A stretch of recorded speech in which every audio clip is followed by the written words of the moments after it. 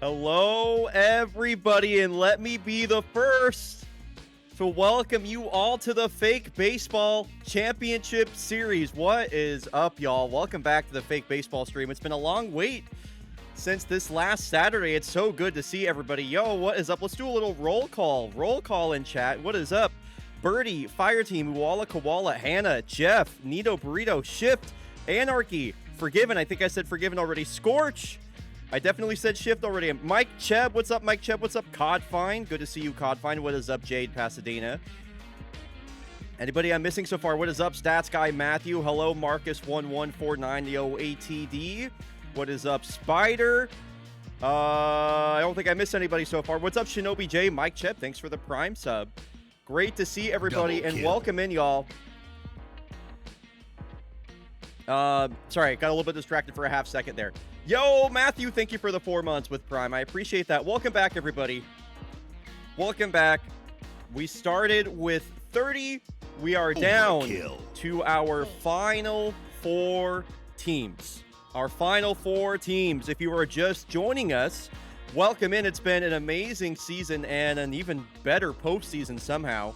If we take a look over at the playoff bracket, we are down to, like I mentioned, we're down to our final 4. It is in the Western League, we have the Montreal Voyageurs taking on the Cascadia Kodiaks. In the Eastern League, Kyoto Baseball Club taking on the Dakar Yoff Mariners. A bit of a quick rundown on the postseason so far. I'll just go series by series here. We'll start backwards, starting in the Eastern League. In the Mariners versus Golondrinas Valencia, it was the Dakar Yoff Mariners, Soap McTavish and Commander Shepard, teaming up to take down the defending champs in 5 games. In 4 out of the 5 games, Mariners pitching held Valencia batters to only 3 runs. Pretty amazing stuff. In Kyoto Baseball Club versus the Brisbane Bushrangers, Kyoto Baseball Club sweeps the beloved Brisbane Bushrangers. They show up in Game 4, but it's too little too late. Kyoto's offense is scorching red hot right now as they're going to take on the Mariners. This should be a fully offensive-driven series I'm excited about. Talking about the Western League, it was the Los Bomberos de Santo Domingo taking on the Montreal Voyageurs. This was a great series, really high-quality baseball the whole way through. Could have gone either way. The Voyageurs were just a little bit better in this series, including hitting back-to-back home runs in the bottom of the 7th inning in Game 6 for a walk-off victory. Down here for the Knights versus the Kodiaks. The Knights did win a game in Game 4, but it was really all Kodiaks that kind of walked all over the fraud Savannah Knights. So, our final 4 teams, Voyageurs, Kodiaks over here in the Western League. I do feel the Voyageurs of any team in the West have had the best opportunity of taking down the mighty Kodiaks here in the semifinals. So I'm pretty excited for this. Both teams with really good starting rotations with like kind of one question mark, really complete teams. We had these are the number 1 and number 2 offenses in the Western League going head to head. Over here in the East, of course, we have KBC versus Dakar Yoff Mariners, and I fully expect this to be an offensively driven matchup here. I think both of the pitching staffs for either of these teams are good, not great. However, I think both their offenses are elite, so I'm pretty excited to see what these series have in store for us. Of course, I got my KBC hoodie over here on the chair, as I always do. I'm rooting for Kyoto Baseball Club all the way at this point. Also really excited to see the Montreal Voyageurs versus Cascadia Kodiaks. Folks, who do we got? Chat, I'm asking you, who do we got in these 2 series? And also, if you have any thoughts on the season so far, anything you want to say in relation to fake baseball, I would just love to have a little dialogue with y'all before we get going. I got to get the first prediction going. I got to get the first ad break out of the way. Yo, what is up, Tomato Anus? Good to see you. If y'all didn't see, by the way, I haven't like formally announced this yet, but for the astute viewer, you will have noticed this already. So over in the Fake Baseball Discord, we have this lovely events tab that you can click on at any time. And you might have saw down here that it says Tomato Anus joins the broadcast booth for the Season 21 Championship. And that is correct. Tomato Anus will be in the booth for the World Series on Sunday, reprising his role as World Series co-commentator. So that is this Sunday, by the way. It's kind of crazy to think about, y'all. We have the Championship Series on Wednesday and Friday, and then only 2 days later it's the World Series, and then we're done. And then that's it. And then fake baseball is over. This is literally the final week. I will not be reprising the 7th. I'm glad for you, Tomato. I'm glad. It does feel, and it does feel like every single highlight that you're in, you're like chewing, whether that's on gum or on like your 23rd Pronto Pup. So I like to see the Mariners beat KBC, but KBC is so hot. I agree.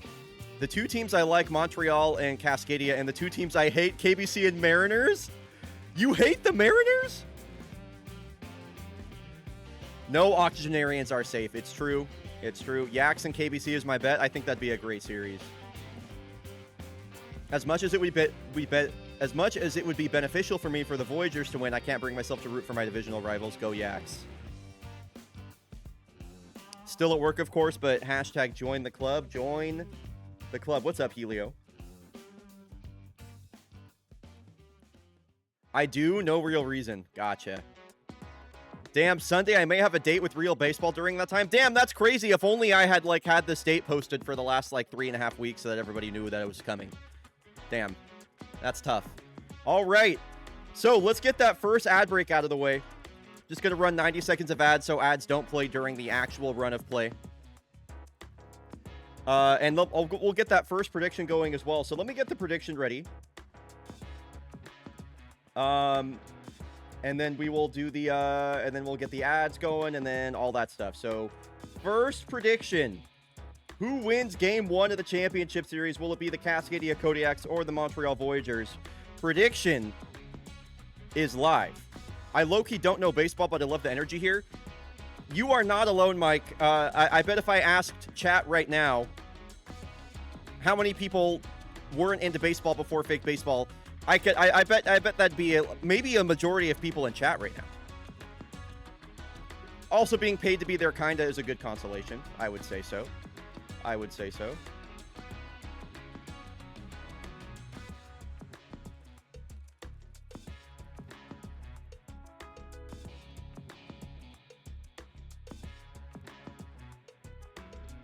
I'm still not into baseball? Yeah.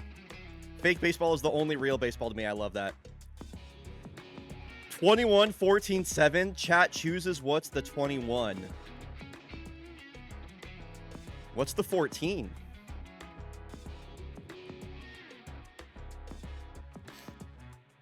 "21 cookies, 14 milk, 7 innings." 21 10-milligram edibles? Dear Lord. Dear Lord. All right, we got to run those ads. I forgot. So, kind of analyzing this matchup here for the Voyagers versus the Cascadia Kodiaks. Voyagers with a really complete lineup. They have a lot of depth, both in their lineup and off the bench. I think they're going to prove a pretty formidable matchup for the Kodiaks, especially when it comes to their pitching staff. There is a lot of talent here. Happy Goodfellow we saw dominate in the divisional series. Maxi 5 is looking good. Sanya Petrovic has had a really great postseason so far, and even Sharon Casa, who's their big question mark, was formidable in his start. But really, it's their bullpen. It's a star-studded bullpen. Spindell Hampton, as I've mentioned many times, was just so good for the Blowfish last season, and a really long and excellent career, racking up 224 career saves over many seasons with the Engineers. And then, of course, you have Abram Lovebright, who was an all-star in the last 2 seasons. He was, I believe, he won the ERA title in the Western League. I think he just had the lowest ERA in baseball last season at a 1.62. Dae-Ho Song, the 37-year-old veteran, he's pitched for a lot of teams in his career, but will be making back-to-back postseason appearances with the Voyagers. And then, of course, this lineup for the Voys is just so good. Lots of stars on here, including a number of future Hall of Famers. They got Manny Man. This guy is the best defensive center fielder in baseball, and he has the best season of his career right now, and is also killing it in the postseason, as he's done many times. He has a pedigree of killing it in the postseason. Pavel Jokela, the Finnish him, in his 3rd season now with the Voyagers, has been, wow, I'm surprised these stats aren't better. He's been passing the eye test at least. He's doing really well. Rylan Baja, the best third baseman of all time, facing his former team in the postseason. He's a 2-time champ with the Kodiaks in season 16.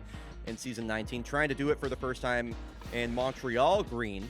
Tigran Zakarian, he's your your Western League Divisional Series MVP. 3 home runs, including that game-tying homer in Game 6.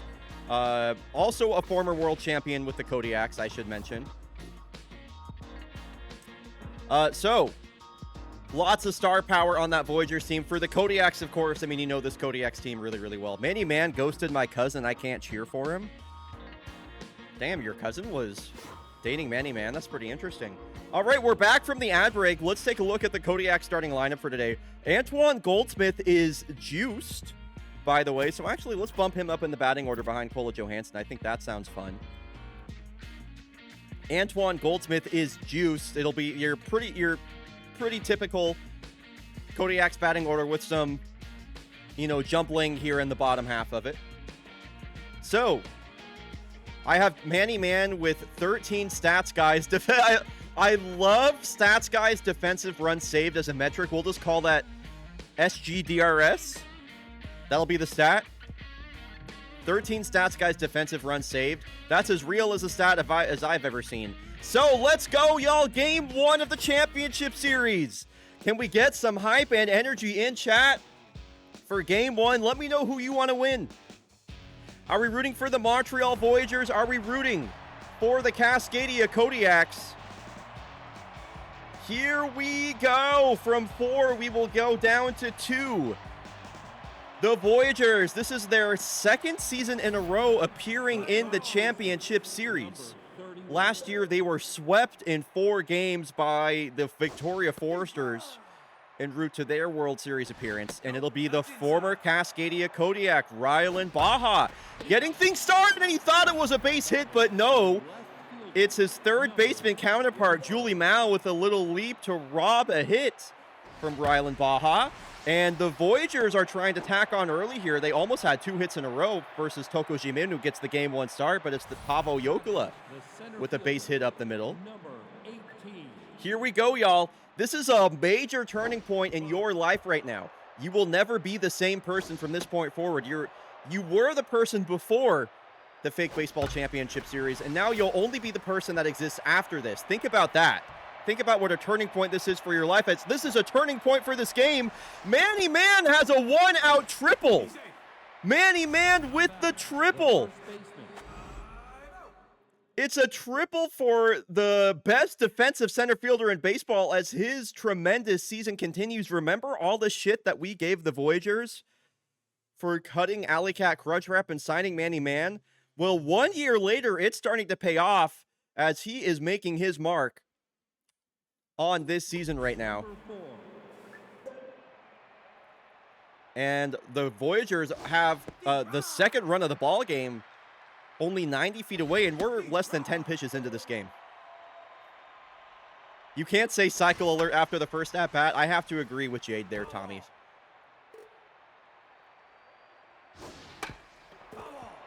So batting cleanup, Masahiro, who was having a great postseason. The rookie in his, or not the rookie, the young first baseman in his sophomore season. K-Man activated for Toko Jimin. This is her 15th pitch, and she's only recorded 1 out.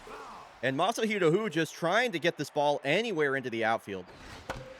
This is a ground ball back to Newt Gizmo. I cannot believe Newt Gizmo didn't go home.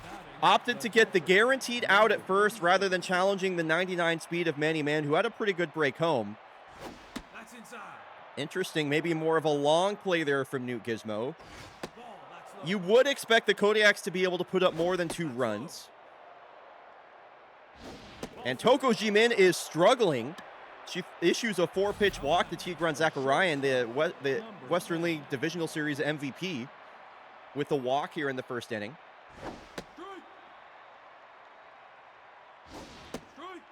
World Series commentator Tomatoitis likes the play by Newt Gizmo there. The 1-2 pitch to Taiko Raikkonen. Fouled back. Jimin definitely laboring here in the first, and this one's in between her legs. Newt Gizmo has no play, and on 2 outs, the Voyagers continue to rally, and a very dangerous batter at the plate now. Former MVP Valentino Rosebud E1 IMO. That is graded a hit, not an error. Very common hit in fake baseball. This one is a liner out to right field. Katabura with the catch. So 2 are stranded, but 2 score. It's 3 hits for the Voyagers. They come out of the gate swinging. Lola Dominguez swinging a hot bat for these Kodiaks. She had 2 home runs in that elimination game versus the Havana Knights. And she's down to her last right quickly. Sandra Petrovic has been slicing and dicing in this postseason. I have to check what my computer says, but I bet it says go for the out. So all the baseball nerds in chat do like that play from Newt Gizmo as the Kodiaks trail by 2. A 7-pitch at bat here for Lola Dominguez. Make it 8 as the pitch count continues to climb for Sonia. This one skipping on the ground right over to the second baseman, Valentina Rosebud. 1 out for the Voyagers. Uday Katabura is still looking for his first home run of the postseason. He's been hitting well, a .316 batting average, but only 1 RBI. No home runs. Petrovic continuing to get strikes in the zone. Late swing fights off a curveball. Petrovic's curveball has been kind of her go-to pitch on the season. A good at-bat here from Katabura. A couple of long at-bats from the Kodiaks as the count works full. The payoff pitch to Uday. Taken downstairs. That is just an Uday Katabura at-bat of all time right there. Fought off a lot of tough pitches on the outside corners of the zone. Works a 1-out walk ahead of your Western League Divisional Series MVP, Valdemiro Takeda. No, inside.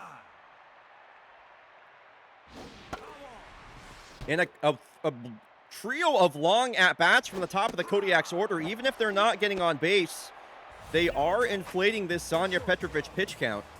Bullpen use is always such a running storyline in any of these playoff series. These are best-of-7 series, by the way.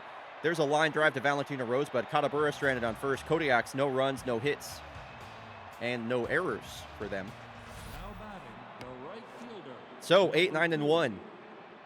Due up here for the Voys. Close to 30 pitches in that first inning for the Kodiaks, as Toko Jimin misses on the first pitch of the at-bat again. And this one is poked down the first base line, but it's Lola Dominguez with the diving stop. Steals a hit away from Jocinta Pope. That was huge. Now, I'm glad to see Miles Brodson getting the start for these Voyagers. Miles Brodson in the regular season was so good off the bench. In 48 games, a .331 batting average, .424 on base, .517 slug. Good for a .941 OPS. 10 of his 39 hits were doubles. He will fly out here, but glad to see him getting more use in the postseason. He was really good in the regular season for the Boys. Rylan Baja has 2 hits stolen away from him today by the Kodiaks defense. This time it's Newt Gizmo. Couple of nice defensive plays, and that's that first half of the second inning over in the blink of an eye. So Antoine Goldsmith is juiced. Let's see if he has an impact on this game for the Kodiaks today, the DH. Ball, that's inside. Voyagers with a 2-0 lead so far in this game. The 2-2 to Goldie popped up. Jocinta Pope is there. I take a drink of my coffee. Commentator takes a drink of their coffee, and now it's Farcham Zamboni up. 1 out, base is empty. Petrovic, no hits allowed so far, and that will continue as Zambo lines out to, what's that guy's name? Valentino Rosebud. Here's a fly ball center field. This has Manny Man at the wall, and he makes the catch at the warning track. Happy 18-month mod anniversary, Sapphire and Pink. You've definitely only been a mod for 18 months. Oh, Saph, I need to DM you really quick. Sapphire, check your DMs promptly.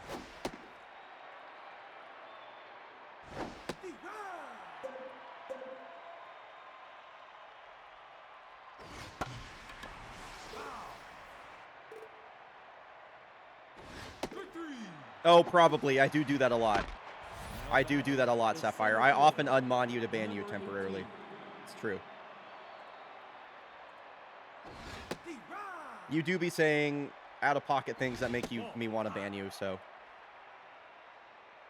If you get the runner at home, the play is worth 0.71 runs, where if you get the guaranteed out first, it's worth 0.17. Interesting. Manny man, a line drive left field, but coming in on that is Zamboni. He makes a nice catch. This game has definitely slowed down quite a bit on both sides of the ball, as both pitchers kind of settling in here. And after 2.5 innings, the score remains 2-0. Those 3 hits for the Voyagers all coming in the first inning. Kodiak's still looking for their first hit. Raleigh Forte is still looking for his first hit of the postseason. Can he do that right here versus Sanja Petrovic? He tries to ambush a first pitch there. Slider fouled away. And a couple of foul balls have Raleigh Forte in an 0-2 hole. Inside.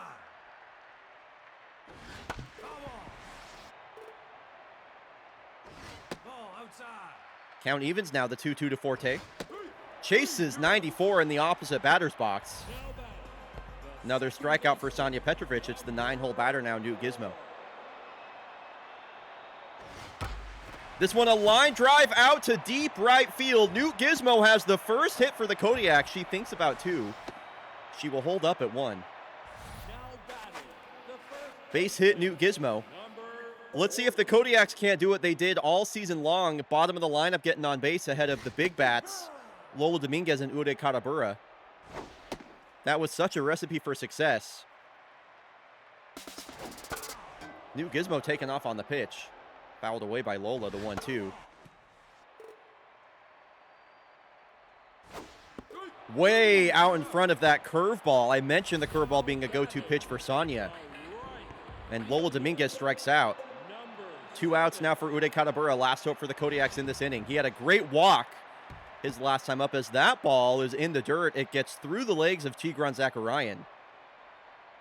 Newt Gizmo now in scoring position for the big man. Ball outside. That's high. 3-1 pitch. Karabura staring down the barrel of back-to-back walks. This one poked down the third base line, but it's Rylan Baja on the hot corner. The name is Baja. The plays are Alto. Rylan Baja saves a run, steals a hit away from his former teammate. Kodiaks find their first hit, but are still scoreless here in the 4th inning. If you watched the Fake Baseball Fake podcast or listened to it, you'll remember stats guy Matthew emphasizing that it's great pitching that will beat the Kodiaks before anything else, and that's what we're seeing here in this game so far. Sanja Petrovic has held the Kodiaks scoreless through 3 innings, and a pretty good bullpen behind her.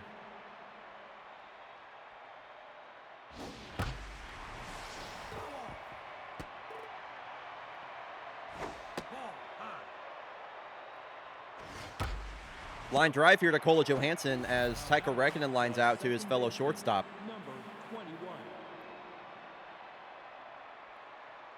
2 outs now for Valentino Rosebud as Toko Jimin tries to put together her 3rd straight scoreless and hitless inning. Fly ball out to the gap in left center, and Takeda makes a great catch. Just hung up enough for the speedy Valdemir Takeda to make a great play. And now he'll lead off the bottom of the 4th. And he swings at the first pitch. That was a fastball straight back. This is the 50th pitch of the game for Petrovic, as she's locked in, by the way. A 2.45 ERA and 9 strikeouts for her postseason so far. ATD says, let's get some runs going. I agree. Let's get some Kodiak runs on the board. This one is a pop fly out to deep left field, and Paavo Jokila will stand there for the catch. Now it's a locked-in Kola Johansson. Locked in versus locked in on the mojo here. Fastball in there for strike 1. Ball that's low. Johansson only with a single home run this postseason. Ball. Sends that one into the stands for strike 2. Ball that's low. Full count here.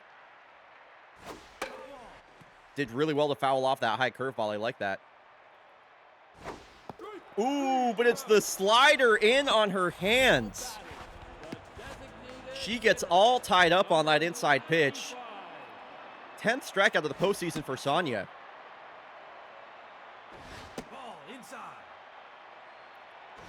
Nope, that's inside. 3-0 here to Goldsmith. I give him the green light to swing. Run.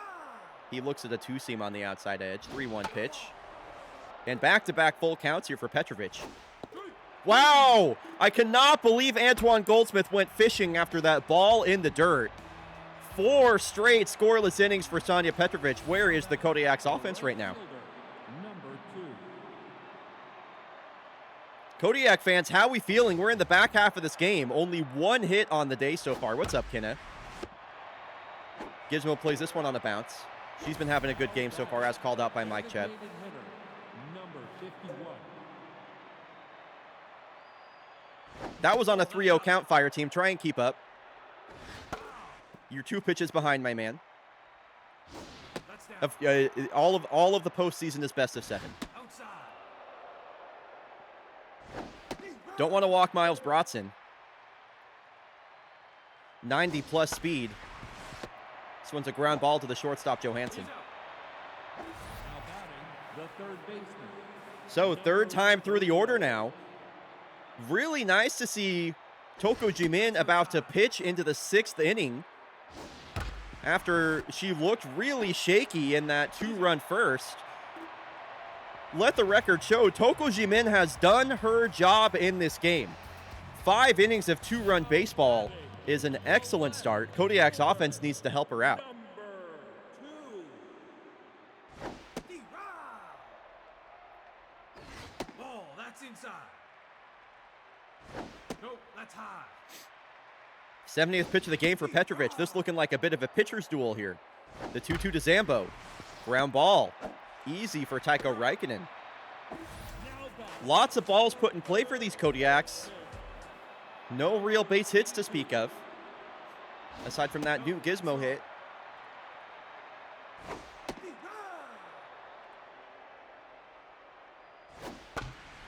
A ground ball poked up the middle. Tycho Raikkonen comes out of nowhere.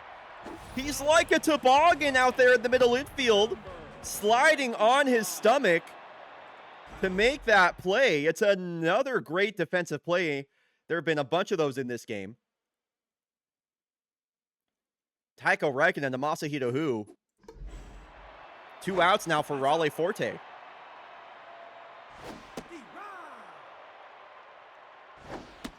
What are you swinging at, Raleigh Forte? That was at your nose. And you, wow. It has been a postseason to forget for the switch hitting catcher. I think I might start Chris Hanel in game 2. Forte has been bad. Number 25. Yo, what's up, Mooning? Pavel Jokela, this one skips off the glove of Lola Dominguez. She certainly had a play at that. The base hit for the finish him. A leadoff hit here in the top of the 6th inning. Manny Man, an RBI triple back in the 1st. That was an interesting one, that's for sure. Imagine if that skipped over to Katabura. That would have been amazing, Nerd Piggy. This one hit to Dominguez, who goes the short way to second to get the lead runner out. I really like that. Great play from Lola. I thought she was going to run with that herself back to first base, but no, gets the lead runner. Manny Man, 99 speed on first base, though.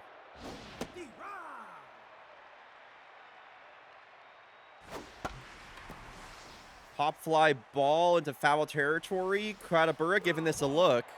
That's into the stands, strike 2. Hit on the ground, Johansson to Gizmo to Dominguez. Kodiak's turn to double play. Voyagers held to 2 runs.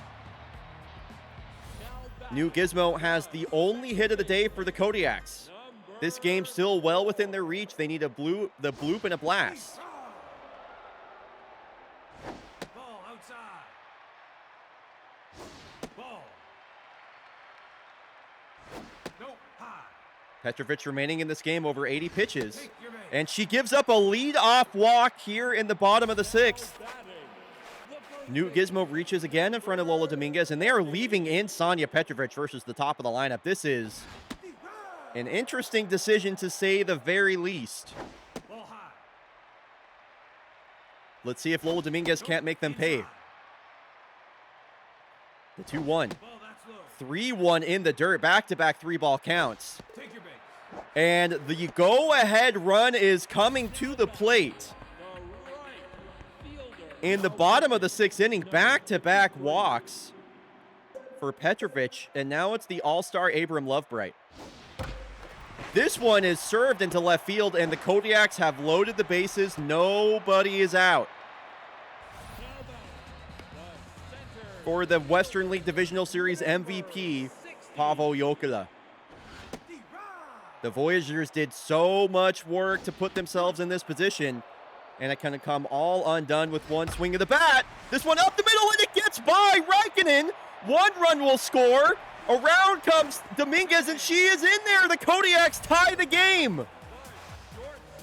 The 2 walks come around to score immediately, and we have a brand new ball game here in the bottom of the 6th. The Voyagers, what have you done?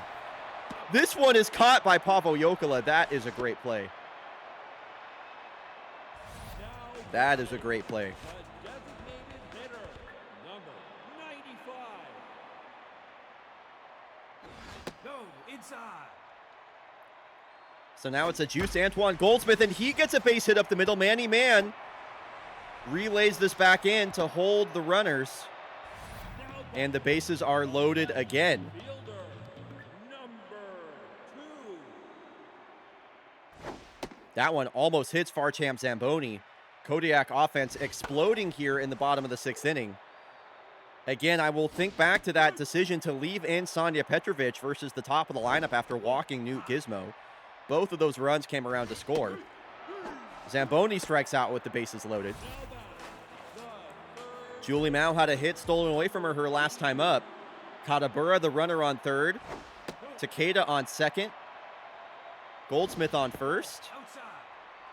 Julie Mao ahead in the count 2-0. No, inside. Head in the count 3-0. A walk would give the Yaks the go-ahead run. Julie Mao, fly ball, left field.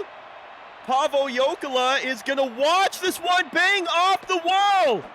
Julie Mao clears the bases, and it is 5-2 Kodiaks. Mama Bear comes into play big time on this play. Wow. What a collapse by the Voyagers here in the bottom of the 6th inning. That's inside. Abram Lovebright's ERA climbs to 10. Yo, what's up, Hallow? The Voyagers led all game, then it's a 5 spot in the bottom of the 6th. The Kodiaks lead by 3, and they are 3 outs away from a Game 1 victory. Ball. Lovebright is on his way out, pointing toward the heavens. We can only ask, or wonder, that he is asking some departed relative for forgiveness for this atrocious performance. He's out. It's a weak liner to the third base side. Julie Mao with the catch, 1 out. That's outside. Ball, that's inside. So crouch kick will come in, looking for the save. Full count here to Raikkonen. Popped up, foul ball. Foul.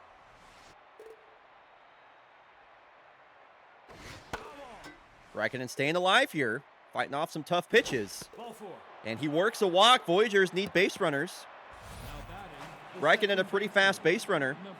And so much depth to this Voyagers lineup, they can threaten at any part of it. I mean, Raikkonen works a walk. Then you got Valentino Rosebud batting 7th. It's just a crazy lineup for these boys.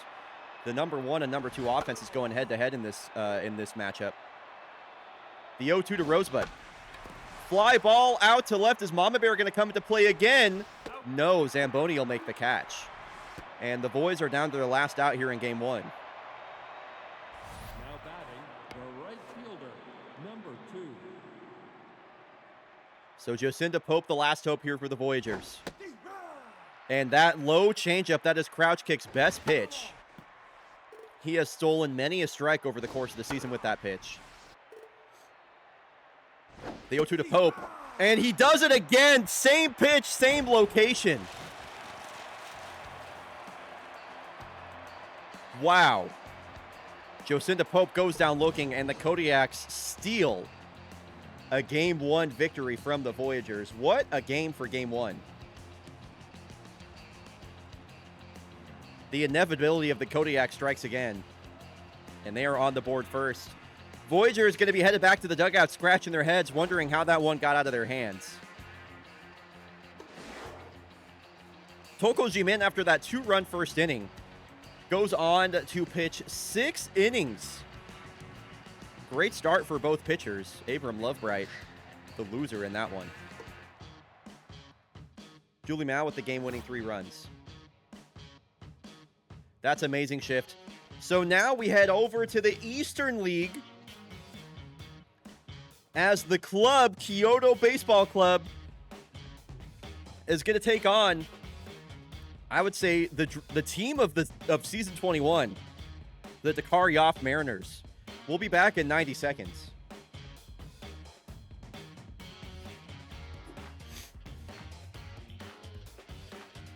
So your pitching matchup for Game 1, Andrea Bishop versus Carly J. Let's take a look at this Kyoto Baseball Club offense and look at what they did in that 4-0 sweep of the Brisbane Bushrangers. I mean, their offense was firing on all cylinders. I mean, look at the amount of guys that got a 1 dot in their OPS column. Plaid Rasputin, Enzo Valdez, 471 batting average, a stolen base, 8 hits. Oscar Kubicek, Kaylani Love, Wade Dash, who's back in the lineup, by the way, after she injured herself in the divisional series. Dino Murphy, the MVP, 3 homers, 11 runs driven in. 11 runs driven in. Look at their pitching staff. Look at the number of zeros. Carly J, no runs allowed. Mabel Bird, no runs allowed. Pancake Griddles, no runs allowed. Samir Corona, no runs allowed. Teeny Extreme, no runs allowed. Pretty amazing stuff. The Mariners haven't been bad either. Their pitching has kind of been doing what it's been doing all season long and just really overperforming. Commander Shepard was definitely the best bat on their offense. Marge Lowbrow, not too bad either. Rest of their offense needs to wake up. But their pitching staff, Dakota Parra, 14 innings pitched, 19 strikeouts in that divisional series. A bunch of 1 dots. Their pitching has been their calling card so far. Really excited for this matchup. I need the Mariners offense to wake up here. So let's get this prediction started. Who is going to win between the Dakar Yoff Mariners and Kyoto Baseball Club? Prediction is live. Game 1 is on the way here shortly.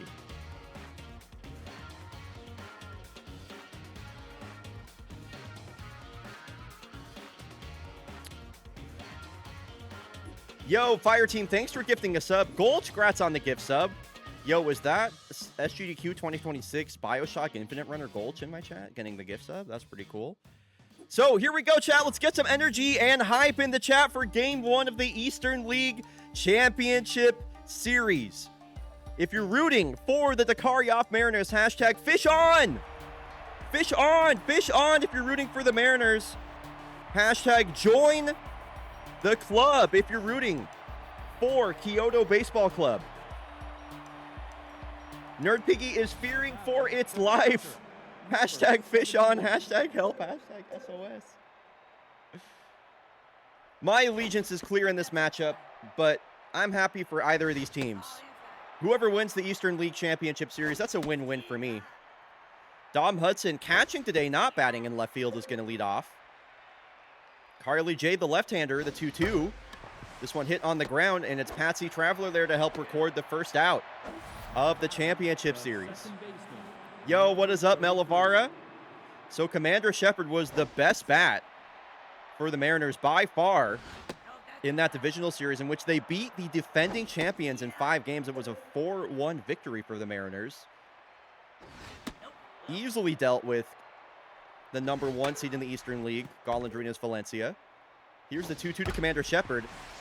Patsy Traveler getting to work early here. A couple of ground balls hit his way. The right fielder, number So Soap 77. McTavish, the superstar, making...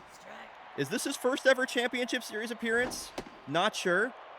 He's only reached the postseason once before with the Jakarta Jaguars. Just so happy to have this Mariners team in the championship series. So many bright stars in fake baseball's history, all up and down both of these lineups for either team. And the first hit of the ELCS comes off the bat of Soap McTavish here with 2 strikes and 2 outs here in the first inning. The first baseman, number 12. Nice to see Soap getting his CS off to the right start. And a base running threat over at first right now. It's Goldie Langstrong behind the dish, not Aylin Peters. That's a bit of a change for KBC in this game 1. Marge Lowbrow, fly ball right field. That'll be a land for strike 1. Okay, so first, thank you, stats person Nerd Piggy, for that. Full count here. Striking out is Marge Lowbrow.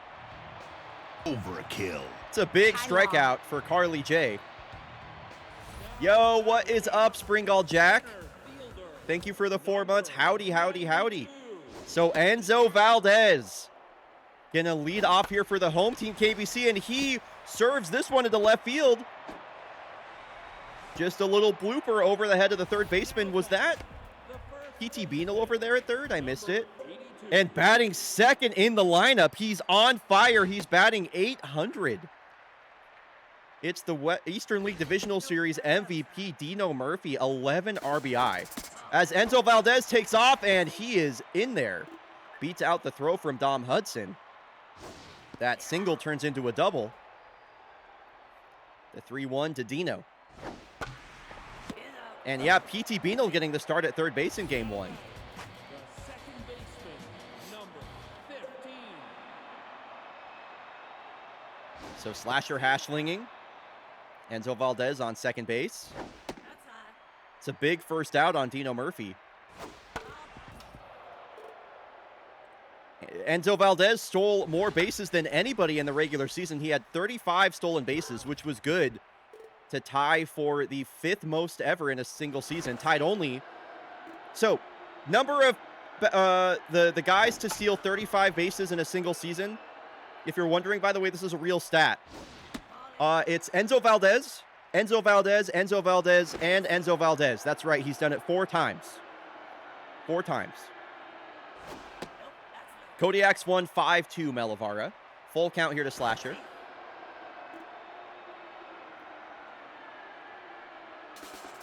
Enzo Valdez going to third base, and I cannot believe it. Commander Shepard drops the ball on the pickoff attempt. That is the 2nd stolen base now for Enzo. Enzo Valdez continues to cause havoc on the base paths. Fielder, number 45. Runners on the corners now for Kaylani Love. This one down the left field line. Enzo Valdez scores. Slasher will truck into third base. Kaylani Love RBI double.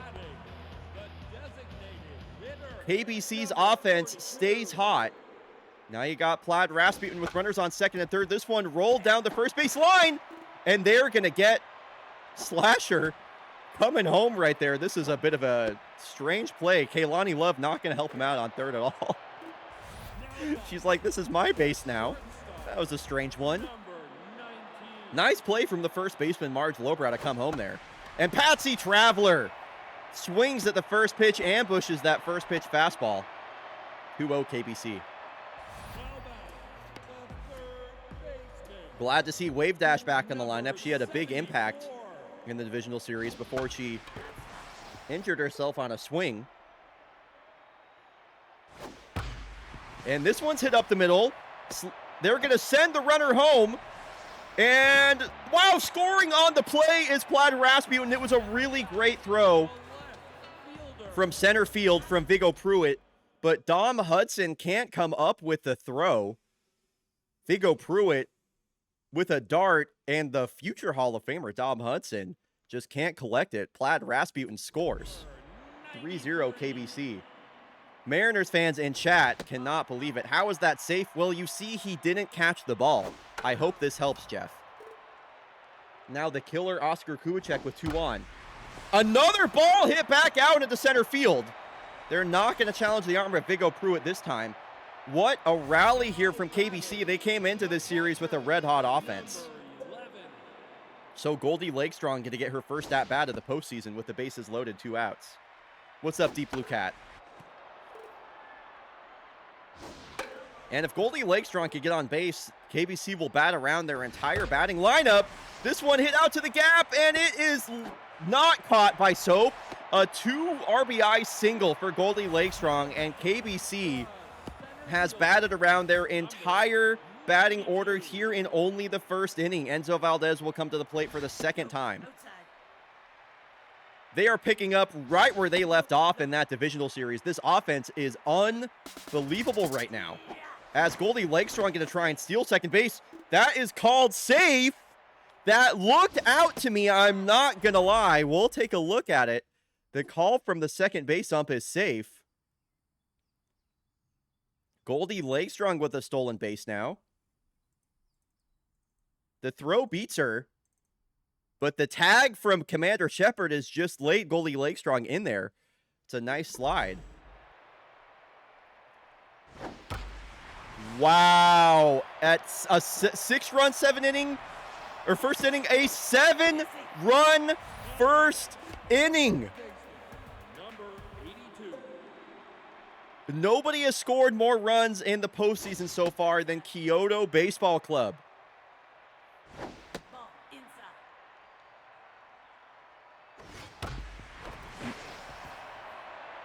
Will it ever stop? Will it ever stop? Now batting, the second baseman, number 15. No way, This is unbelievable!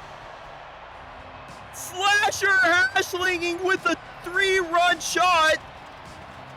And in game 1, KBC has put up 10 runs. It's the first inning. It's the first inning, by the way. It's still the first inning.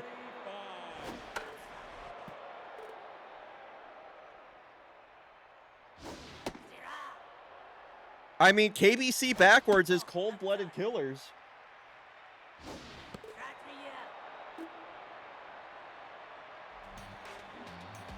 So that was an inning of baseball right there, folks. Now batting, the shortstop, number 10. That just happened.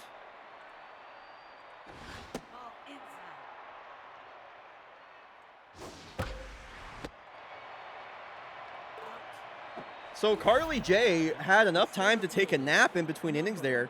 30. She'll come back out with a 10-run lead to protect. Yeah, I don't know if I'm going to ever mercy kill a championship series game, but a 10-0 lead? Now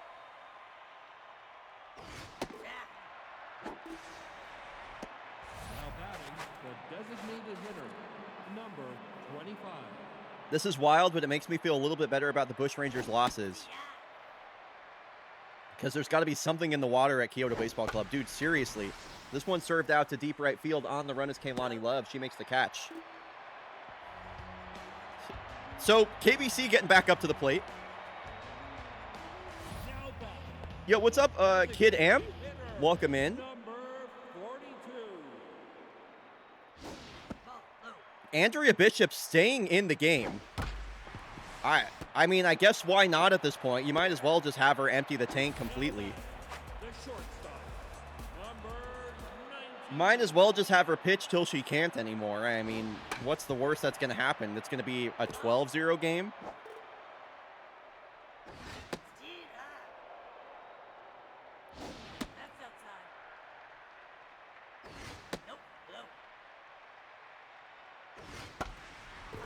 Of all the baseball games that I've seen, this is one of them. I mean, it really is.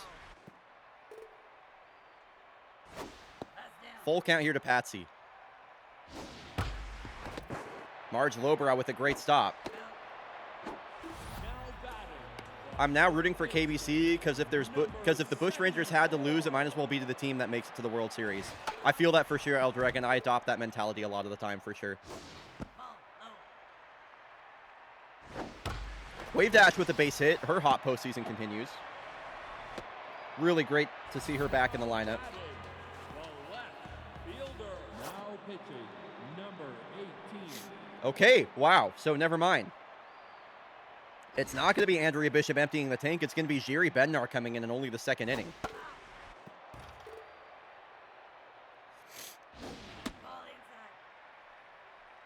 These are the team that crushed the Elephants. Right. Kubicek pops this one up.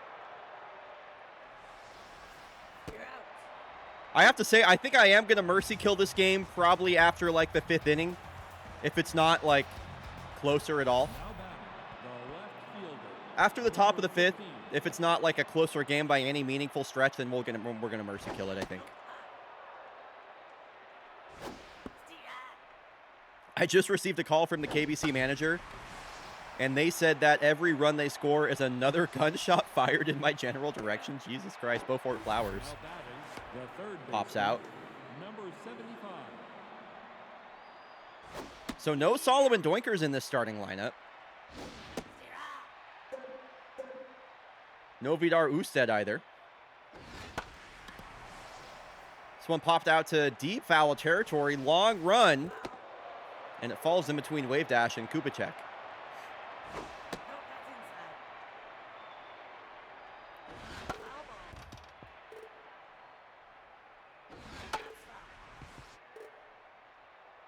The 1-2 pitch. Another strikeout for Carly J. So, second time through the order now for the Mariners. Here in the top of the 3rd, Dom Hudson. Grounded out to short his last time up. A lot of butt scratches here for Carly J in this inning.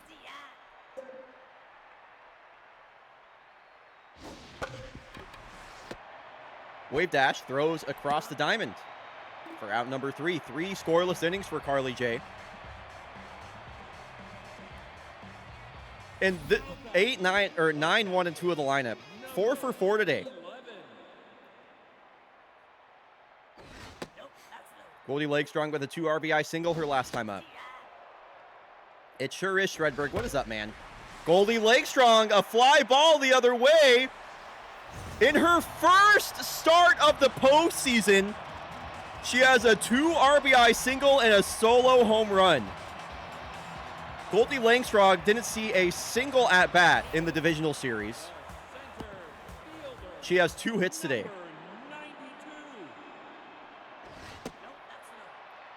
Enzo Valdez, a 2-hit day.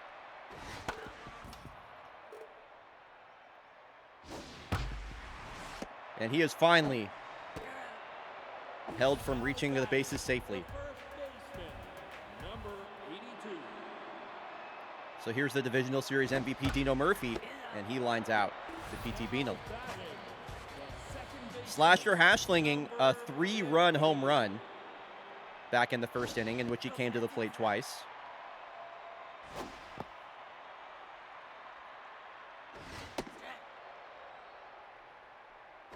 Strike. 11-0 for KBC currently here in Game 1 of the series. Fortunately for the Mariners, when Game 2 starts, it's all back at 0. KBC can win this game 26-0, and it'll still be just 1 victory. So Mariners probably already thinking about Game 2. That's outside. 2-0 pitcher to Kaylani Love. This one hit up the middle. And Yvonne Hicks slings that over to first. Time running out here for the Mariners before a mercy kill. They got 2 more innings to make this at least somewhat close. Make it like a 5 or 6 run ball game. Commander Shepard to lead off. The Mariners going to their bullpen so early is definitely concerning to me. Especially when you think about the big picture for this series. KBC going to get to see a lot more innings versus their bullpen. So McTavish with one of the only hits for the Mariners today. This one, a soft ground ball that Wow, he reaches as Dino Murphy drops the ball Number 12. on a routine throw over to first. So McTavish on base for the second time today. Ball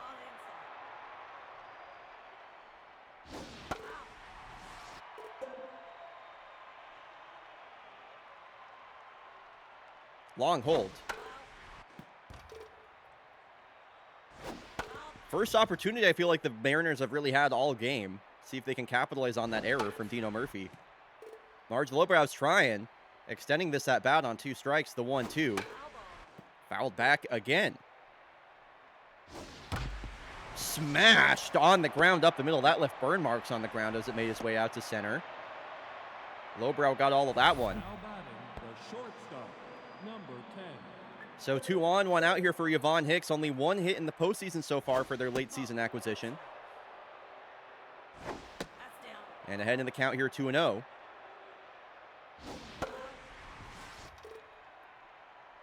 Fouls off a slider for strike 1.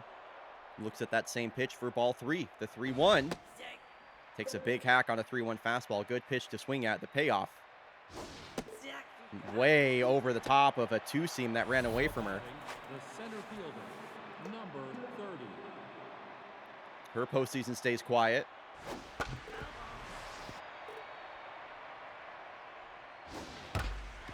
This one splits the left side of the infield. So McTavish is going to come around to score. A huge RBI single to cut the lead to 10. Now pitching. JK. Cannot believe they're not letting Carly J pitch deeper into this game. They'll bring in their best reliever, Samir Corona. This is a very strange move by KBC. Maybe they just want to keep him hot. Keep that mojo up considering that he's locked in.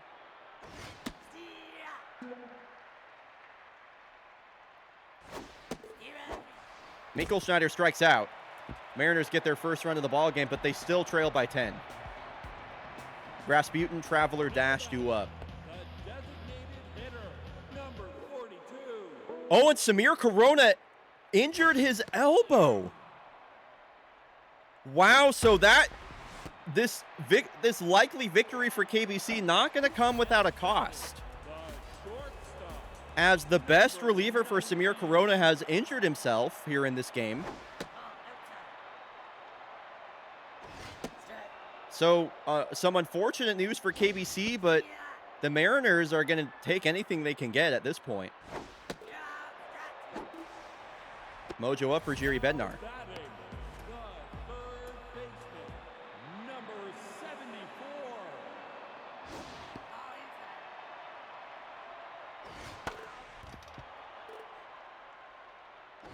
Nope, that's inside. Ball outside. Take your base. 5-pitch walk to wave dash, and now her 99 speed is on the base pads. The left, Not a batter that you want to walk, that's for sure. 93. Would not be surprised to see her take off, Nope, that's outside. even with an 11-1 lead. Fully expect KBC to keep trying to tack on the pressure. This one serves softly out to the second baseman, Shepard. Last hope for the Mariners before I mercy kill this game. Now batting, the left fielder. Now pitching. So yeah, Samir Corona 46. only able to throw a few pitches before an arm injury might keep him out of the rest of this series. Again, I cannot overstate how big of a loss that is for KBC. Now batting, the third He's been far and away their best reliever. number 75. Definitely a huge loss for KBC having to use more than one bullpen arm in a game that they lead by 11. Or by 10, I should say. Foul.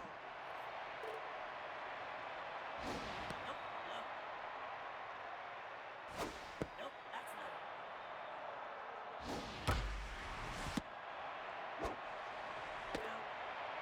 I mean, we can watch the rest of the game if people want, by the way. I'm 71. more than happy to do that.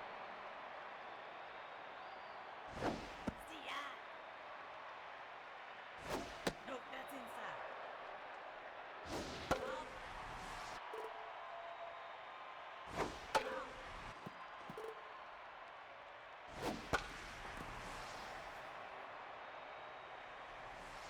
I don't know why I'm being asked this.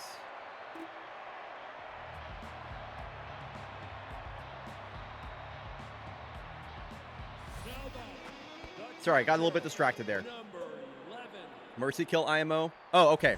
Well, I was distracted on the with my on the other monitor, and okay, yeah, I guess we'll mercy killing it. Goldie Lake Strong gonna pop out here, and KBC. Well, I guess we'll find out. I guess we'll find out what's about to happen. I have to say, for losing 11-5, some victories there for the Mariners long form in this series. For sure. Dakota Parra, especially with Dakota Parra coming up in game 2. That's a big boon for the Mariners. So when we return from the break, it will not be Pascal Noir on the mound. Why would I start Pascal Noir when Celeste LeBlanc is available? That is so dumb. So, when we're back from the break, it's going to be Happy Goodfella versus Celeste LeBlanc, the number 1 and number 2 pitchers. The 2 best pitchers in baseball this season are going head-to-head. This should be a great matchup. That'll be coming up when we're back from the break. I'm really excited.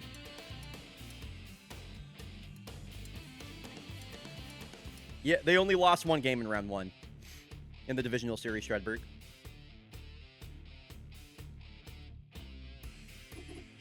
Here's the, I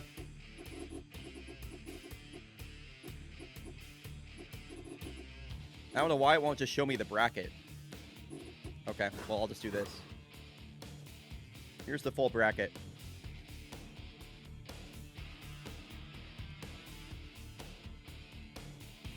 Yeah, Goodfella got close, Marlon. That's why he's coming into this game locked in.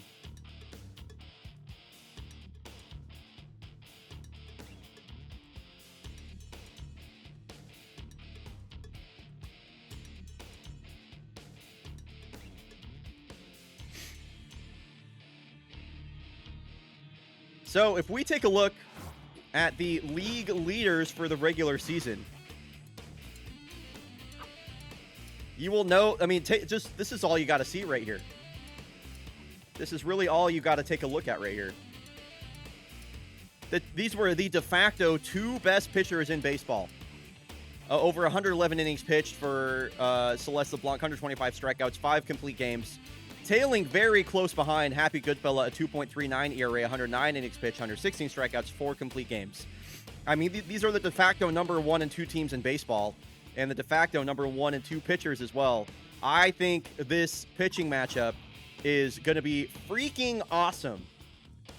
If I could choose a couple of words there. Oh, I forgot to mark the prediction winner. It's Kyoto Baseball Club.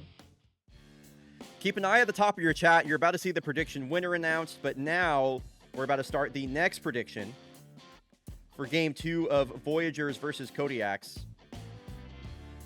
Prediction is live for maybe the most electric pitching matchup of the entire postseason so far. Happy Goodfella versus Celeste LeBlanc. And I'm not going to start Raleigh Forte in this game. He has been really bad. It'll be Chris Handel getting the start.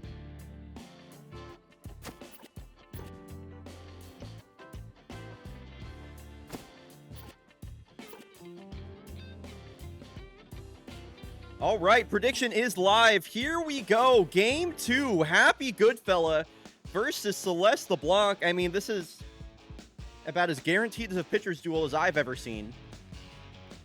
Voyagers narrowly lost Game 1 of this series. They were leading 2-0 going into the 6th inning. Then it was a 5 spot for the Kodiaks. They went on to secure the save through crouch kick. Yokola, Man, who are your top 3? As Celeste LeBlanc, 14 strikeouts through her 2 starts in the divisional series, and she gets things started with 101 on a high fastball. Chris Handel doing the catching duties in this game, getting the start over Raleigh Forte, who's had a very bad postseason.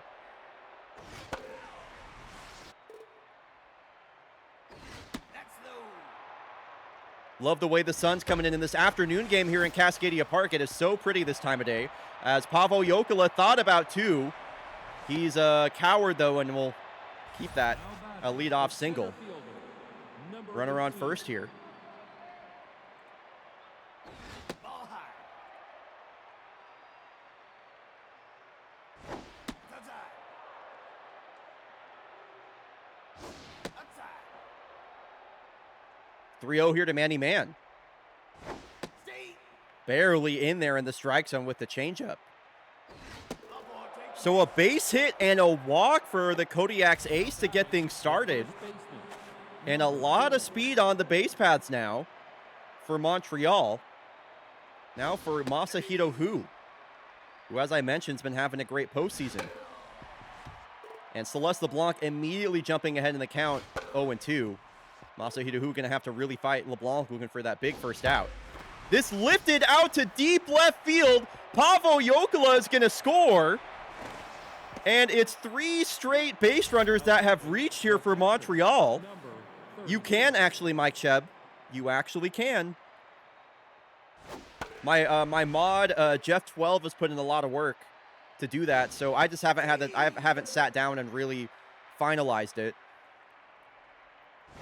So, you know, hopefully that'll be coming our way in season 22 as Tigran Zacharian hits a 3-run blast. I can't believe it. A 4 spot for the Voyagers on the de facto Magnifico Award winner. Now batting, The Divisional third Series baseman, MVP number with 31. another home run. And the Voyagers have scored 4 runs on Celeste LeBlanc. And nobody is out. Now batting, the shortstop, I number mean, 10. if we would have put money on how many runs Celeste LeBlanc was going to allow in this game, I would have lost a lot of money. Nope.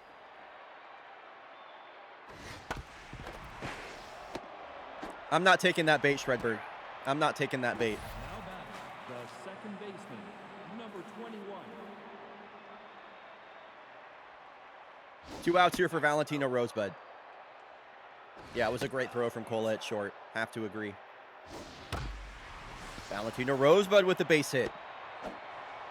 And another tally in the hit column here in the first inning. Now batting, the right fielder, number 2. Jocinda Popin having a really quiet postseason overall.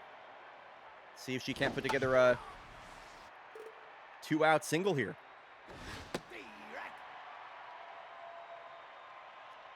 That's up. 30 pitches in this first inning from LeBlanc. I got a sneeze coming on. Direct. Excuse me. So finally, the top of the first is over. Batting, And Celeste LeBlanc wondering what happened. 40. And now a locked-in Happy Goodfella ready to get things started for the Voice. Dominguez, a softly hit ground ball. Easy play there for Valentino. The right fielder, Happy Goodfella also was incredible in that divisional series. 17 strikeouts over his 2 starts. Not too strong for Katabur, though. He's got a base hit. It's his first hit of the championship series. center fielder, number 60. 1 out now for Takeda. That's up. 4-seam, 2-seam slider, and a changeup for Happy. That slider over 90 miles an hour. Follow. Or up to 90 miles an hour, I should say. Oh. And Takeda ahead in the count, 3-1. Count works full. Payoff pitch to Valdo. Off the end of his bat, Rosebud goes to Raikkonen. Not in time, back to first. Now batting, Takeda prevents shortstop, number the double play. Fielder's choice for him instead. Direct. This one softly lifted into right field. Going first to third is Takeda. Turned on the Jets. Really great base running there. Kola Johansson with a 2-out single. So an interesting spot here. number Now the Kodiaks have runners on the corners. Fartam Zamboni can make this real interesting with 1 swing of the bat. Moved up to 5th in the lineup today. Fights off a really nasty slider. That's a great swing on a tough pitch. The 0-2. Hit hard out to left. And this is going to bang off of Mama Bear. Takeda scores. Uday being waved around. No. Not Uday. Excuse me. Cola being waved around, but she will actually hold. Number 95. And now the tying run is at the plate. So both of the ace pitchers in the first inning and 2 4-run innings. Wow! The Kodiaks tie it up. It's Antoine Goldsmith with a drive out to center field. This is this postseason is just not. It's never what you expect. It's never what you expect. Both Happy Goodfella and Celeste LeBlanc giving up 4 runs here in the first. It's Goldie, the hero. And I have to highlight this comment from Stats Guy Matthew. Oh boy, I can't wait to see how the Voyagers blow this lead today. Literally, he said that, and then Goldsmith hit the home run. 82.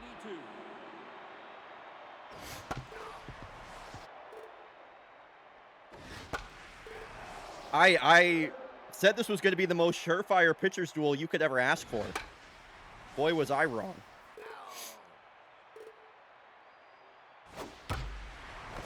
And Julie Mao keeps the rally going. Another hit for the Kodiaks. This on 2 strikes and 2 outs. Number 4.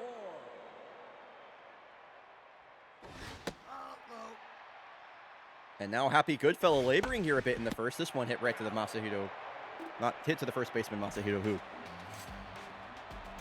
9 hits and 8 runs between the two teams in the first inning. Sleep McDyke will lead off. Designated hitter, number 94. Follow. Ball outside.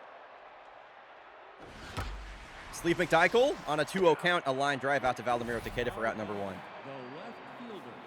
Very interested to see how both pitchers settle back into this game. Over 30 pitches for both of them in the first inning.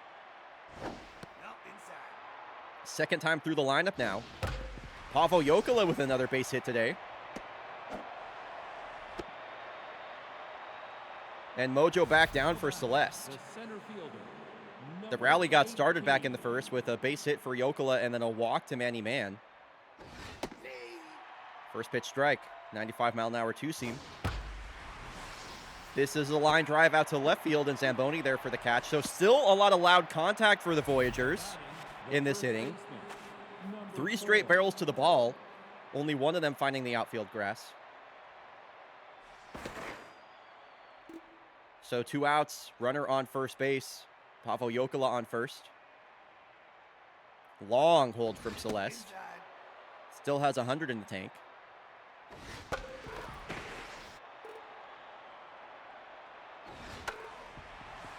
Masahiro Hu down to his last strike. RBI base hit out to left his last time up. Long hold again. You're out. Mixes up the speeds, mixes up the timing. Masahiro Hu strikes out. Nice bounce back inning there from Celeste LeBlanc. Now batting. So Chris Handel's getting the start at catcher over Raleigh Forte today. 77. Kodiaks are optimistic he can have an impact at the plate, even if he's not facing a lefty on the mound. At the very least, more of an impact than Raleigh Forte's had. And this is smacked out to left field. Chris Handel pulls this one on the ground, and he's got a leadoff hit. The first baseman, number 40. So leadoff batter aboard here for Lola Dominguez in a tie ball game, 4-4 here in the bottom of the second inning. Both teams had put up a 4 spot in the first against the de facto number 1 and 2 pitchers in baseball this year, as Chris Hanel takes off and is thrown out by Tigran Zakarian. He does have that stealer trait. And this is played on a bounce, a nice backhand pick there from Masahiro. So just like that, 2 outs, base is empty for Katabura. 7.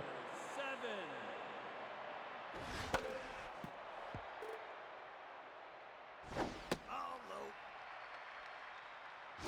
Ball inside. Nice take there from Katabura, not biting on that inside changeup. This one A little less than routine there for Valentino Rosebud, but he makes the play regardless. Tigran Zacharian, a home run back in the first inning. A pair of home runs for either team, or 2 3-run home runs, I should say. He has 4 in this postseason so far.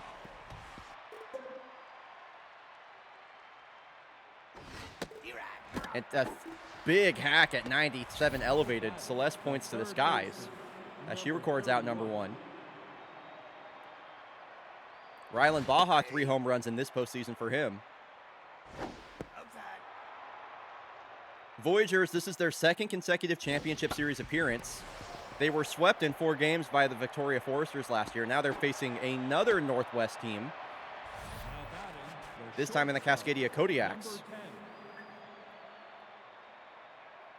Dating back to last season, they have lost 5 consecutive championship series games.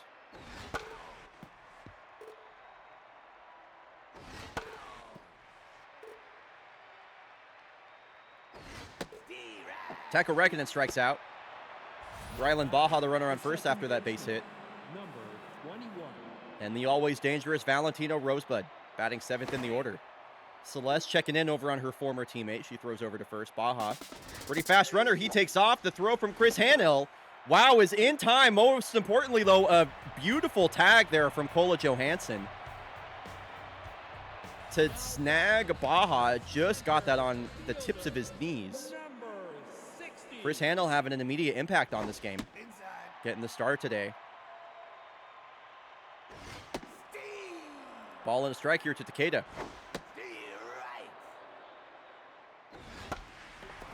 This is lifted out to the gap. It's a long run, but it's... Whoa! A miscommunication in the outfield. I cannot believe Manny Man didn't make that catch. What happened there? Very strange. I mean, how often have I billed Manny Man as the best defensive center fielder in baseball? I think this is a miscommunication by the 2 outfielders. Both Pavel Jokela and Manny Man are tracking this ball. I think Manny Man hears Jokela behind him, thinks he's going to be there for the catch, kind of bails on it at the last second, and it falls in between them. So it's a leadoff single for Valdemiro Takeda. I agree, that's the center fielder's ball always. Slowly hit, Raikkonen just has to get the out over at first. Takeda moves over to second base, so runner in scoring position. It's a productive out for Kola Johansson. So runner on second, 1 out here, and Zamboni looks at strike 1.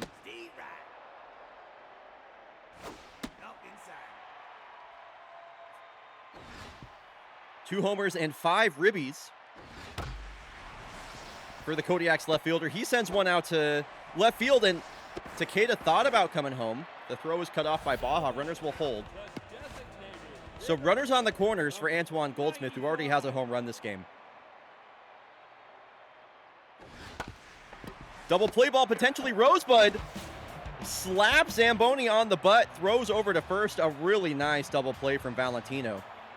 He had the bat taken out of his hands back in the 3rd inning, and he'll get a second look at Celeste LeBlanc here in the top of the 4th. We remain tied 4-4 here in the 4th inning.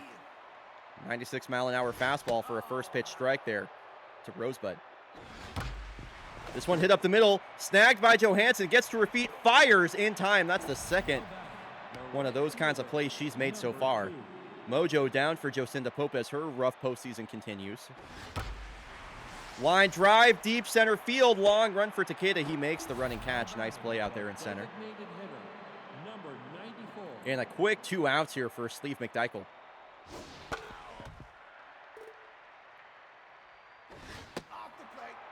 Back-to-back all-star appearances for Sleeve.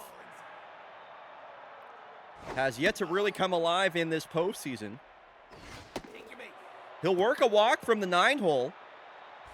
And that's a big 2-out walk ahead of a guy who already has 2 hits today. Batting average up to 346 for the finish him, Pavel Jokela. 2-seam clips the outside of the zone for strike 1. And the 3rd hit of the day for Pavo. Mojo up for him. He has seen Celeste really well. So a dangerous spot here. 2 on, 2 outs. The number 2 batter, Manny Man. Celeste LeBlanc misses low badly with a changeup in the dirt for ball 1. And now a ball and a strike to Manny. Stats guy Matthew, do you know how much WAR Manny Man had this season? This one's lifted out to left field, but this will die at the warning track. I'm curious what like an 882 OPS and the best defensive center field player in baseball gets you in fake baseball WAR. Number 82. All right, bottom of the 4th inning, tie ball game. Julie Mao, the hero of game 1. That 3 RBI single in the bottom of the 6th.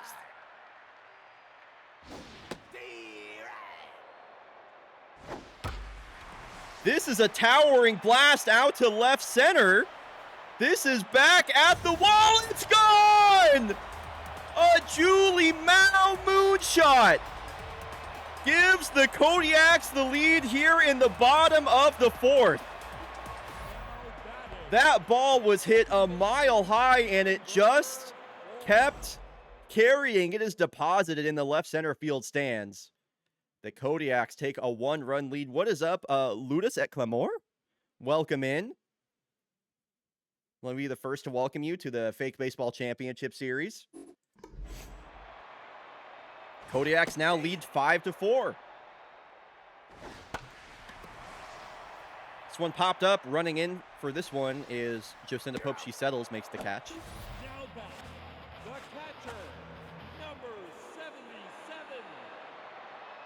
So Chris Hanel caught stealing today, threw a runner out. Also got a base hit. Quite the productive day for him in his start. He'll strike out here. Now back, the first baseman. 3rd time through the order now, Lola Dominguez. Happy Goodfellow going to stay in this game.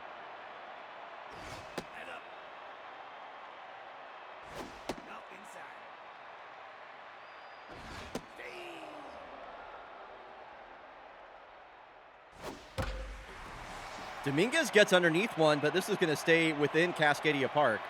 Jocinda Pope waves off Manny Man and makes the catch. Nice to see some better communication from the outfield out there. So this part of the lineup, 3 for 6 with a home run and 2 strikeouts. First baseman, number 4.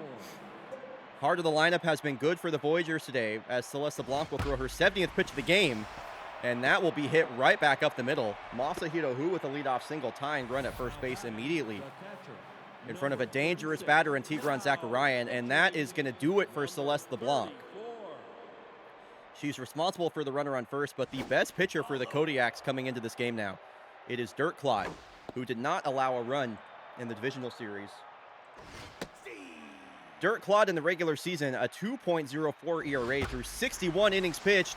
Zacharian, a deep drive out to right, and Katabura has to play this one off the wall. It's a base hit for Tigran, as the former Kodiak continues to torment the team. Third baseman, So from one former Kodiak to another, Rylan Baja, 2 on, nobody out. To face Dirt Clod, who lifts this out to center, and Takeda there, a much more routine play for that for the Kodiak center fielder. now batting, the shortstop, number 10. So big spot in this game, tying run in scoring position. Taiko Raikkonen going to try and tie the game. Only one ribby for the shortstop in his 3rd season. This one lifted softly out to right field, and Katabura there for the catch. So a couple of flyouts here with runners in scoring, with a runner in scoring position. Second baseman, Can Valentino Rosebud be the hero? 2 on, 2 outs. Takes a big hack at the hammer from Dirt Clod, his signature pitch, that curveball. K-Man going to activate here for Dirt Clod. He's got Rosebud on the ropes. The 0-2, he deals. It's the hammer, and he fouls it off again. 4.5 WAR for Manny Man sounds about right. Yeah, he has had, just an incredible season. Staying alive on 2 strikes, Rosebud. The 0-2 again. The curveball gets the better of him that time as he smashes his bat. Tying run left stranded on second base. now batting, Katabura, Takeda, Johansson do up. number 7.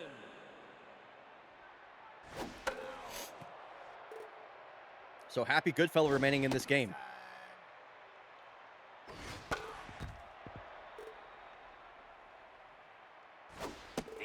Katabura strikes out. Might be his first strikeout of the postseason, I'm not sure.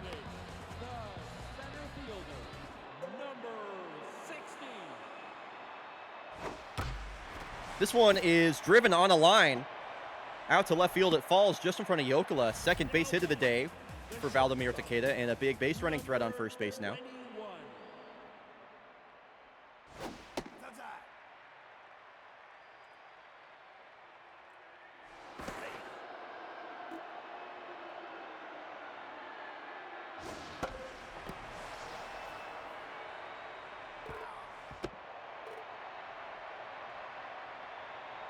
The 1-1 to Johansson.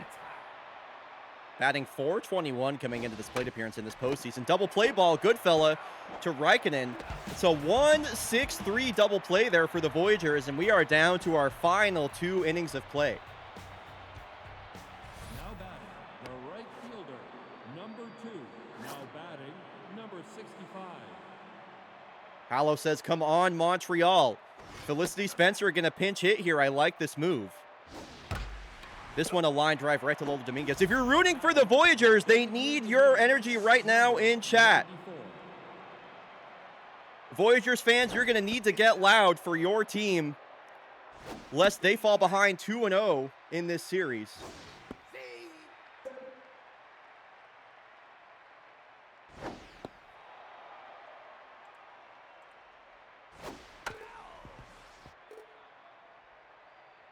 The 2-2 here to Sleep McDykel. He strikes out. Wow, so much for the energy from the Montreal fans. No wonder they're losing. So, lineup turns over. Here's Paavo Jokela. Deep drive out to left field. Zamboni watching. Tie ball game. It's the finish him with an opposite field home run. 358 feet. That scrapes over Mama Bear.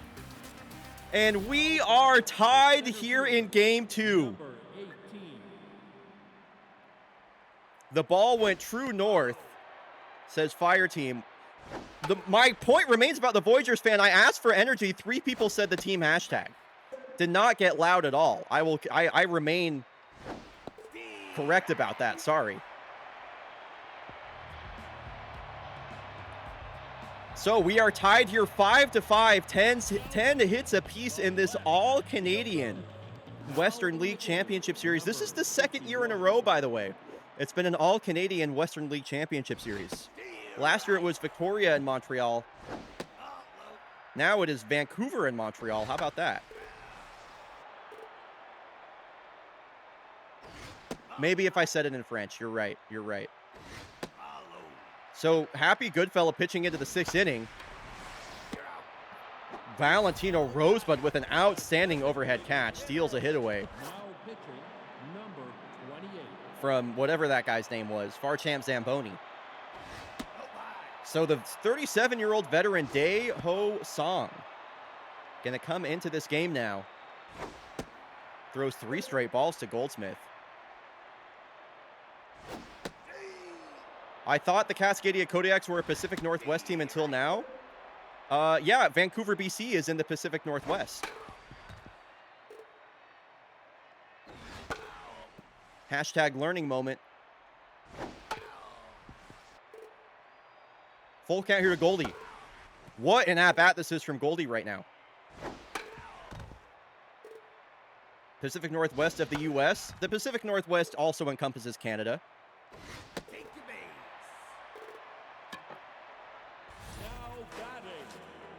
It is a region that encompasses British Columbia as well. That is a really good at-bat from Goldsmith. He works a 1-out walk.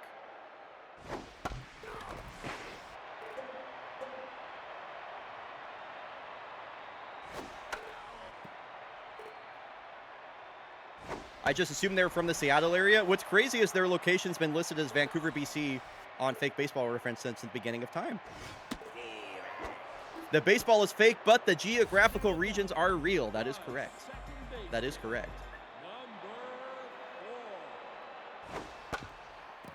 We are learning things today in the fake baseball chat as Daeho Song needs to learn how to field a ball.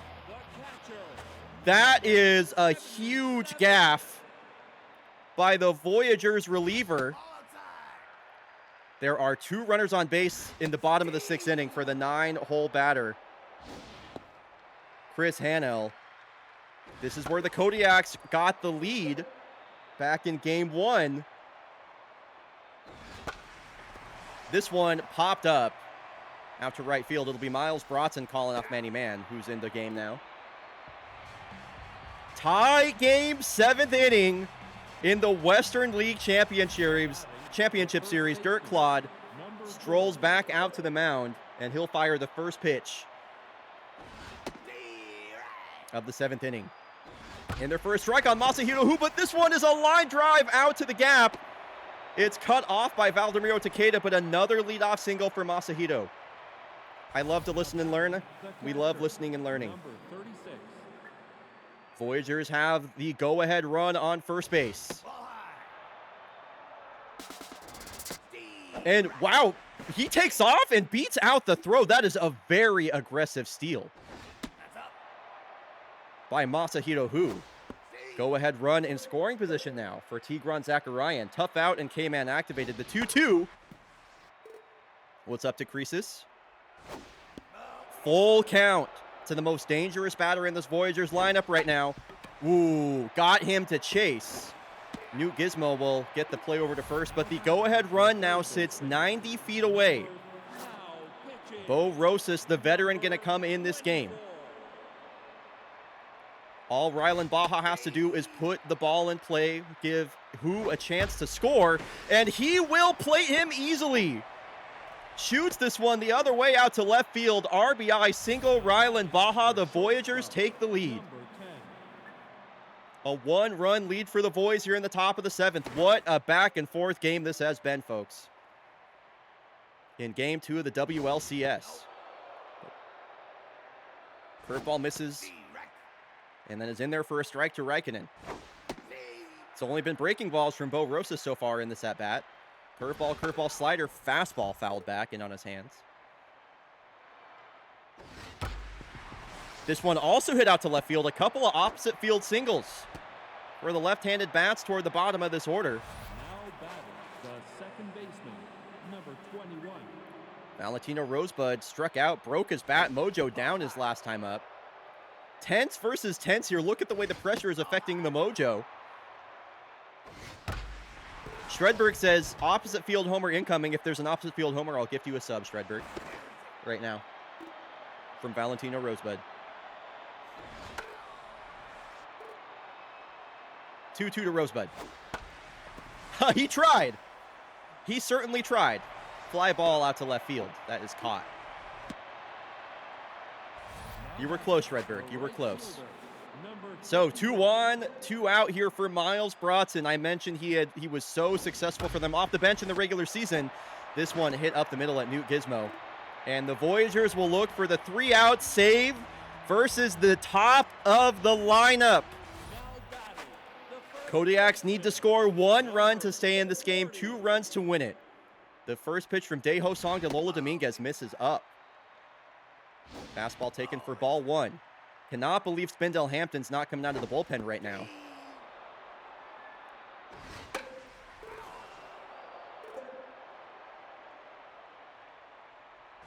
They have both Alexia Soto, the left-hander, and Spindell Hampton, a left-hander, available on pretty much full rest.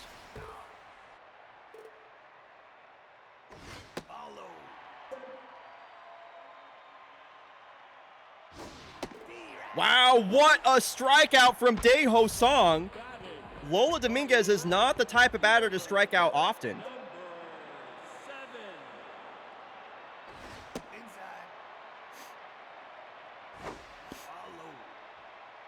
I would not include Cascadia in anything east of the Washington state border. Like, Idaho is not Cascadia, in my opinion. And Katabura, a ground ball over to Räikkönen. I cannot believe they're leaving in Daeho Song. So it's down to Valdemiro Takeda, and they're leaving in Daeho Song. This would be a legendary save for the 37-year-old if he can muster this right here. Line drive down the right field line. Deep into the corner. Miles Bronson there to retrieve it. A 2-out double for Takeda. The tying run on second base for Kola Johansson. And finally in comes the closer, Spindell Hampton. Can Kola Johansson do the unthinkable right here? A home run would win it.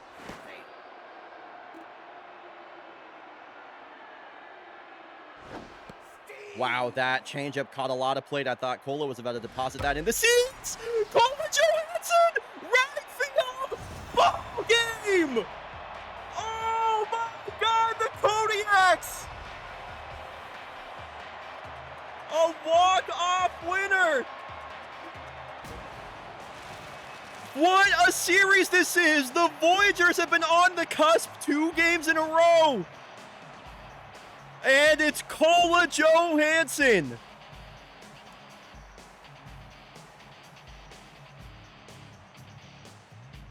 Wow.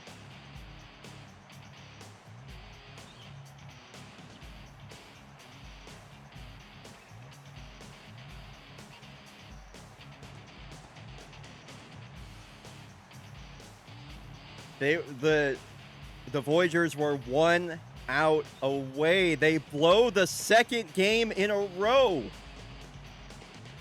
This is twice now the Voyagers have been leading going into either the 6th or 7th inning. And they have lost both of those games.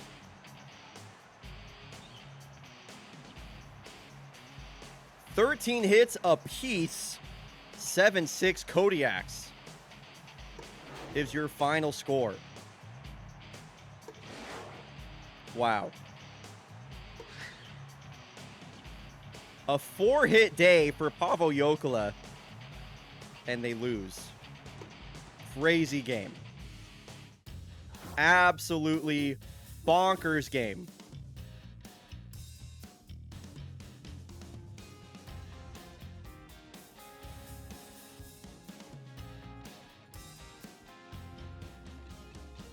All right, folks, we'll be back in 90 seconds. When we're back from the break, we are headed back out to the Eastern League Series. Back out to Kyoto, Japan for Game 2 of the Eastern League Championship Series. We'll be back in 90 seconds.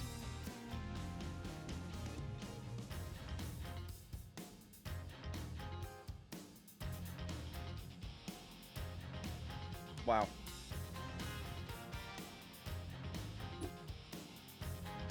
Dakota Para versus Mabel Bird, by the way. Coming at ya. It's Dakota.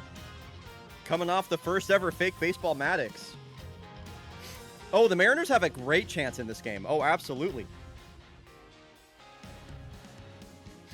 Absolutely they do.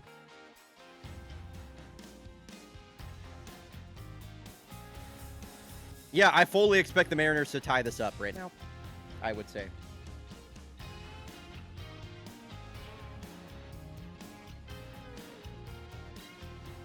Personally. Yo, thanks for posting in the Stream Clips channel, Stream Clippers.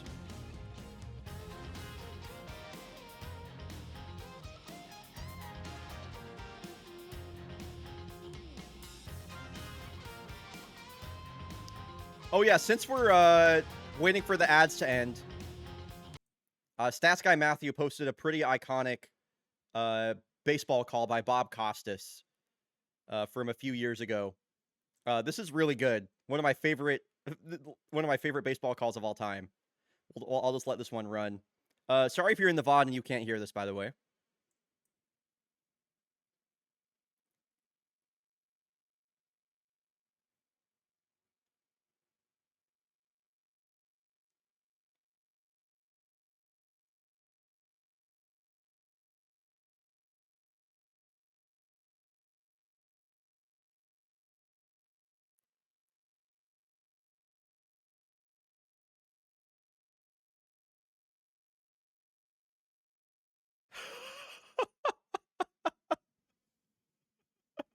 I don't know how you just have that off the rip.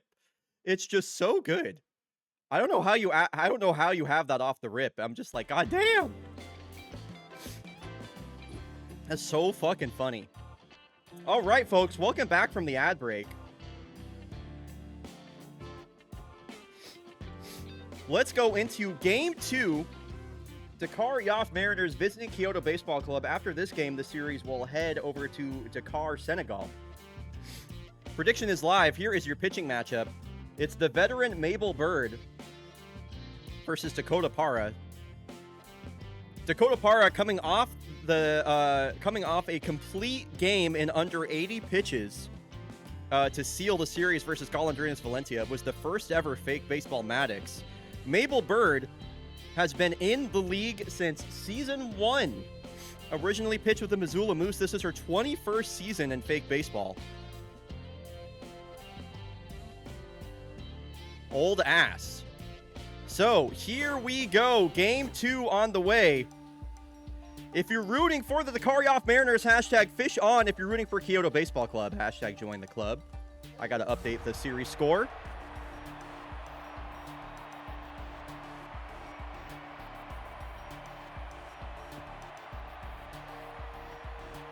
Bam.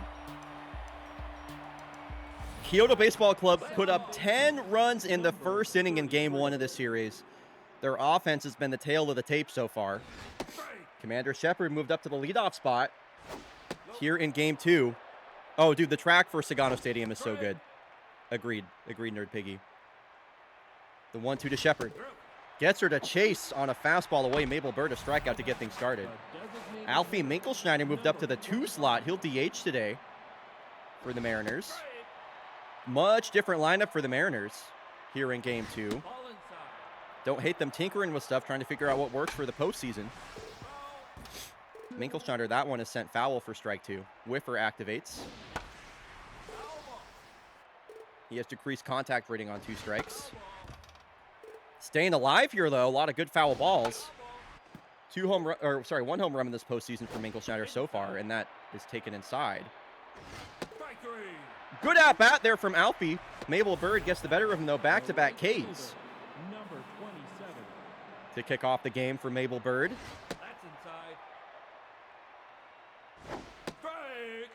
It was a 2-hit game for Soap McTavish back in Game 1. And Mabel Bird trying to strike out the side. She got him! Mabel Bird, the old lady. 3 up, 3 down, all on the strikeout. Great start. So we have an unstoppable force versus an immovable object. Dakota Para versus the Kyoto Baseball Club offense. Dakota Para has been probably the best pitcher of the best player in the entire postseason so far, I would say. Broken bat liner. Marge Lowbrow out number 1.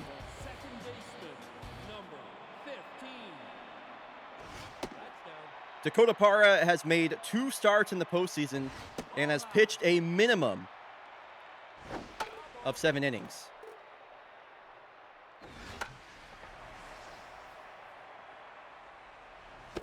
Pop fly out to Commander Shepard.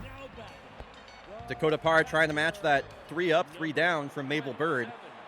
Aylin Peters getting the start back at catcher today. It was Goldie Lakestrong in Game 1.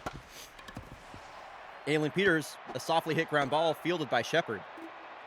So after in a 10-run inning in Game 1, it's a pair of scoreless innings here in Game 2. 3 outs recorded by Mabel Bird so far, all of them on the strikeout. Here's the first pitch to Marge Lowbrow. Cutter taken for strike 1. Trying to make it 4 straight strikeouts is Mabel Bird. This one served out to center, and that will drop in front of Enzo Valdez. Base hit Marge Lowbrow, first hit of the ballgame. Nice to see Yvonne Hicks got her mojo back up. Looks like she got a hit after we mercy killed that last game and simmed it. She's had a quiet postseason so far. Taken off is Marge Lowbrow. Why would you steal with large Marge? I do not know. I get that Aylin Peters has a bad arm behind the dish and you can steal all over her, but that just seems like a poorly advised play. Looks like Plaid Rasputin not in the lineup in the starting lineup, I should say, for KBC, it's Goldie Lakestrong over at first after she had a multi-hit game in game 1. So Vigo Pruitt with 2 outs and the base is empty. This one bounces off the glove of Wave Dash, but there to field it is Dino Murphy, who gets the throw just in time. Mabel Bird faces the minimum. Despite that base hit. Never mind, Plaid Rasputin is in the starting lineup. He's just not playing first base. My bad, my bad. So Kaylani Love looks at a couple of balls here from Dakota Para. And count evens here, 2-2. Full count. Leadoff walk, Kaylani Love. KBC has their first base runner. So the DH today is Plaid Rasputin. Late season acquisition by Kyoto. 1-0-2 from Dakota Para for strike 1. Kaylani Love takes off, and she is thrown out by Vidar Uset. A couple of caught stealings for either team. And Plaid Rasputin with the base hit here on 1 out. Nice to see him back in the hit column. Now batting, the third baseman, number 74.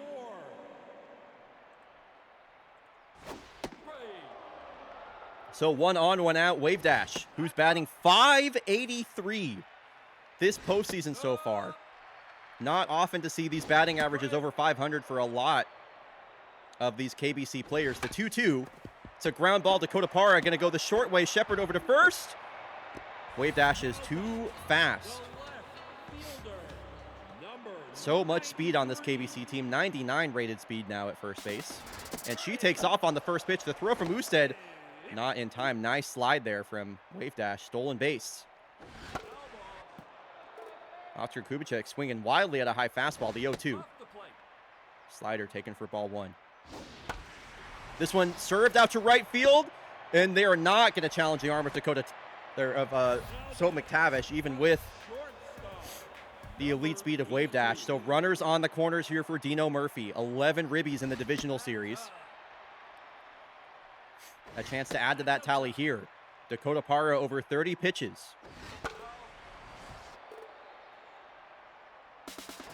Runners take off. Oscar Kubicek thrown out at second. Second caught stealing of the inning for Kyoto.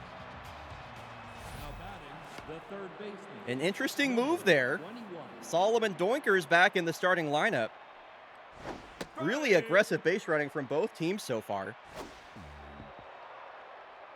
Solomon Doinkers only with a single hit this postseason. It's a home run.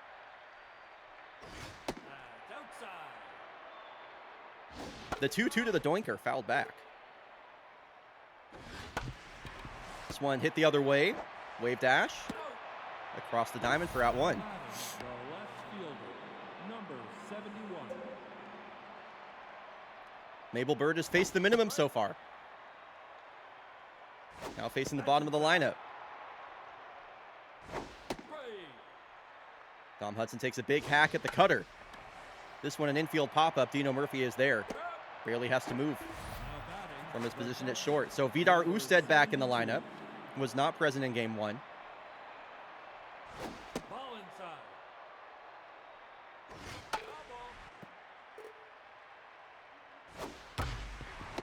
Hit hard on the ground right to the first baseman, Goldie Lakestrong. 9 up, 9 down for Mabel Bird. She has faced the minimum through 3.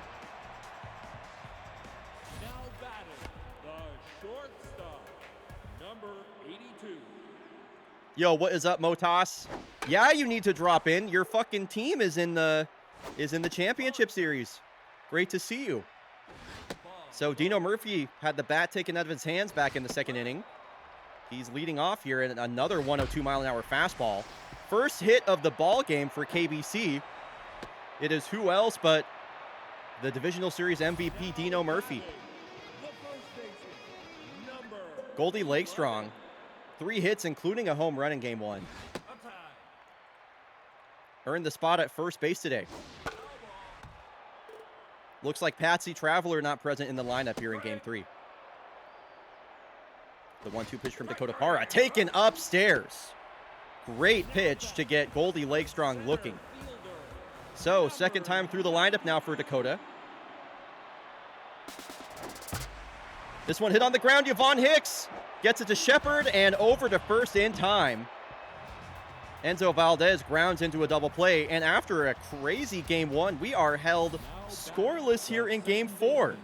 Number 33.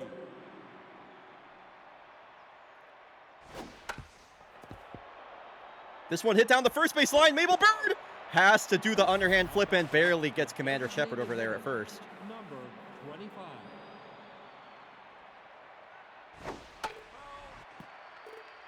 Alfie Minkelschneider, a good at-bat in his first at-bat, but was struck out. This one served over the head of Lakestrong over there at first. It's a long run for Kaylani Love. Minkelschneider making the turn, and it's a one-out double. Extra bases for the Mariners here in the fourth inning with their big bat, Soap McTavish, coming up. Best scoring opportunity it feels like the Mariners have had all game.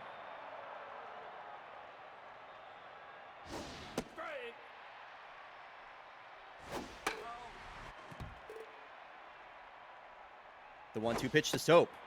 Changeup taken downstairs. Good leave. Count evens. Wow, 92 on the outside black. I thought that was ball three, but it clips the zone barely. Taken for a strike. Another strikeout for Mabel Bird.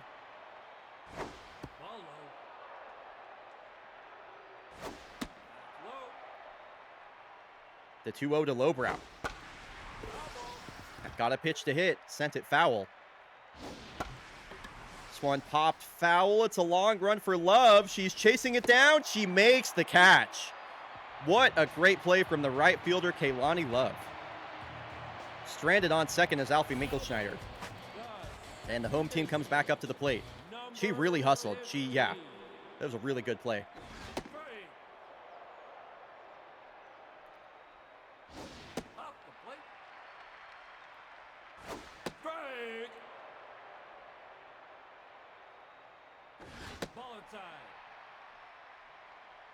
So Slasher Hashling and leading off the inning. He will strike out here. An 89-mile-an-hour changeup from Dakota Parra carves him up. Second strikeout of the game for Dakota. He has 21 in this postseason now.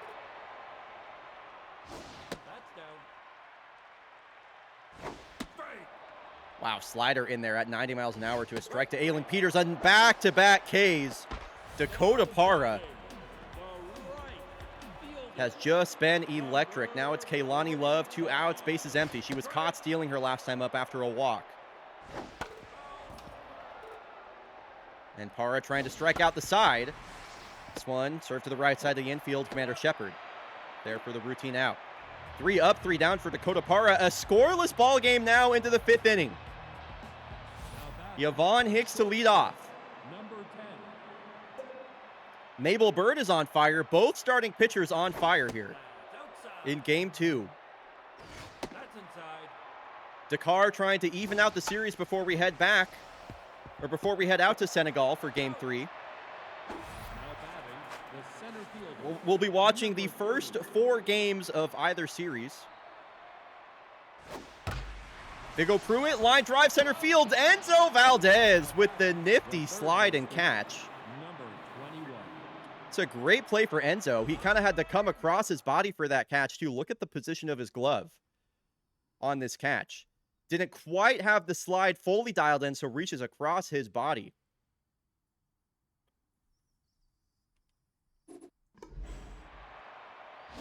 That's inside.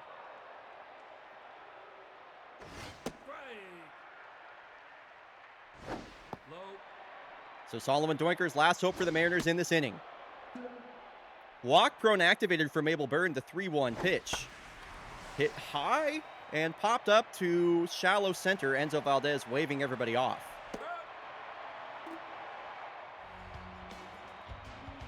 Oh. Sorry, one sec. Someone's at my door. One moment.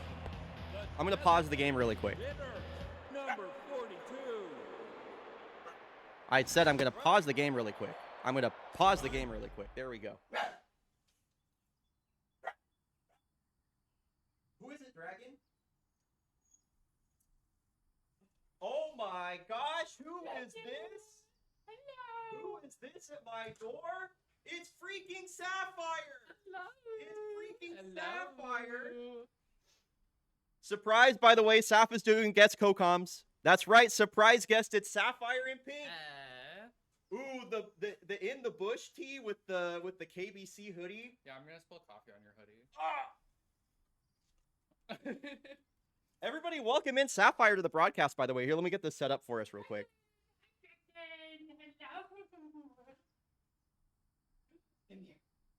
Brief intermission. Staff, rip that KBC hoodie off the chair. Dragon! Dragon, come here. Dragon! Why are you standing over here and just staring at me? Hello, chat. Hi, gang. Get out here. Okay. Freaking hates me. Well, you obviously you have to chase him. Dragon loves to do this thing where you arrive and then he just runs into my room and expects you to chase him. Then he runs back out here. And then he runs back into the room. There he goes. Yep, there he goes. Okay, let me get our chairs set up. Okay, yeah. Feel free to adjust the height or anything, however you want. For sure. And then, chat, I'm going to up the gain on the mic so you can hear Sapphire a little bit better. So if it starts clipping a little bit, sorry about that. Also, friendly reminder as always, try and speak into the mic. Yes. Yeah. Whenever you're talking. Do you need anything before we get started? No, I'm chilling. Goated fits from the both of you right now. Well, thank you. Okay, so I'll go over here. Yeah. And then just scoot up as far as you want. You get comfy and I'll work around you. Okay, there we go. Sorry, my bags look crazy. It's windy as fuck outside. It's freaking windy. It's freaking windy. Okay, so then I'll just kind of scoot in here, and then we'll have the microphone kind of right here. Okay, we're gonna chat. Let us know about like the audio levels if we need to adjust anything. So anyway, Sapphire's in the booth. Hello. Surprise, surprise. We actually were planning this for a while, but yep, Sapphire is here to do co-commentary. Nebula Nova of Lesbian Sports Planet. That is correct. This is true. This is true. Okay, so I mean, I guess you can kind of get the setup right here. Tie ball game, bottom of the 5th inning, 1 out. Dakota Para dealing, Mabel Bird also dealing. Damn. It's been really good so far. Okay. First pitch from Dakota Para now with Sapphire. I wonder if he's gonna get nervous that he knows you're No, watching. he's not. See, he's gonna still do a great job. Okay. Because he has the entirety of SoCo riding behind him right now. Oh, are all the Bush Rangers fans supporting the Mariners? Would you say? I would say, yeah. We've all jumped. Well, because I've said it numerous times. The rivalry between the Bush Rangers and the Mariners was divisional only. We love each other. We fuck with each other on an incredible level. Right. Yeah, I did get the feeling between those two teams there wasn't a lot of like animosity. Game audio might need to go down a little bit. I kind of like where the game audio is, so I think we just need to talk into the mic more. Okay. Honestly, like, yeah, definitely try and project your voice directly at it a lot of the time. I'm just gonna sit right next to it the whole time. And if you need to like move it over or something, like feel free if you want to. I'm just gonna up the gain a bit more. Mike closer to Saf, further from Bry. Okay. Here, I can continue to scoot over more too. Okay. Yeah. Well, KBC strikes out. 3 outs in the bottom of the 5th here. And back yeah, to the Mariners. Final 2 innings of regulation. Only 5 hits between the two teams after 16 runs were scored in game 1. Both starting pitchers still in the game. I mean, I did not expect this to be the bona fide pitcher's duel, but it is. Mabel Bird, under 70 pitches here in the 6th inning. I mean, she's staring down the barrel of a Maddox right now. You're right. Yeah, I mean, she's had a really good game so far. Full count here. Ooh. Strikes out Dom Hudson looking. Mabel Bird has gotten, I don't even know how many strikeouts today. I haven't been counting, but so many of her putaways have been on the swing and miss. Yo, what is up, Bobby Berm? Hello, Bobby. By the way, feel free to continue to give us audio feedback, by the way. I'm, if something's too loud, too quiet, whatever. Yeah. This one is popped straight up. It'll be Aylin Peters making this catch in foul territory. Who is going to break first? The second baseman. Late in this game, Bobby Berm rooting for KBC. That's my boy. That's my Bobby Berm right there. I'm a KBC hater through and through. This one hit down the first base line and just squeaks by Goldie Lakestrong, Commander Shepard. So often the hero of this Mariners team. Now batting, the Works a designated 2-out hitter, single number 25. to bring up Alfie Minkelschneider. First pitch to Alfie. No, it's a check in and over at first. I mean, Commander Shepard, a good amount of speed. Aylin Peters, we've all seen her struggles throwing out runners on the base pads. Ooh, checking again. First pitch to Alfie, taken inside, ball 1. Mabel Bird pitching deep into this game, and Alfie pops it up. Dang. Flash or Hashlinging will make that catch as Kaylani Love almost runs into him. Looked like he was going to phase through him. Dino Murphy's going to lead things off for KBC. Now batting, the shortstop. The Divisional Series MVP to get things started already with the base hit today, and Dakota Para now pitching into the 6th inning. Both pitchers looking like they might go the distance for a complete game, or at least a 7-inning game. That's the one thing I don't like about. Whoa! Did he just mojo up to? Is he jacked? I do believe so. That was a mojo up. He's mojoed up to jacked, folks. This is the only time we've seen this. Look at the mojo. He is jacked. I didn't know they could do that. That's like going from Super Saiyan 2 to Super Saiyan 3. Like, this is to go even further beyond. Dakota Para is jacked. Jesus. Here in the postseason, I mentioned he's been probably the best player in the entire playoffs, and that's showing it here. Chance Foster, a line drive out to left field. That's a nifty play from Dom Hudson. Number 92. Wow, this is the first time I've seen a jacked mojo in a long time. I don't know that I've ever seen it in a pitcher. I've only seen it in a hitter. Dakota Para truly pitching on a different level right now. I'm just like in awe.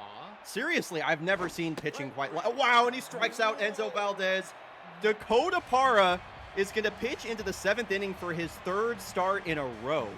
It's unthinkable. The right fielder. It's unthinkable. He said this is to go even further beyond, and then screamed a bunch, and now he's jacked. So let's see if Mabel Bird can match that. Now at first base is Todd Dorsey after that pinch hit. So Soap McTavish to lead off. We are all square here at 0-0. McTavish having to fight off a fastball in the opposite strike zone. Count evens 2-2. Full count. Full count. Payoff pitch from Mabel Bird over 80 pitches. Smashed out to the gap. Deep, and this will be extra bases. Soap McTavish. From one Americano to the next. Load me up. The first baseman. Number 12. That's right. Back to back iced Americanos. I forgot that was over there. I was like, what the hell are you talking about? So Teeny Extreme comes in the game. It's a high deep drive, and it's Large Marge. Large Marge with the 2-run shot. She welcomes the closer Teeny Extreme to the game with a 2-run go-ahead shot. And the Mariners are looking well positioned Yeah, there was no doubt of to that win off game the 2 bat. right now. Unfortunately, the real-life Mariners are down 5-1 to the freaking Mets right now. Boom. Oh. Anyway. And the hits just keep coming. Yvonne Hicks. 3 straight hits here in the top of the 7th. No runs, or sorry, nobody out. Number 30. Yeah, they have now officially hit more in this inning than they have in the rest of the game. They're tied for that. That's true. That's true. Thank you, Stats Gal Sapphire. Yes, of course. I tried my best. Also, that was like a fastball down the middle that was bobbled by Aylin Peters. It allowed the runner to reach second base.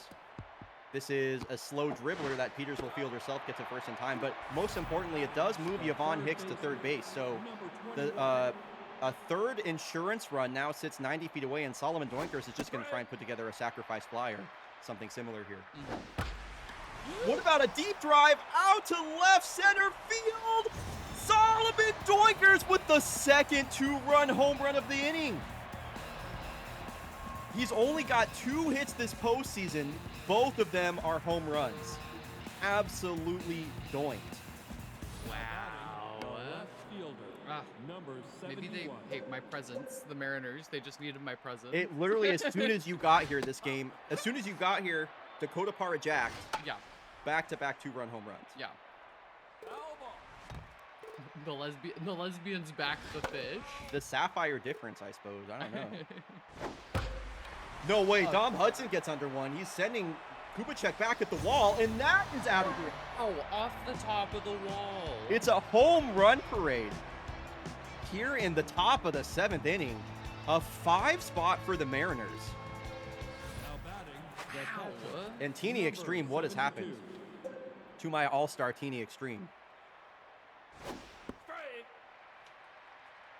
This is kind of big as well because Kyoto Baseball Club, they're not going to have Samir Corona for the foreseeable future. So Teeny Extreme getting hit around and kind of blown up here.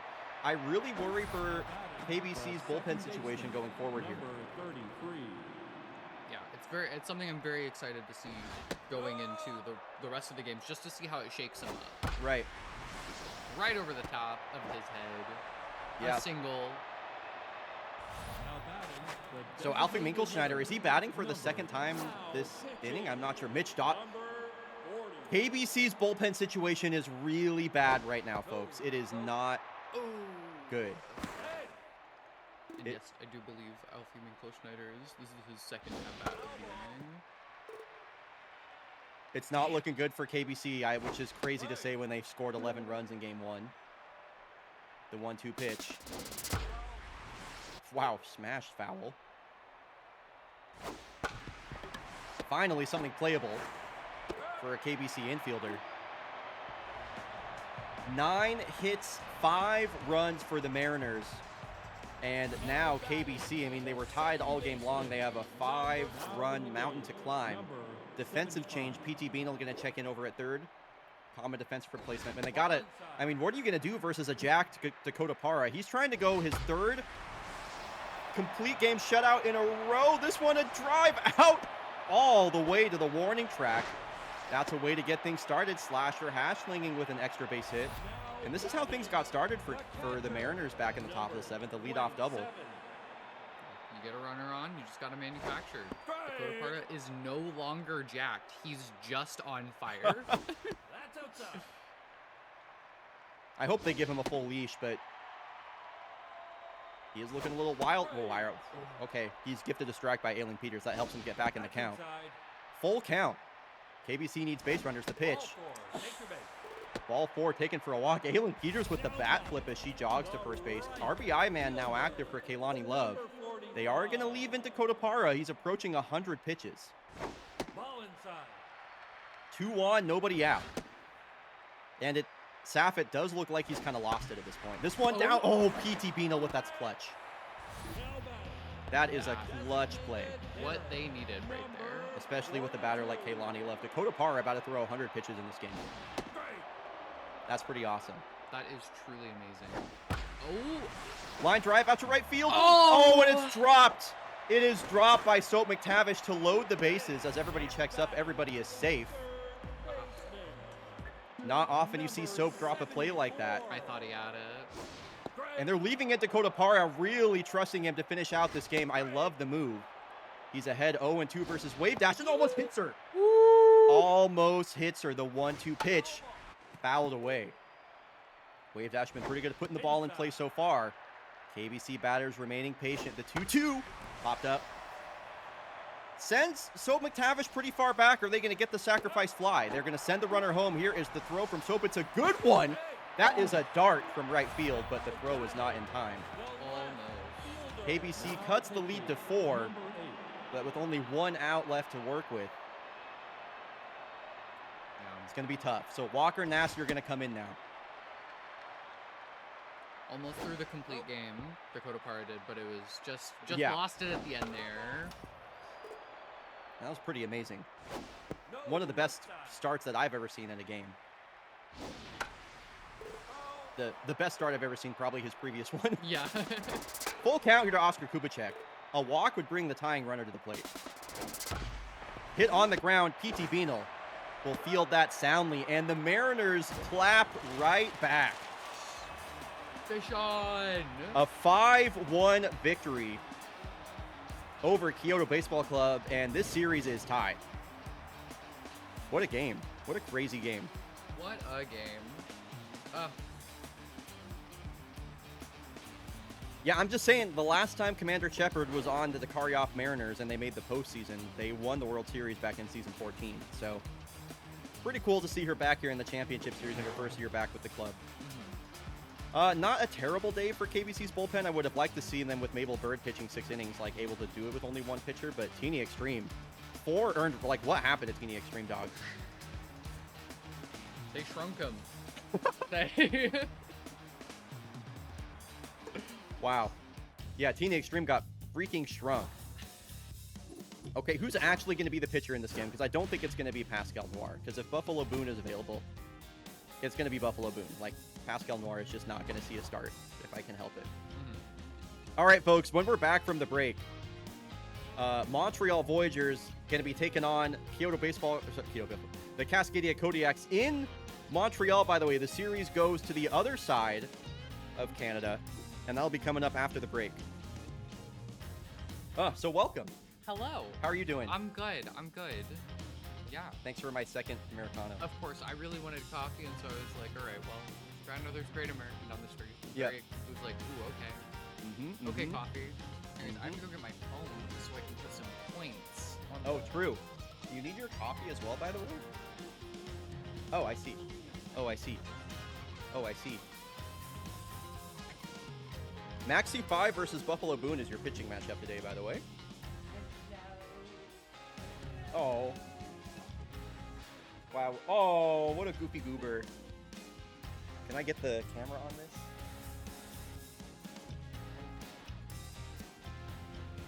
He's being hella cute over here. He loves you.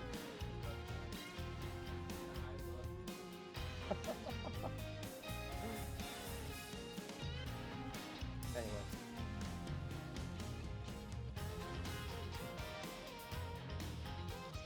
All right, I need to update the series score. I threw it in his weird little freak corner. Oh, he loves that weird little freak corner. Not NTK, MTL. There we go. Yo, what's up, Zyfels? How's it going? Thanks for the Bryo Pet emotes, y'all. Appreciate it. You cannot pet me. Why not? I don't know. I just said so for now. Yeah. Whatever. Okay, folks, the series is going back to Montreal. What's crazy is that the Voyagers have had an opportunity to win. I mean, they've literally been leading late in the game in the first 2 games of this series. This series could very easily be 2-0 in favor of the Voyagers. Instead, they are down 0-2, but they do have the series coming back to their home ballpark in Montreal. So, let's get started here with Game 3. I don't think I want to do anything with this lineup at all. I mean, I guess if Chris handles Mojo down, then we'll just put Raleigh Forte back there. It's just like the rotating catcher duo, I guess. So prediction live, you have 90 seconds left on that, everybody. I know, Saf, you're about to put in yours. I'm all in on the Kodiaks. Yeah, so Saf, you're rooting for the Kodiaks in the series, right? I'm rooting for the Kodiaks in the series. I just don't really like the Montreal Voyagers. Just like vibes. Well, I like the Montreal Voyagers. That's okay. You're allowed to like teams, and I'm not allowed to like teams. I'm allowed to not like teams. There we go. Yeah, that's what you meant. All right, here we go, folks. Game 3, Kodiaks with a 2-0 lead. I mean, it's possible if the Kodiaks win these next 2 games that we'll see a series decided in this first broadcast before we even get to Friday. I'll make sure playoff rods are factored into my stats for next season. Oh, that sounds great, Matthew. Tigran Zakarian remaining the starting catcher, and he's going to be strained. I don't know why they don't just DH this guy. They are working him to the bone. It'll be Lola Dominguez leading off versus the left-handed Maxi 5. Maxi 5 had 2 starts in the divisional series. He got hit around in one of them. Had a really good start in the other one. His ERA sits at a 7.71 through 2. Lola Dominguez batting average down to 240 in this postseason. The lowest of her season so far, for sure. 10 seconds left on that prediction, y'all. Less than 10K on the Voyagers as Lola Dominguez serves this one out to left field, an opposite field single. She's done that a bunch this season. That outside pitch straight just really helping her hit balls the other way. So lead-off runner aboard here for Katabura, who's still looking for his first home run of the postseason. Just feels like an inevitability after a certain point. Late swing on a curveball in the dirt. A good check swing there. Broke away. Oh. Another strikeout for Uday. Yeah, high fastball. Nice pitch. Now batting, the center fielder. These next two batters in the Kodiak's lineup have been probably their two best. Takeda and Johansson do up. They combined to walk off the Voyagers back in Game 2.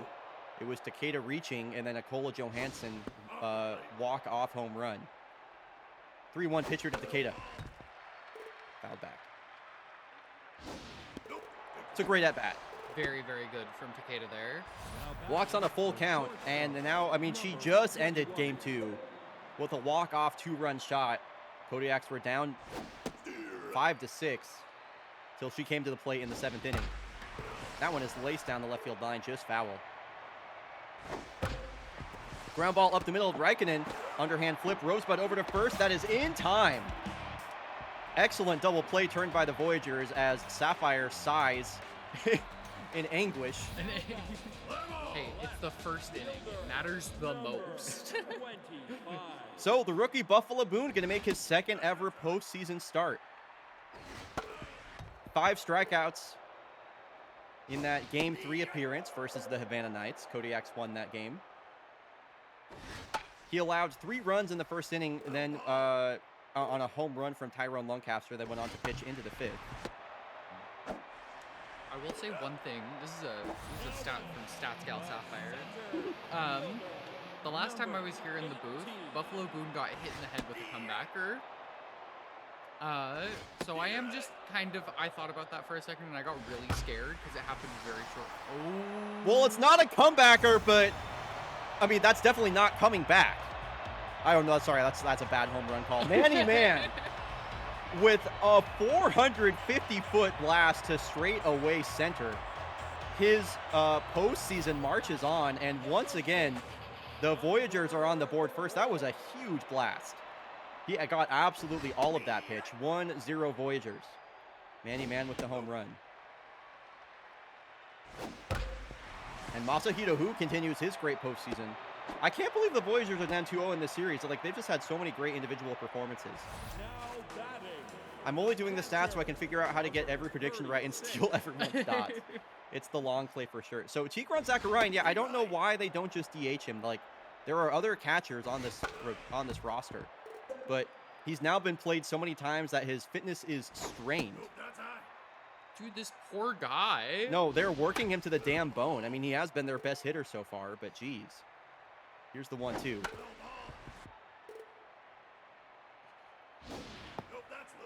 Okay, approaching 20 pitches here in the first inning for Buffalo Boone. Full count here to Zakarian. Payoff pitch. Had a fastball down the middle. He fouled it straight back. Didn't miss it by much. Wow, what an at-bat here from Tigran. Definitely putting that tough out trait to work. This one is over the head of Kola Johansson. I thought she was going to make that catch. But it's a base hit on a full count after a long at-bat. What were you going to say when I interrupted you like 30 years ago in that at-bat? Don't remember. Don't remember. Don't Okay. remember. It's gone Nope. forever. Yep. Okay, Rylan Baja, 2 on, 1 out. Both runners take off. That is a crazy hit and run attempt there by the Voyagers. And Buffalo Boone is leaving a lot of pitches over the middle of the plate right now. This one, an infield single, an infield fly will be called. You got to get back to second base there, Masahito. Jeez Louise, that was close. He was just trudging back. No, he was taking his time. I'm like, dude, that ball is coming down. 2 on, 2 out here for Taiko Raikkonen. A quiet postseason for him up to this point, and that will continue as Raleigh Forfield makes that catch. I don't know. Hi. Dragon's here. Now batting, the Oh my god, he left just fielder, posted up in between the two of us. That was so cute. I freaking love him. Dragon, this is really the perfect spot for you to be right here. And a juiced Farchamp Zamboni comes up to the plate. Immediately, a 2-0 count. This one hit the other way, and it's just past the reach of Taiko Raikkonen, so a speedy runner at first base. now batting, Farchamp Zamboni, designated hitter, number the juiced 35. fitness coming into play immediately. He's sniffing my leg right now. All inside. He's like, great. Wow, he's really sniffing your leg. This one a line drive, also out to left, and it falls, but this is going to be a force out. A huge base running gaff. Baseman, number by Farcham Zamboni, who thought that ball was going to be caught. I mean, you could also just call this a smart play by Pavolo, letting that fall in front of him and then getting the lead runner out as well, especially like the faster runner of the two by quite a big margin as well. So I call that a base running gaff, but also just a really nice play by the left fielder Yokola, as he's just getting every ball hit his way this inning. The third ball hit to that same spot. Yo, what is up, lads? Thank you for the 8 months. My favorites on the screen. No, they got eliminated. The favorites got eliminated. Sorry to say. It's a piece of this. Yeah, this will at least move the runner over to third base, I'm sure. So Julie Mao will be the runner on first. Goldsmith on third. Runners on the corners here for Raleigh Forte move down to the 9 hole. I mean, look at him. He doesn't have a hit. He doesn't have a damn hit. He doesn't have a damn hit. This ball gets away from Tigran, and the Kodiaks will tie the game on a wild pitch. Wow. And this one is sent out to deep right field. It has Miles Brodson at the wall, and it's going to bounce. It's another pinball base hit. It's a pinball double. That's the second time we've seen that in this ballpark this season. And the Kodiaks take the lead. Raleigh Forte with his first hit. Now that's just wild. And, I mean, I just want to say the Voyagers, I know we're only in the second inning, have blown another lead. Yeah, the Kodiaks just keep on getting hits. Yeah. Now batting, the right fielder, number So runners on the corners once again. Kodiak's already with a 2 spot here in the top of the second. Now you got Katabura. Wow, that was one hell of a foul ball. He wants that first home run bad, I can tell. Oh my God. Especially when he gets an opportunity like this with 2 outs. This one a soft line drive. Reichen in there for the play. Kodiaks take the lead. I think that was Mojo down for Uday, by the way. That was. So McDykel, Rosebud, Miles, Brodson, the 7, 8, and 9 batters. I mean, this Voyagers lineup about as deep as this Kodiaks one. They definitely got to Buffalo Boone there in the first inning a little bit. He threw almost 30 pitches. This is pitch number 30. Soft line drive over the head of Julie Mao. That left field's getting peppered a lot right now. The spot of the game. The spot of the game. A lot of opposite field singles from left-handed batters. At this point, you just got to move your left fielder in. I agree. Keep him like 30 feet away from third base. Ball and a strike to Rosebud, checks his swing. A couple of tense players here.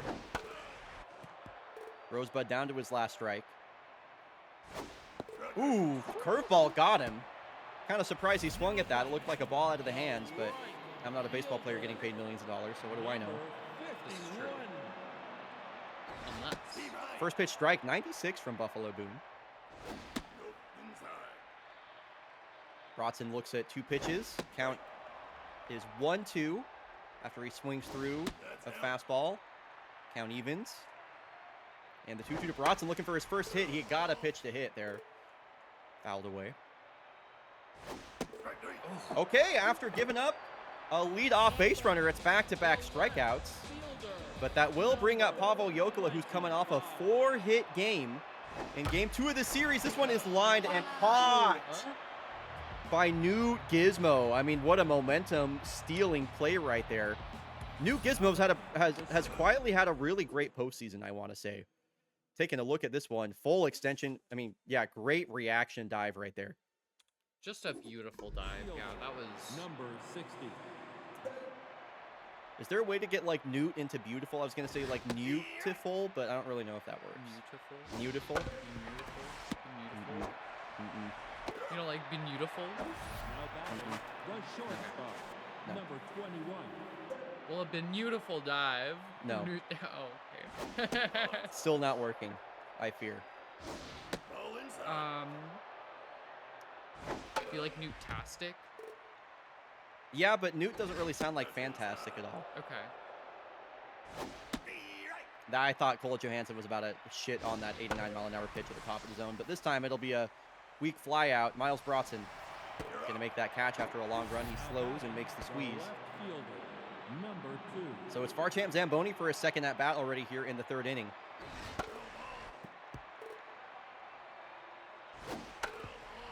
he's a popsicle today. He is a popsicle today. Yeah. Because he's juiced. Juiced and ice. True. Yeah. I don't know. Couldn't tell you the last time I had a popsicle. I could. Last week. For me. Oh, okay. The last time you I was had a like, you know how last time I had a popsicle? Yeah, do you not remember? No. That crazy night we had like a week ago, I Right, guess. that I just Yeah. don't remember at all, Yeah. of course. So Manny Man, 450-foot solo home run opened up the scoring in this game. Back in the first inning. 2-2 here from Buffalo Boone. He tried to do it again. Buffalo Boone keeps leaving pitches over the middle of the plate. It's been a nervy start for him for sure. And a 407 batting average for Masahito Hu. Wow. What? By the way, after that loss in Game 2, the Voyagers have now lost, dating back to last season, 6 consecutive championship series games. Oh, I forgot they got swept last year. They got swept by the yeah. Foresters last season. Yep. Ooh. Full count here to Masahito Hu. 94 at the knees. It was a low call. I did not like that call. Neither did Masahito Hu. 2 outs, bases empty for Zachariah. Believe he walked his last time up. Yes. This one, a blooper. And Newt Gizmo there for the catch. Gizmo grapple. Okay. A Newt Butte. That one feels nice. Feels nice. I like that one. So Maxi 5 trying to work his way back to Maxi 5 ERA. After that 2-run second inning, jams up Goldsmith. And Masahito Hu steps on first base for out number 1. Number 82. So bottom of the lineup now for the Kodiaks, Julie Mao. I should probably move her up in the lineup if she's batting 458. Maybe. Just a thought. But it just like it works so well with her at 7. Yeah, I mean, I kind of don't want to fix what isn't broken as well. And she'll work a 5-pitch walk. 1 out base runner here for the Kodiaks. Face in his glove. Jeez. Maxi 5 really took that walk to heart. So 1 on, 1 out here for Newt Gizmo. What's up, St. Guard? Good to see you.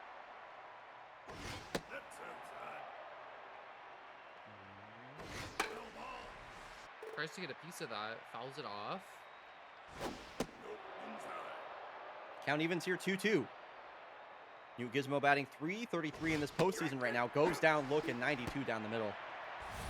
Just gets frozen. It was Raleigh Forte with the go-ahead RBI double in his last at-bat.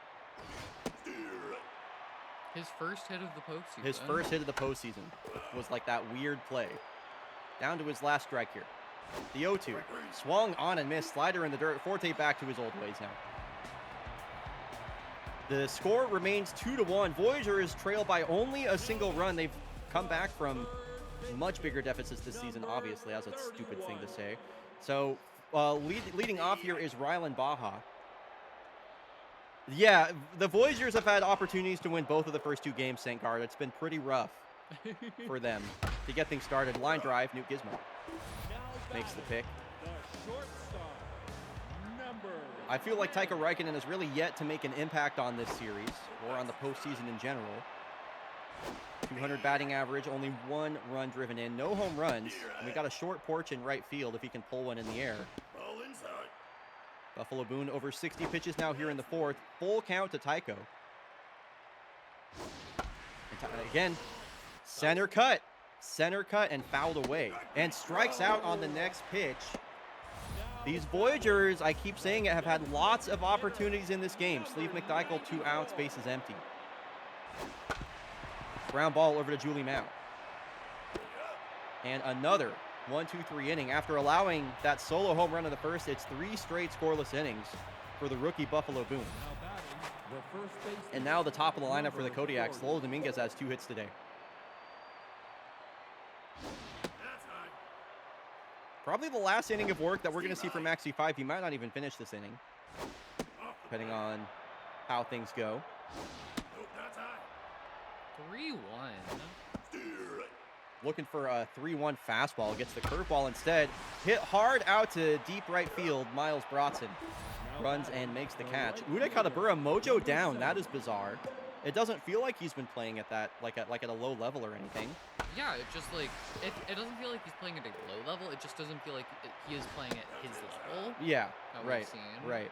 This one served to his former teammate Rylan Baja. Mojo up for Maxi 5. Number 60. Really? Mojo up for Maxi. That's bizarre. Okay. Okay. 2 outs here for Takeda. After Maxi 5 trying to make the 1-2-3 inning versus the top of the order.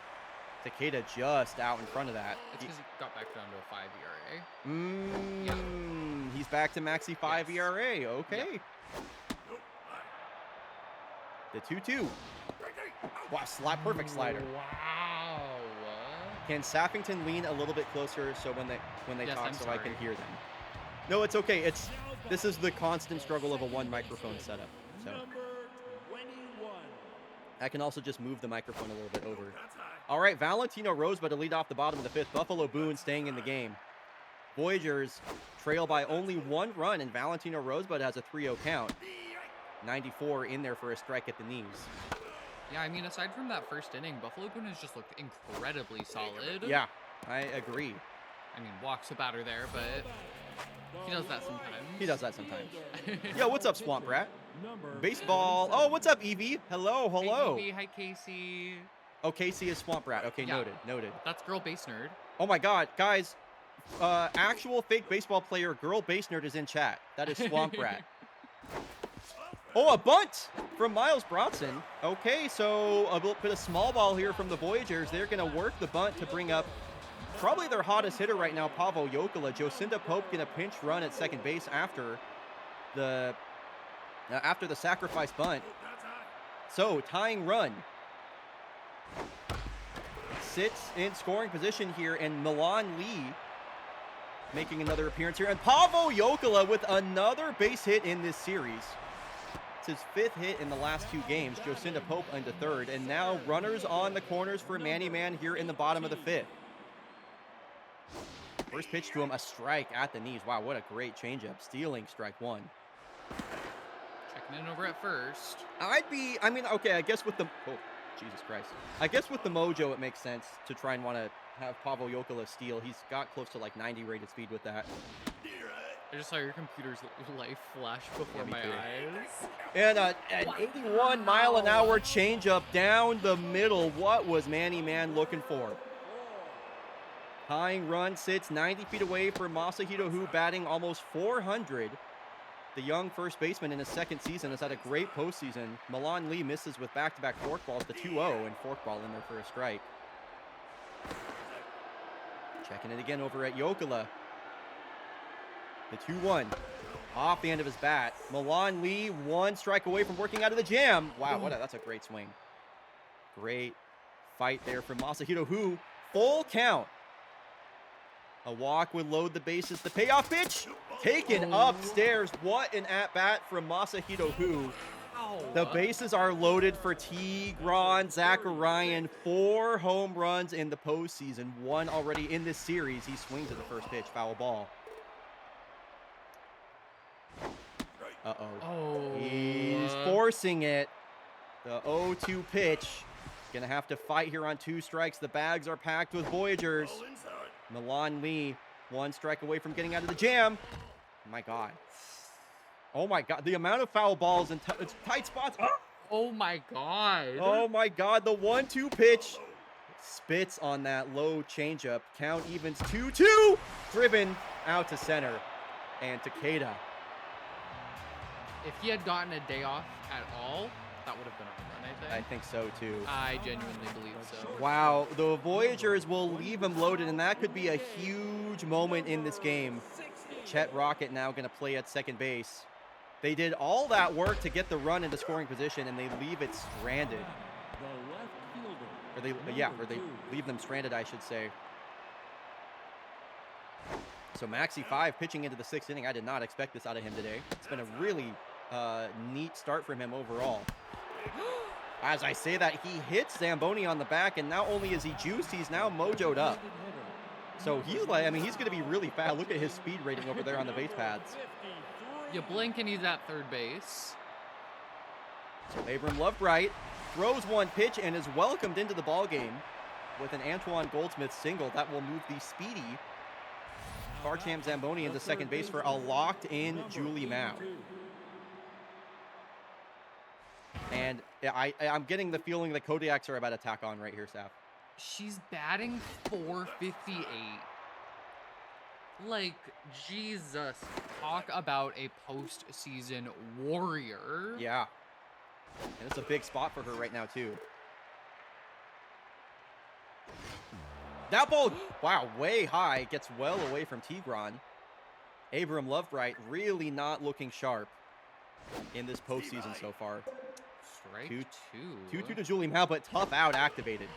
I mean, look at her contact rating. She is going to be getting a piece of every ball that comes her way. Yep. Full count. A walk would load the bases and would bring up Newt Gizmo. Oh, that's another great at bat. That's a vintage Julie Mao at bat right there. Beautiful take. Newt Gizmo hit a grand slam in the regular season. Not often she gets grand slam opportunities. Swinging out her shoes there. Oh. Strikes out. Mojo down. Now batting, the catcher. Okay, bases loaded for Raleigh Forte. The Voyagers loaded the bases in the bottom of the fifth. The Kodiaks do it right back in the top of the sixth. The Voyagers left him loaded. And the Kodiaks are one out away from doing the same thing. 3-1 pitch to Forte. Nowhere to put him. Full count. You cannot walk Forte right now. Runners go. Line drive out to center. Manny Man makes the running catch. That's a great play. That was like the exact same thing that just happened to the Kodiaks. Genuinely. That's bizarre. Wow. Sharp lineouts to the center fielder to leave the bases loaded for both teams in back-to-back frames. Rylan Baja to lead off the bottom of the sixth in a one-run ball game. The series count is 2-0, but both of these games have just been nail-bitingly close the entire way through. Only Manny Man gets to that ball. I think I agree with that, Matthew. I think I agree with that.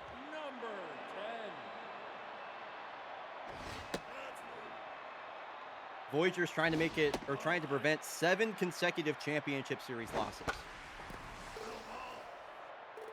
Be a good time for Raikkonen to get his bat right.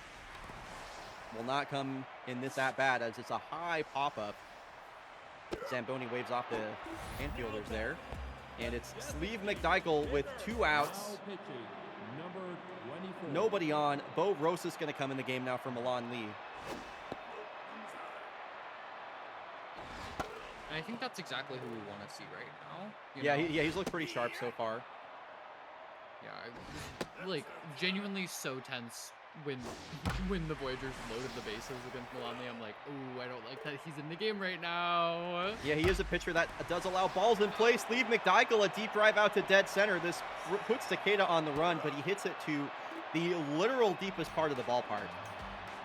And at the end of the day, that'll be a routine flyout for Takeda. Who pronounced it McDickle? I think that was Bobby Berm that pronounced it McDickle. McDickle? Yes, he said, yeah, he called him Sleeve McDickle. I think if I were a baseball player, my niche is I'd hit statistical improbabilities never before seen in regards to getting hit by a pitch. I mean, there are actual baseball players who part of their game is like getting hit by a pitch because they crowd the plate so much. They stand like right next to the plate. Like look up Ty France. Yeah, it's a skill. Woo! Sorry, that's the home run call. That's it. That's it. It startled me. Woo! Woo! Woo! And it's a 3-1 ball game. I'm so proud of Lola with like the season and like the postseason so far that she's put together. Just genuinely, so amazing. So the Kodiaks tack on. It's a Lola Dominguez lead-off home run here in the top of the 7th. The lead increases to 2 as Katabura grounds out.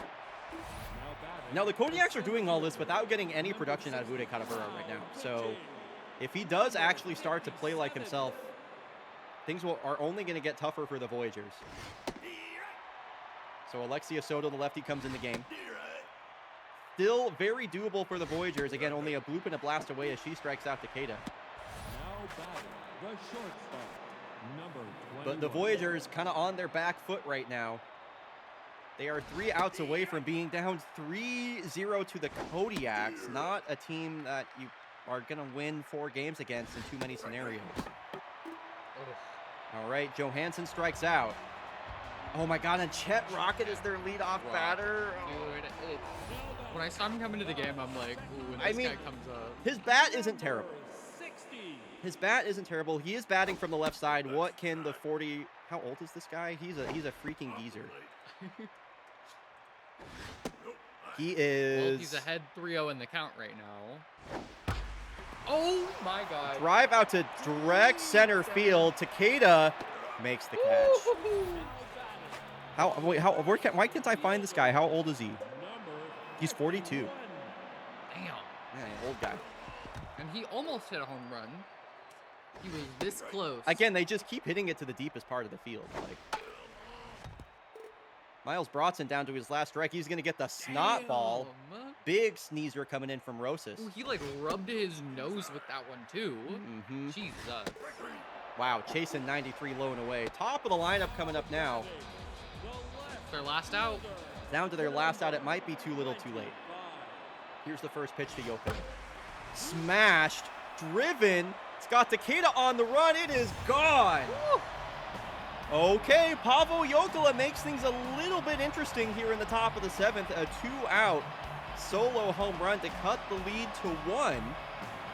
That will bring up Manny Man, who had a home run back in the first inning. Only issue is that Bo Rosas is a right-handed specialist, which means he's going to debuff the hitting traits of Manny Man. And that could play a big factor here as Manny Man down to his last strike. Rosas looking for the save. The 0-2 backs him up. Okay, Manny Man, after being down 0-2, looks at 2 balls. Voyagers 1 strike away from going down 3-0. Payoff pitch. Fouled back. Do it all again. Oh! 81 down the middle. Manny Man can't believe it, but that was firmly in the strike zone. The Kodiaks, I mean, this series has been so close, but the Kodiaks are 1 win away from going to the World Series. Wow. What the bloody hell is going on there, respectfully? This is crazy. The Voyagers have lost 7 consecutive championship series games. This is the 2nd consecutive game which they've lost by 1 run.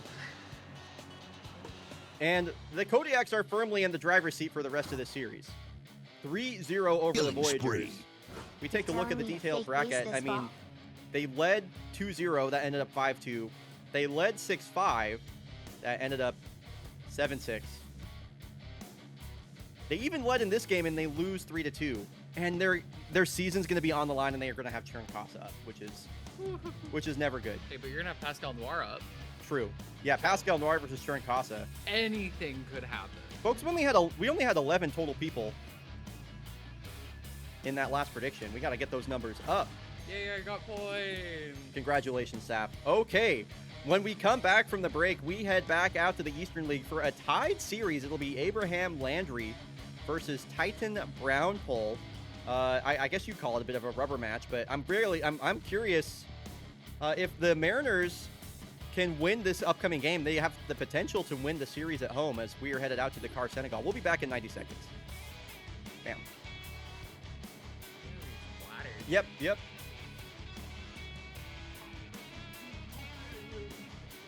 Oh, he's passed out.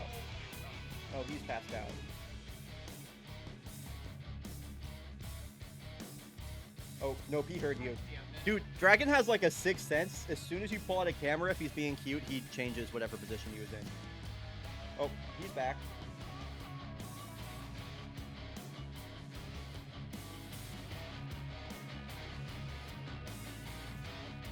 Okay, I'm going to brace myself and check on the Mariners game. They're down 6-1, my Mariners. Versus the stinky, stupid New York Mets that I hate. You guys want a secret look at Brian's up the park? Take a picture of Dragon right now. Did y'all see the rainbow in the background sky? No, was there actually a double rainbow? Like, was there actually? If this is a made you look moment. Oh, holy cow. There was.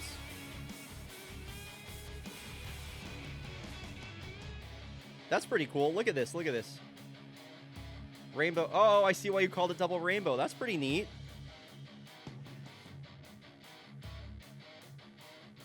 That's pretty awesome. That's pretty awesome. Okay, let me update the series score real quick here. So KBC going to be the away team now. So 1-1 DAC. All right, chatters. I want to hear from the lovely people in my chat room right now. How are we enjoying the championship series so far? As we head out for game 3 for the Eastern League Championship Series. How are we doing? Let's do a little roll call. Let's do a little check-in. Nerd Piggy says, I am enjoying. Me too. Yaks are winning. I'm happy. Aquafox, come on, KBC. Melavara is enjoying. Lots of enjoyers in chat. Having a good time. I'm upset at the Voyagers, but KBC on top. I'm also upset that the Voyagers aren't making it more of a series. Fake Baseball Radio is good. Hell yeah. Very happy to see KBC not sweeping. Yeah, I have to say, I mean, they won that first game 11-5, but the Mariners put up 5 late in the game. And, you know, that injury to Samir Corona, I will remind everybody, that injury to Samir Corona kind of looming large over KBC right now. I mean, if we take a look at Samir Corona's stats in the postseason so far, I mean, over 5.2 innings, 0.18 whip, no runs allowed, 6 strikeouts, no walks, and he's not available. Wait, I need to look at, the only way I can check how well he's doing is if I go to the team visuals, I think, and then, no, not here, not that. Edit players, and then this should give me like the readout of how they're doing. Yeah, so I mean, if you look here in the bottom right corner, he is still unavailable. He is still recovering from that injury. So it's a little scary. It's a little scary if you're a Kyoto fan, which I am. And it's great if you're a Mariners fan. Feel free to like come in here a little bit. In here a little bit. Get comfortable however you please. Switches in. Bam. All right, folks, let's get this prediction started for Game 3. Winner of this game going to take a 2-1 lead in the series. We are headed to Dakar, Senegal, for Game 2 of this series. Prediction is live. Titan Brownpool versus Abraham Landry is your pitching matchup. I love that Titan Brownpool has a 10 ERA, but is 1-0. Did get credited with that win in that series versus the Brisbane Bushrangers. So here we go. Game 3. Sapphire, how are you feeling about this game with your Mariners coming up against the evil Kyoto Baseball Club? I'm feeling really hopeful. The Mariners looked really good in that last game. I think they've proved they can hit the ball, unlike in the first game. And I think, you know, especially with injury and mojo issues plaguing the KBC right now, I think now is a great time for them to like sort of surge forward to the lead in this series. All right, so first pitch from Abraham Landry is a strike on Enzo Valdez. Looks at the ball, looks at the strike. Wow, that changeup clip in the zone for strike 2.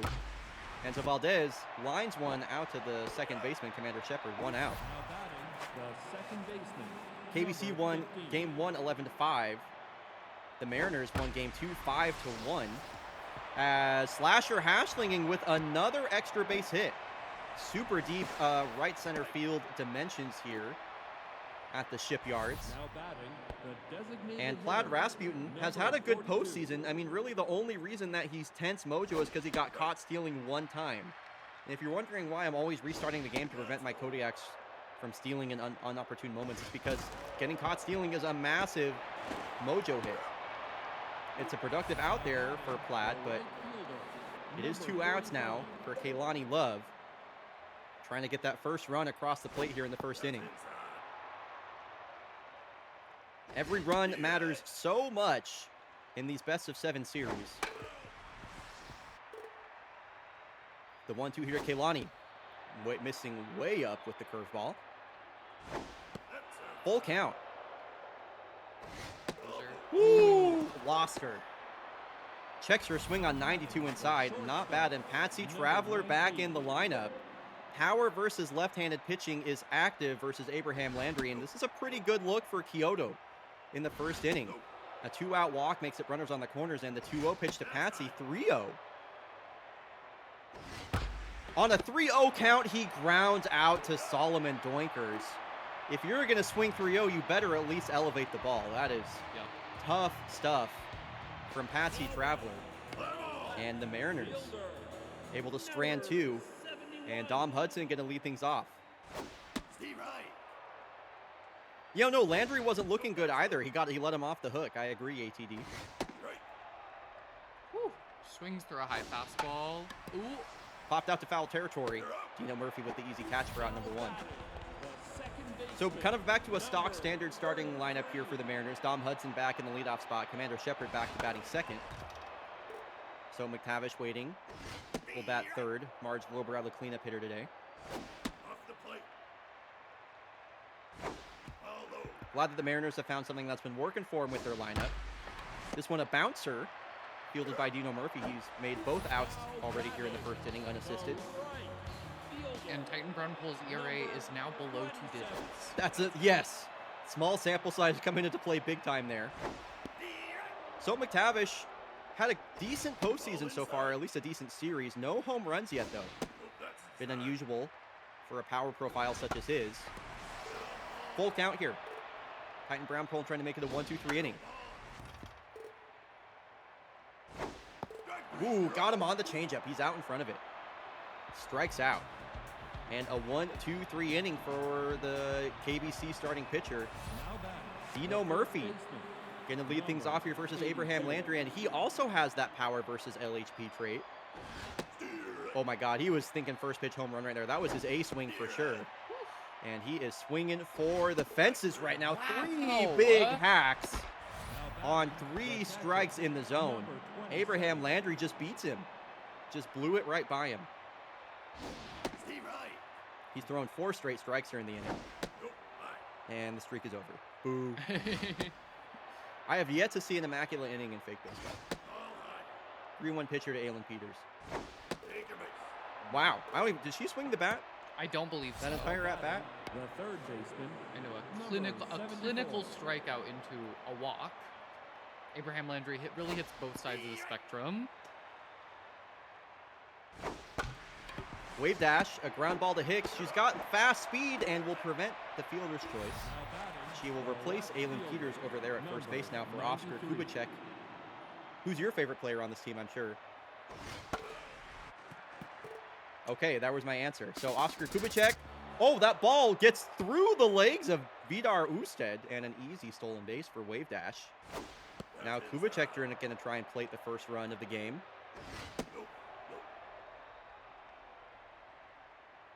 The 3-1, long hold. Chases 92 off the plate. I can feel the tenseness emanating from Sapphire right now. Popped straight up. You were nervous. I was scared. You were nervous. No, I was horrified. I'm scared of them. Right. Like, genuinely. Yeah, they're scary. Let me be clear. They'll kill you. I don't like KBC. Yeah. I will not they are a good ball club. Mm-hmm. They are very good at what they do, and I don't like them. So Large Marge,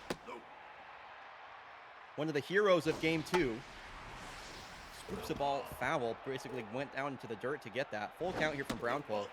Nice, that's a nice full count walk there from Large Marge to bring up Yvonne Hicks. So a leadoff base runner here for the Mariners.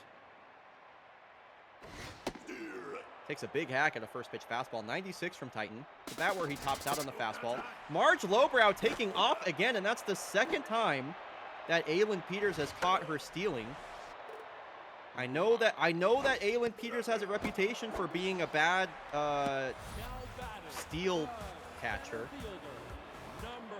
But maybe somebody else that isn't Marge Lowbrow? I don't know. Yeah. To a pitcher to Viggo Pruitt. I think the Mariners are still looking for their first base runner. Or not base runner, a base hit. think it's only been walks for them so far, I believe. They go Pruitt, strikes out, I guess Mojo we'll find down. out right here. Yep. Yep. So, Titan Brown Pole faces the minimum despite that walk.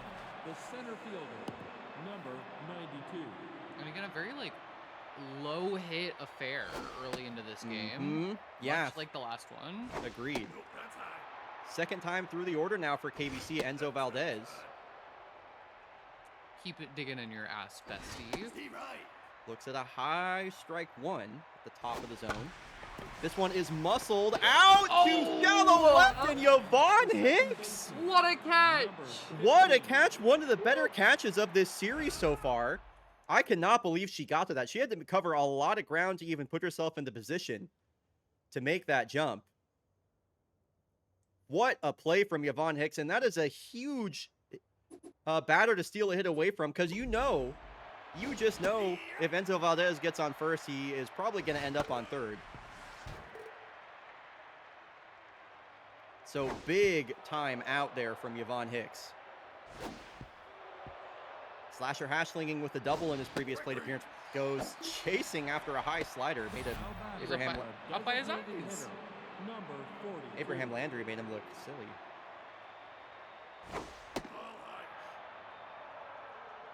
All right, 1-0 pitch, Plaid Rat. Okay, looks at the ball, looks at the strike. Got a pitch to hit, is late on it, sent foul. Nope, that's high. Keep digging in your ass, bestie. 50 pitches here for Abraham in the third inning. Off the end of his bat, Yvonne Hicks scoops that. Humps and throws. So, 3 scoreless innings for Kyoto Baseball Club, dating back to Now batting. they've only scored 2 runs since the first inning in Game 1, KBC. Right. Something to think about. Something to think about. Nope, high. They used up all their runs in the first inning. Oh, I do want a donut. Me too, actually. I wonder if there are any donut places in the Porter World that would be yummers. This one off the glove of Dino Murphy. And it's an infield single for Vidar Usted, first base hit of the day for the Mariners. Number And a leadoff base runner, a good one at that. Would not be surprised if they let him steal versus Aylin Peters. I mean, look at the speed difference between the arm rating. Alfie Minkelschneider, the DH, batting 8th.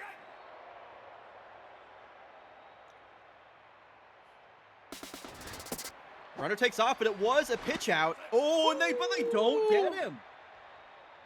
Stolen base for Vidar Usted. And Alfie Minkelschneider is 1 ball away from replacing him over there at first. He checks his swing and back-to-back walk, or sorry, a base hit and a walk here. Oh, that's not Vidar Usted. Who the hell is on base? Oh, Minkelschneider. Yes. Well, No. Who's on second base right now? Oh, it's Doinkers. It's Doinkers on second. My bad, chat. I forgot how the sketch goes. Otherwise, I would have recorded with that more. Like who's on first, what's on second. That one. Yeah. Yeah. Who's not on base? There we go. Off the plate. Thank you, Piggy. Nope, that's So a 2-0 count here to Dom Hudson. Nobody is out. The table has been all the way set for the top of the lineup. Count evens here to Dom. Full count, nowhere to put the Mariners left fielder. The payoff pitch is sent right down the middle, but it is sent out to deep right center. Kaylani Love going to make this catch, but this should be the first run in the ball game. Yeah, she's going to fire it over to third to prevent the runner from advancing. Sacrifice fly. Dom Hudson. 1-0 Mariners. At this point, they have scored, let's see, 5-5. They've scored 11 unanswered runs. By the way, it's dating back to game 1. 11 straight unanswered runs. right. So 2 on here for Commander Shepard. It's a piece of that. It keeps the count 1-2. Couple of ugly strikeouts for Shepard. now batting. The right. So it's Soap McTavish now, 2 on, 2 out. 27. Soap's in a similar boat to Uday right now, where like he's not playing Oh, wait. poorly. Sorry, you're right, ATD. It wouldn't be 11 unanswered runs. You're right. It's more like 6. Nope, high. I was thinking back to how, you're right, they did get 1 run. Sorry to interrupt you. No, that's okay. Steer right. What were you going to say? Oh, I was just saying, so much like Uday right now. Well, gets hit by a ball. Wow. That's really bad for KBC. I keep hammering on this bullpen situation. Oh my god. Oh my god. Samir Corona is going to make an appearance. This is how desperate things are for KBC. KBC is not playing dirty, dude. The ball got away from him. Relax. You think he wanted to hit Soap McTavish to have their bullpen come in and give up a grand my slam to Large Marge? God. Get real. Large Marge with the grand slam. And the situation A gay grand goes from bad to worse for the Mariners as they put up 5 runs for the 3rd game in a row. Samir Corona pitching through injury. That is finally an out. Dude, why is he here? He needs to be like in a hospital bed. Dude, the KBC's bullpen situation is so bad right now. It is so bad. They really need their offense to get going. No runs scored on Abraham Landry. I know, he's looking really solid this game. Where did I just turn off my mouse with that? Okay. Now batting, the There we go. shortstop, number 19. Abraham Landry in the... Is my mouse dying? What's going on here? Damn. Loudest car ever just went by. My mouse might be dead. A 3-1 count now for Patsy Traveler. Full count. Okay, I just need a new battery. Okay, Patsy Traveler works a walk. Now batting, the first Ooh, baseman. the battery drawer. I didn't know that was there. Every day I learn new things about you. Oh, yeah, I mean, it's a pretty, you can just do the quick reload. One of these days you're gonna find something in there. Okay. Well, Dino Murphy with a 2-out base hit to bring up Aylin Peters. KBC trying to inch back closer in this game after they give up 5 runs, and Aylin Peters gets hit. And now KBC has the bases loaded for Wave Dash.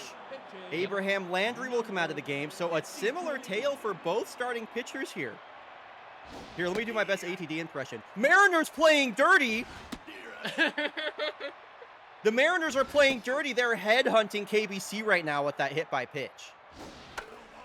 Dude, they're gonna kill him.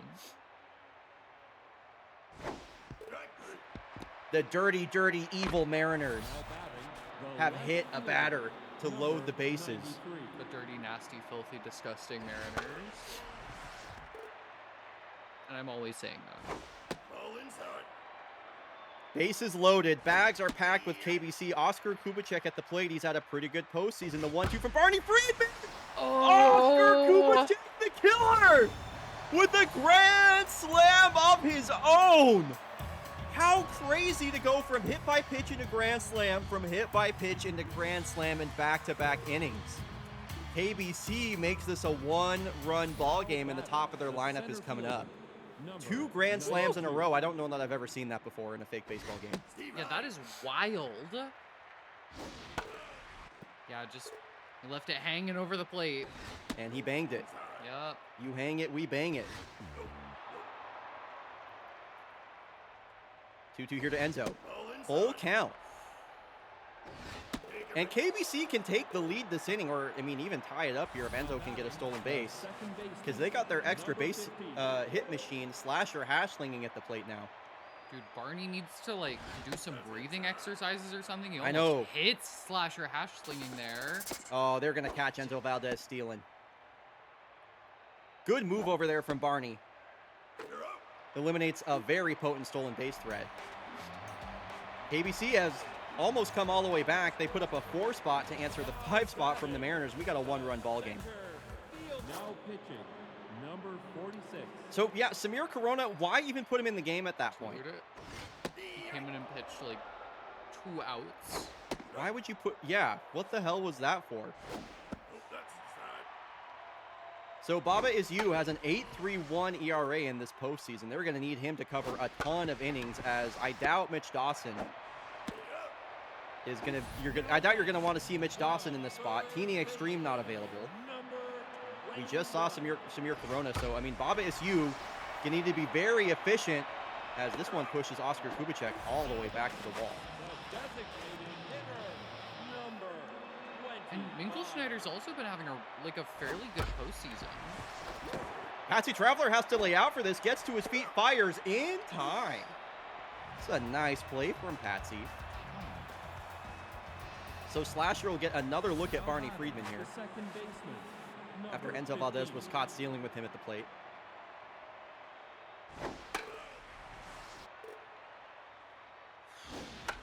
This one a ground ball foul down the third base line. And this one more routine for Commander Shepard. She'll make that play. Barney Friedman in the regular season, a 4.57 ERA over 43.1 innings pitched. 15 walks to only 21 strikeouts. Well, straight to Doinkers. About as average as they come. He's getting it done here. Number Trying to go 45. 3 up, 3 down here in the top of the fifth. Kaylani Love, last hope for KBC as we head firmly into the back half of this game. Ball inside. Friedman's stamina getting a bit low here, especially with that low mojo. Have to imagine this is maybe the last batter he faces, the 2-2. Ooh, gets her looking. Kaylani Love, I thought she was going to swing at that. Yeah, 3 up, 3 down. It remains a 1-run ball game. Both teams have more runs than hits this game. That's crazy. And they're also just having the same innings. That's true. That's true. Now, I have a question. You have a for question. KBC. I might have asked this before. Can you put position players on the mound? Not in this game. Ah, Not in this game, no. No, they'll start going to their starting pitchers next if they have to. Which I think, you know, if I'm KBC, I'm probably putting in like Harley J. Nope, that's high. Dom Hudson, a line drive. Caught out in left field, Oscar Kubicek. The second baseman, So Commander Shepard's had a quiet game. 33.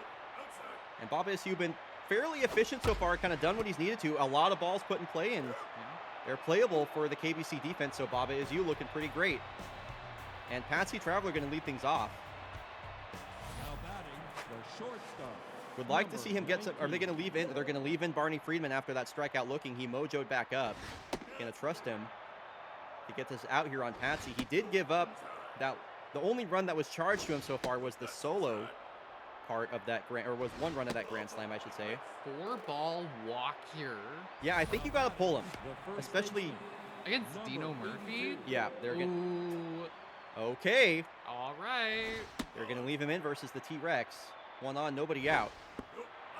He's thrown 6 straight balls. Long hold. Surprised Dino Murphy didn't wait to see a strike right there. The 2-1. Steve right. Make that 2-2. Just drops that curveball in there. Full count. Payoff pitch to Murphy right down the middle, but oh, it's a great veteran pick by Commander Shepard. Wow. Plays that on a bounce to get both runners. And the lead-off walk is immediately erased. They're going to bring in the closer here in the top of the 6th inning. Aylin Peters has reached twice today, has not got a base hit. A walk and a hit by pitch.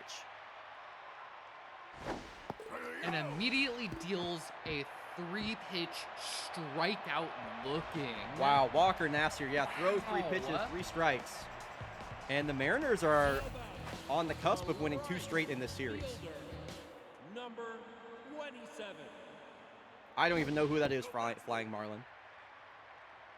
Anasir is the ancient Sumerian copper merchant who tricked that one guy and gave him really bad copper. Oh! Yeah. Okay, Yeah. I am vaguely familiar with that story, yes. Bad copper merchant, yeah. A lead-off walk to Soap McTavish. That is not a batter that you want to walk. And Large Marge already has a grand slam this game. 2 homers in the postseason. She has been clinical in that cleanup spot. 8 ribbies, 2 homers, 400 batting average, and a 2-0 count here from Baba. This one, Dino Murphy off his glove. Dino's had a couple of plays bounce off his glove this game. The shortstop, Not playing his best baseball right now, Dino Murphy. So the Mariners can really put this game away with one swing of the bat here. You're right. 2 on, 2 outs, 2 strikes. Not sorry, 2 on, 2 strikes, nobody out is what I meant. That's inside. Good check. Corpocracy, good to see you. You too. Oh, Nice pitch. yeah, that was really good. Nice pitch. The center The ball just literally like maneuvered around the barrel of her bat. Both runners take off. The throw from Peters to third is late. Double steal. Large Marge finally with a successful stolen base. So McTavish into third. And a big spot here for Vigo Pruitt. Yeah, Getting 2 some runners in scoring position for him. Critical insurance. Oh, Foul. Hook's foul, yep. But to get some critical insurance here against KBC. And with Baba, as you like really gassed, this could be a big opportunity. No, oh my gosh, that's a great play from Slasher. Infield was playing in. He's able to catch that in the air. And man, boy, do they need Mitch Dawson to make this a really neat at-bat. Almost hits him. He's had a really terrible postseason so far, Mitch, and that is unfortunately just going to continue. He gives up a bases-clearing double. It's a 2 RBI single. The Mariners extend the lead 7-4, and they are 3 outs away from taking a 2-1 series lead after they allowed 11 runs in the opening game of this series. And now Mitch Dawson is rattled. Runner takes off. The throw from Peters. Another, man. Just gifting them an out. Aylin Peters has found new life as a catcher behind the dish and has had, what, is it like 3 or 4 caught stealings now in this series? So PT Beanel, as they so often do, will make an appearance now at third base as a defensive replacement. I really love this. Like, this is honestly like one of my favorite things about the Mariners. Just like the defensive bench tool that Yes. PT Beanel brings to it. Yeah, both of these teams have a lot of, as you said, tools, which I mean that they can use in any particular opportunity. Like Wave Dash is among them with her 99 speed, and yeah, PT Beanel, great defense, very cool. Full count here to Wave Dash. Got jammed. Nice pitch there from Walker Nasir. So Oscar Kubicek, that grand slam he hit feels like a lifetime ago. At this point, as they trail 7-4 now. Alright. 2-1 right now. I'm curious if they're going to change Oscar Kubicek's position in the lineup, given that he's batting .417 with 2 homers, or if they like him in that 9 hole as kind of a secondary leadoff man ahead of Enzo. Strike 3. Okay, he strikes out. KBC down to their last batter. Enzo Valdez worked a walk and was caught stealing in his last at-bat. That's down. Quickly up 0-2 here. Yeah, I think this is going to be the last batter that Walker faces. Wow. Walks him on 4, gets a big time stolen base threat up. Yup, Alto driveway coming into the game now to close out this final out that the Mariners need. Alto Driveway's been really impressing me this postseason as well. He's really pitched, I feel like, above what his ratings might imply. Four-seam curveball and a changeup for Alto. He's got a lot of movement on that changeup. I call it his best pitch, honestly. Has Slasher on his last strike, and he's just really attacking that bottom inside corner of the zone. Let's see if he goes back there. He goes away. I like the sequence. What's the 2-2 offering? Right down the middle. Slasher slapped this out to right field, but there's not enough on it. And the Mariners win Game 3. They will take a 2-1 series lead. They have put up, at minimum, 5 runs in all 3 games in this series. Their offense has really come alive in some timely home runs. KBC on their heels. This is the most opposition we've seen them face all postseason. I really think having Samir Corona come in to pitch 1 out was just such a bad play because now he doesn't get the game of rest. Yeah. He's not gonna have that tick up on the fitness. You just wasted him. You wasted him. Yeah. You could have had him back maybe for game 4. Now we probably won't see him at full health to at least game 5 or 6 should the series even go that far. I guess it has to go get to game 5 at least. Yeah. So all right, folks, when we're back from the break, game 4, Cascadia Kodiaks versus Montreal Voyagers. I cannot believe the Voys are down 0-3 in this series. All these games have been so close, and unfortunately for them, their season's going to come down to Churn Casa on the mound. However, it's Pascal Noir for the Kodiak, so who knows? We'll be back in 90 seconds. Oh, we're making money.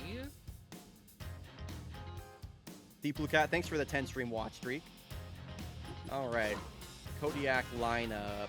Dude, I got 3,000 dots off of that, and I put in 700. That's crazy.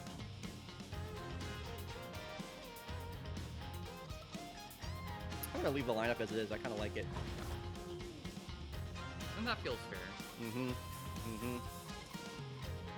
Churn Casa, how many innings did he pitch in his last start? He won the only start that he had in that series versus the Bomberos. It was 4 1/3 innings of scoreless baseball for him, which is pretty interesting when you consider that in the regular season he had an ERA. Oh, that's going current season. He had an ERA of 8.4. I mean, this guy was so bad. He walked more batters than he struck out.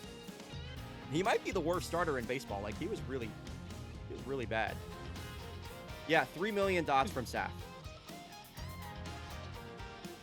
That is correct. Yep. And that's right.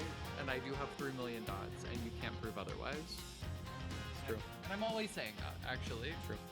It's true.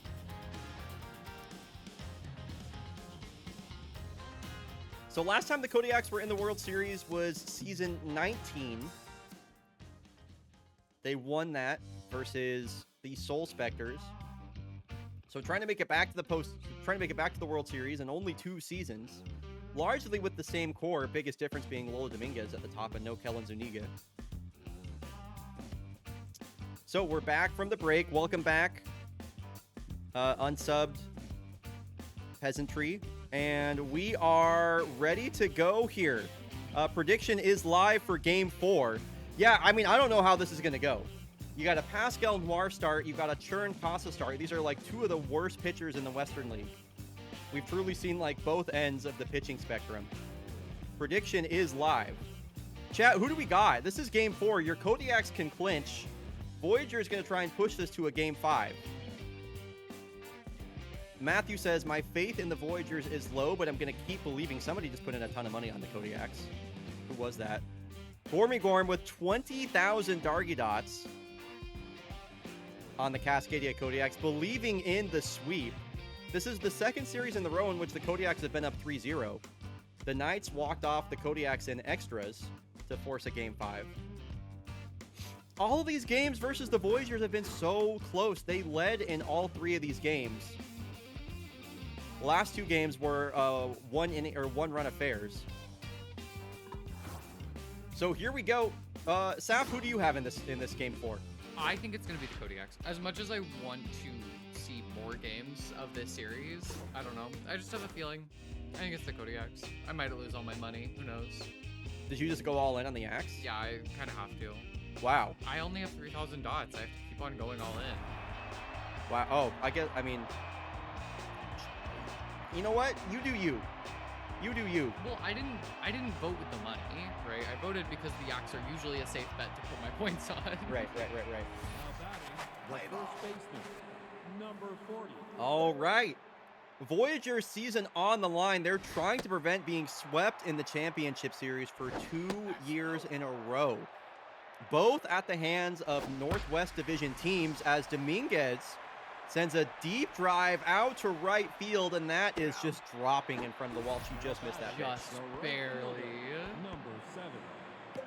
I trust my dots with Uday Katabura, and that's the crazy thing about the Kodiaks being on such a run of form in the postseason is Uday Katabura hasn't really done anything. 276 batting average is not bad,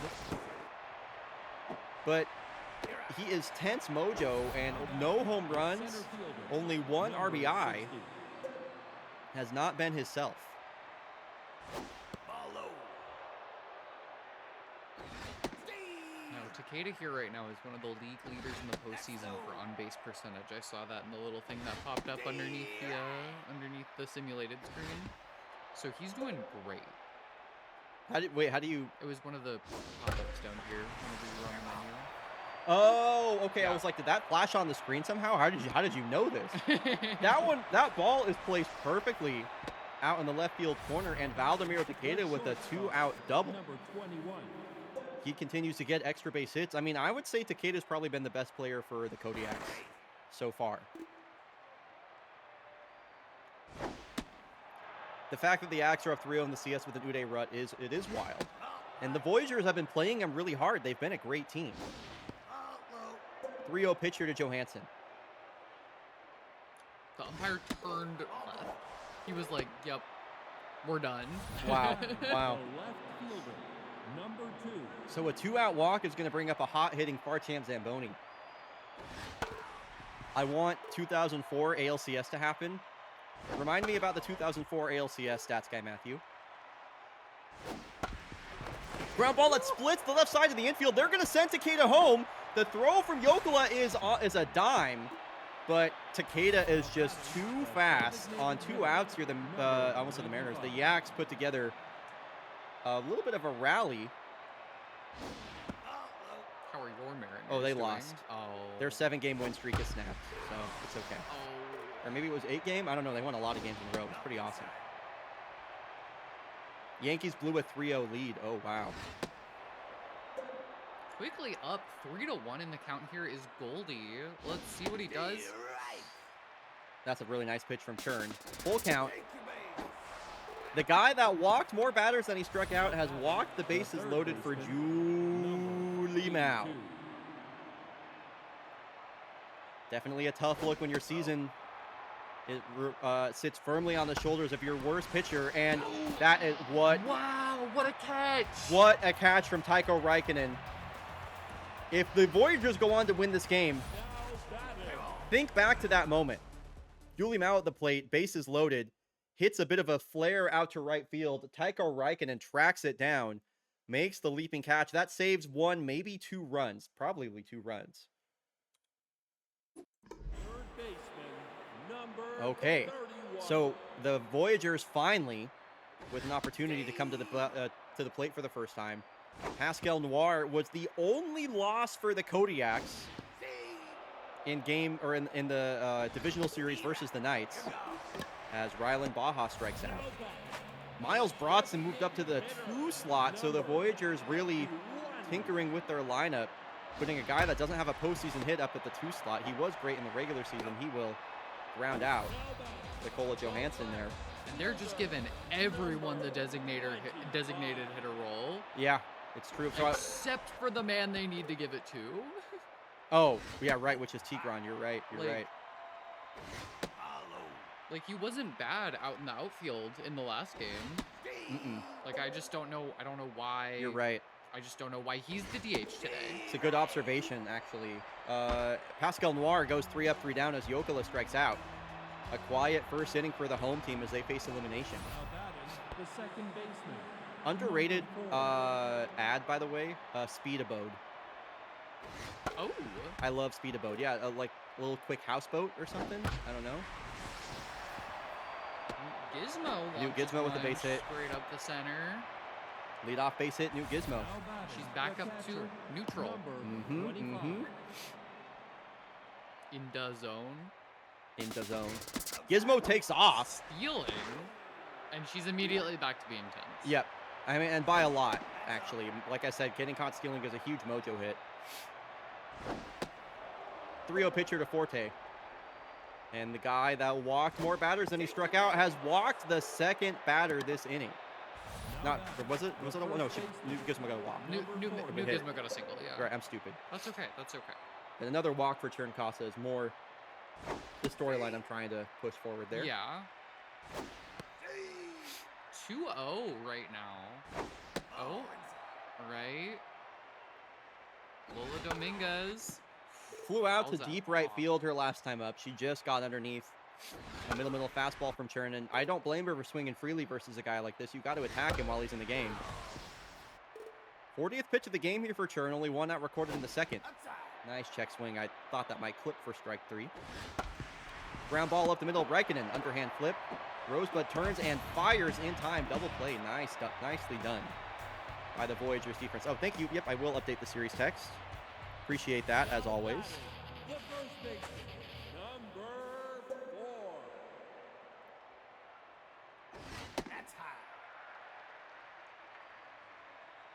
All right, Masahiro Hu to lead off. It was a 1-2-3 inning for Pascal Noir back in the first as she throws 3 straight balls to Masahiro. And he swings 3-0 and grounds out to Julie Mao. I just don't know why you do that.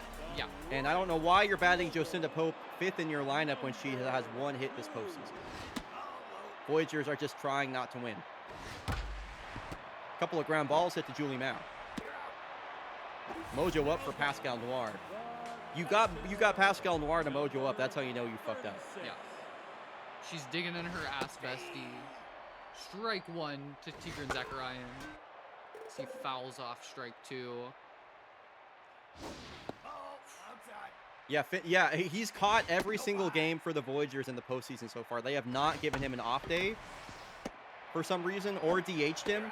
Like, there are ways to prevent your catcher from going down to strained fitness, and that is just like, make them DH. Yeah. We do this with Raleigh Forte all the time. So Uda Katabura will come up to the plate for his second at-bat. It remains a 1-0 ball game here in the top of the third. Churn Casa versus Pascal Noir. And Katabura ahead in the count as those 2 pitches were in the opposite time zone.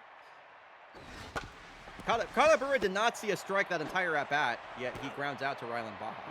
Would have been a 4-pitch walk. Center fielder, number 60. And normally he's so good at just like sitting there and just watching the balls fly.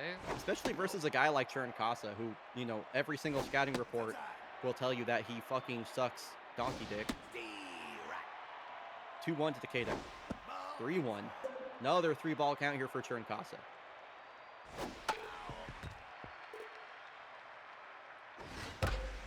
Bouncing ground ball. Who makes the backhand pick and beats Takeda in a race to first. That was a nice play. Number 21. Kola Johansson up now. 2 outs. Nobody on here for her. Immediately sees 2 straight balls. Yeah, Churn Casa just falling behind in basically every single count. Cannot find that early strike 1. And another 3-ball count, this time to Kola. Wow. And that is about as easy of a walk as Kola Johansson will ever work. No need to even swing the bat. RBI number 6 for Farchamp Zamboni last time he was up. Gets another RBI. I guess, I don't know if a runner on first is really an RBI opportunity, but he does have a runner on first. The 0-2. That ball, okay, now it's an RBI opportunity. That ball got way away from Zakarian. And now it's a 2-2 to Zamboni. Lifts this one out to right field. It's a long run. And Masahiro Hu makes the overhead catch. I don't even think he was looking at the ball when he made that catch. That was pretty amazing. Wow. Yeah, seriously. Johansson would have definitely scored on that. So Manny Man to lead off. I don't really understand why he's tense. He hit a home run in the previous game. He's had a really good postseason so far, no matter how you slice it. So this doesn't really make sense to me at all. Pascal Noir, another strikeout. Wow. Jeez Louise, guys. We talked about this in the Fake Baseball Fake podcast, but Pascal Noir, whenever she lights up during the postseason, she lights up. Cutter and a 2-seam, both taken for strikes, and a 3-pitch strikeout to Tycho. Do the Voyagers have any fight in them in this game? Pascal Noir trying to go 9 up, 9 down for the first time through the order. There we go, a little bit of life. That's what I want to see.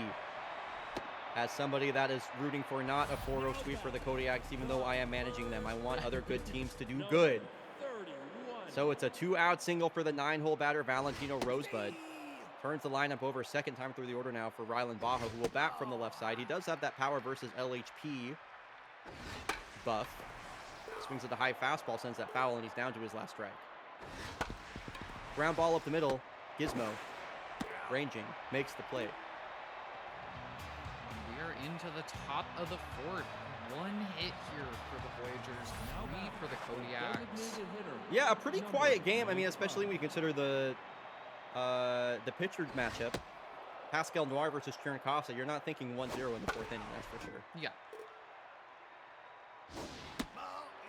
You're thinking 4 runs in the first, but I guess Celeste got but I guess that was one. right. That was obviously that was Celeste Blanc Happy Goodfellow game. Yeah.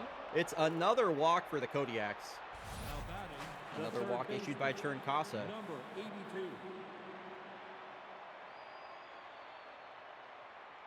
Bit of a long hold there from Turner. He Almost almost, hits her. yeah, I mean, you waited that long to almost hit her on the first pitch. Right. Ground ball, double play ball. Rosebud, Räikkönen. Ooh. Another double play turned by the Voyagers. They have held, I mean, Voyagers pitching has really done their job in almost every game in this series. New Gizmo, a hard hit ball, but Räikkönen able to pick that and make the play. They've held a very good Kodiak's offense to 1 run. Can their offense wake up versus Pascal Noir? They decided to DH Miles Broughton over Sleeve McDykel in this game, when they could have just had Sleeve McDykel catch and DH Tigran Zakarian. Instead, it's a guy that has yet to find a hit in the postseason. Because this one, a flare out to right field, dropping, and a very similar catch for Lola Dominguez. Very similar to the catch that Masahito Hu made not too long ago.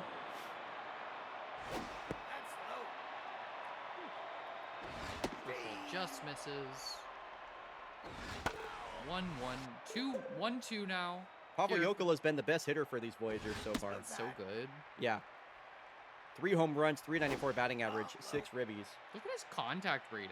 I know. Okay, he swung at that when the ball was in the catcher's glove right there. Like, Right. swings at ball 4. Gives another strikeout there to Pascal.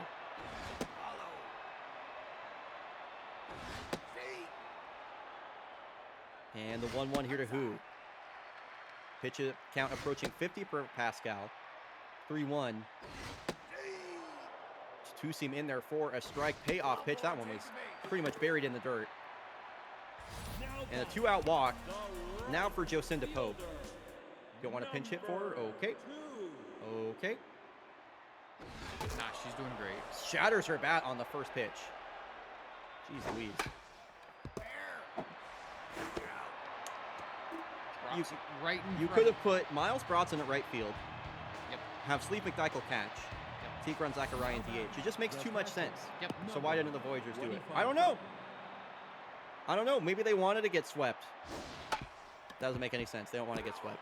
No. They're just a wacky, kooky team who make wacky, kooky decisions. It's very frustrating to watch as somebody that is like rooting for them to do well. Yeah. You know? And another walk for Chern-Casa. The Kodiaks have had base runners in every single inning. I feel like yeah, I mean, get him out, dude. So somehow, Chern-Casa pitches 4 innings of no-hit baseball. They're going to bring in the lefty Alexia Soto to face the top of the lineup, as they're trying to call a hit and run. Yeah, obviously Raleigh Forte is a stealer. They're doing it again, and I mean, that would have been a base hit, but instead it's a double play. Had they just let Lola Dominguez do her job instead of trying to get cute with it, she would have had a base hit, 2 runners on, nobody out. Instead, it's 2 outs, nobody on for Kalabura. And this one's popped up. The Voyagers have held the Kodiaks to 1 run over 5 innings. This is an extremely winnable game for them. Can they actually do it is the question. Tigran Zakarian will lead off. Dude, I just feel so bad for this guy right now. Seriously. Like, he has 4 home runs this postseason, and his management is not even letting him just DH. Like, what more do they want from this guy? Right, and now he's like playing through fatigue, and he just does not look like the same hitter. Yeah. You've literally taken one of your best hitters out of the game by overplaying him, and now you pinch hit for Manny. These motherfuckers deserve to get swept. I'm sorry. You deserve to get swept. Like, you're actively playing to lose here. Yeah. You just pinch hit for Manny Man while letting Jocinda Pope take a full at-bat. Like, it just doesn't. Nothing makes sense. It just doesn't make sense. Julie Mao going to try and give this a look over there in the stands. Little hop. Little hop. Bouncing ball perfectly down the third base line. Julie Mao took a while to come up with it, but Sleep McDykel is so slow that she's just there in time. I'm at the point of the series now where I'm getting frustrated that the team that I'm playing against is losing. Yeah. Like, what level do you have to be at as a ball club to do that, you know? Mm-hmm. Pascal Noir, 5 innings of 1-hit, no-run baseball. Kodiak's with the lead as we head into the back, or to the final stages of this game. Top of the 6th inning. Sleeve McDykel is playing center field? That's where he goes. Bro, the guy has no range out there. Are you sure about that? Yo, just hit the ball out to center field. He's not going to be able to catch it. Dude, he's like a tractor out there. Like, I actually- Jesus. He's mowing the center field lawn right now. Please hit Oh a my ball God. out there. He's not even using a push mower. He's using a ride mower. I really want the camera to pan out to center field and see Sleeve McDykel out there driving the lawnmower around. The shortstop, number 21. Ugh. So I believe that was a leadoff walk for Takeda. He had a single. A out single, to- thank you. out to left. Right, you're right. And into second base, easy stolen base versus a guy whose arm is going through it. For real, it's like popped out of place or something. He's stealing third. Wow. The ball gets away and Takeda's going home. And he's going to score before Yokola can even pick up the ball. 2-0 Kodiaks. And he would have scored either way off that. Now batting. A the single left out to fielder, left for Cola number for 2. locked in Farchan. Yeah, this is just like not fun to watch. I mean, I love them, but I'm just like, dude, what are they doing? Ball high. Popped up. That's something. That is something. I mean, they're only down 2 runs. It's a bloop and a blast. It just, Now batting, they the look designated hitter, so bad. number 95. They are playing such bad baseball right now, the Voyagers. Follow. It's just hard to believe in them at all. Yeah. And Goldsmith crushes this out to left field. That is not too far from being a 2-run home run. It'll put runners on the corners. Now At this point, I'm batting, like, the third who do baseman, I think matches up better against the Kodiaks in the now postseason? Between pitching, KBC and number the Mariners, I really do 28. not know. I think the Mariners' offense is better overall than KBC's as far as talent goes. I think KBC's pitching staff is a bit stronger. That's low. I don't know. I mean, we talked about this already, but I think better pitching is the best way to fight. Is the best way to beat the Kodiaks. And so, I mean, if you're looking at the pitching stats, I mean, the Mariners pitching has looked really good. I think so KBC. far. I think KBC's pitching staff, according to Stats Guy Matthew, had the most WAR of any pitching staff in the regular season. And I think Dakar was second, Now batting, the but second I don't know. baseman, I just don't know. number Wasn't KBC 4. pitching also? Did they not also give up the most? The most walks. Yes. But that wasn't an issue for them in the Bushrangers series somehow. So I don't know. I don't know. Desmo swings. Evens up the count 1-1. Make it 2-1 now. Count. Gets a Yeah. piece of that. Evens it up here. She would be normal mojo, but she got caught stealing earlier versus Zachariah. Full count. A walk would bring up Raleigh Forte, and she strikes out swinging, breaks her bat. The game remains 2-0. I mean, it feels like 10-0 right now with the way the game has gone. Yeah. So the Voyagers still very much in this game. They're just going to need to prove something to us as Pascal Noir is pitching into the 6th inning, and who expected that? Not I. Not I. Oh, we got a little bug. There we go, fixed. Rosebud, a base hit his last time up. Trying to make it a 2-hit day. Katabura, nice read on that line drive to make the catch. 3rd time through the order now. And Pascal has dropped and now has a sub-1 ERA this postseason. Through 2 starts and 10 strikeouts. Ooh, I thought that was going to be 11 right there. Count evens here to Baja. And he strikes out as this batting average will fall under 200. The designated hitter, So Miles Bronson, 2 outs, nobody on. Can the Voyagers even muster the bloop? You can't have the blast without the bloop. I mean, you could, but you wouldn't tie the game. 1-2. I'm always saying that. Yeah. Don't count your bloops before they blast. I thought that was good. That one was good. Thanks. Sorry, That's okay. I was I like, thought you would laugh at that for sure. Now batting, the catcher, number 25. So the Voyagers have been shut out through 6 innings by Pascal Noir, who was one of the worst pitchers in baseball this season.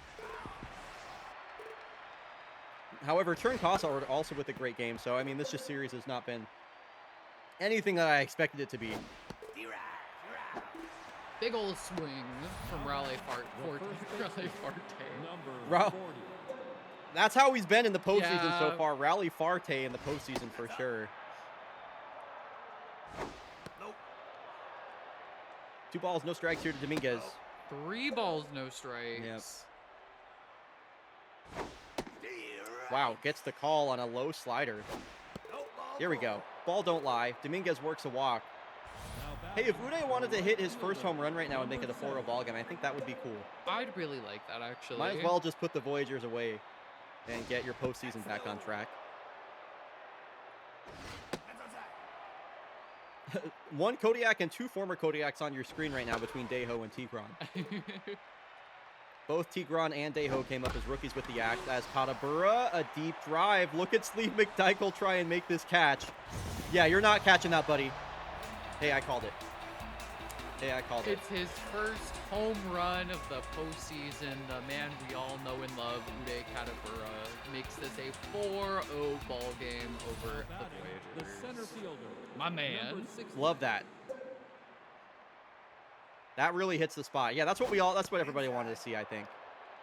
So 4-0 now for the Kodiaks as they're trying to make it a 4-0 sweep of the Voyagers. Gifted a strike. Don't there know by what you're Takeda. doing, Takeda. Yeah, just Jesus. don't be stupid. Take your 4-pitch block. Now pitching, And number Spindle Hampton making only her 2nd appearance of this series. Very strange to me when you consider we had 2 different 1-run games. Jesus, Cola. Yeah, Spindle's lucky that ball didn't come right at her. That would have maybe killed her. Just The left whistled fielder, right by her number head. 2. Hmm. Talk about a close call.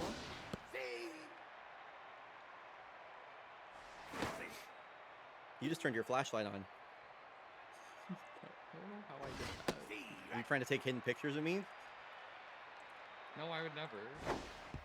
Kind of crazy. We were only seeing Spindle Hampton for the 2nd time, considering in the regular season she notched 19 saves, a 2.68 ERA over 43 innings. Now batting, the Our designated champ, hitter, despite Mojoing down, is number actually 95. in there. Spindle Hampton fielded her position and got that ball to second base, but it ended up being a fielder's choice instead of a double play. Farchamp just legged it out just enough. The 0-2. Taken inside, ball 1. Goldsmith had a very nice postseason so far. Excited to see what he's going to do in the World Series. It's pretty much a foregone conclusion the Kodiaks are making it at this point. He's going to pop out. And Valentina Rosebud will make that catch. 3 outs remain for the Voyagers. They have been held to 1 hit in an elimination game. Now batting, I mean, Chern Casa, bless his heart, did everything he could 25. to hold a very good Kodiaks offense to only what was less than 2 runs in his start. Pavo Yokala to lead off as Pascal Noir is pitching into the 7th inning. I mean, she might go complete game shutout. Pablo Yokala now 0-3 on the day. 2 outs left for the Voyagers here to do something with. And it's feeling cooked. I don't think Pascal's going to make it the full distance. Just judging by her pitch count, stamina. I think the CPU is going to take her out, and I personally don't care enough to leave her in. Theoretically, if who gets on and Jocinda Pope grounds out into a double play, which we all know could very well happen. Yes. Masahiro Hu, a fly ball out to right field. Katabura there for the catch, and it's down to Jocinda Pope, who again is batting 5th in the lineup today for some reason. I couldn't even tell you when she got that only base hit of her postseason. Was it last game? No, Okay. it was like I think it was back in the divisional series. And for 2 seasons in a row, the Voyagers have been swept in the championship series by a Northwest team. I am utterly flabbergasted by their incompetence in this elimination game. They had so many opportunities to get on the board. Game 1, they led 2-0 in the 6th inning. Game 2, they led in the 7th inning. Game 3 was a 1-run affair. Game 4, they look absolutely lifeless. And they have lost 8 consecutive championship series games. It is so, I really thought they were the best matchup for the Kodiaks in the Western League. And it's, so to finally answer the question that we've been asking all season long, does anybody in the West have an answer for the Kodiaks? The answer firmly is fuck no. Jesus. Absolutely not. Nobody had a damn answer for the Kodiaks in the Western League, apparently. 4-1 over the fraudulent Havana Knights, 4-0 over the Voyagers, who were my World Series pick out of the Western League. Yeah. So the Kodiaks are headed back to the World Series, what the hell, for the first time since season 19. Now we're going to have to, we will eventually find out who their opponent is going to be. I'll tell you what, if the Mariners go up 3-1, it could be a very short stream on Friday, folks. It could be could be a very, very, very short broadcast. We'll be back in 90 seconds, and when we return, it is Pancake Griddles taking on Bryson Longstroke, the old man. That'll be coming up after the break. Okay, so I'm also curious to take a look at Kyoto's. I am curious if Samir Corona got any sort of, if he got a fitness back up, even though he came in to pitch. I doubt that he did. Vlad Rasputin's still mojo down. I'm just looking at this bottom right corner right now because people are wondering what I'm looking at. So Mitch Dawson on low rest. Baba is used locked in. That's really good for them, actually. So we're definitely going to see Baba this game, I'm sure. Yeah, dude. Oh, that poor man. Dude, they just give him a day off. Teeny Extreme will also be available. But, yeah. Bullpen situation going to be tough, especially with Pancake Griddles on the mound, who is a starter reliever. So she's not going to pitch as many innings. I fully expect them to go Pancake Griddles. Maybe Baba is you. And then hopefully rely on Teeny Extreme to close it out. I think that's gonna be their path right here. Yeah.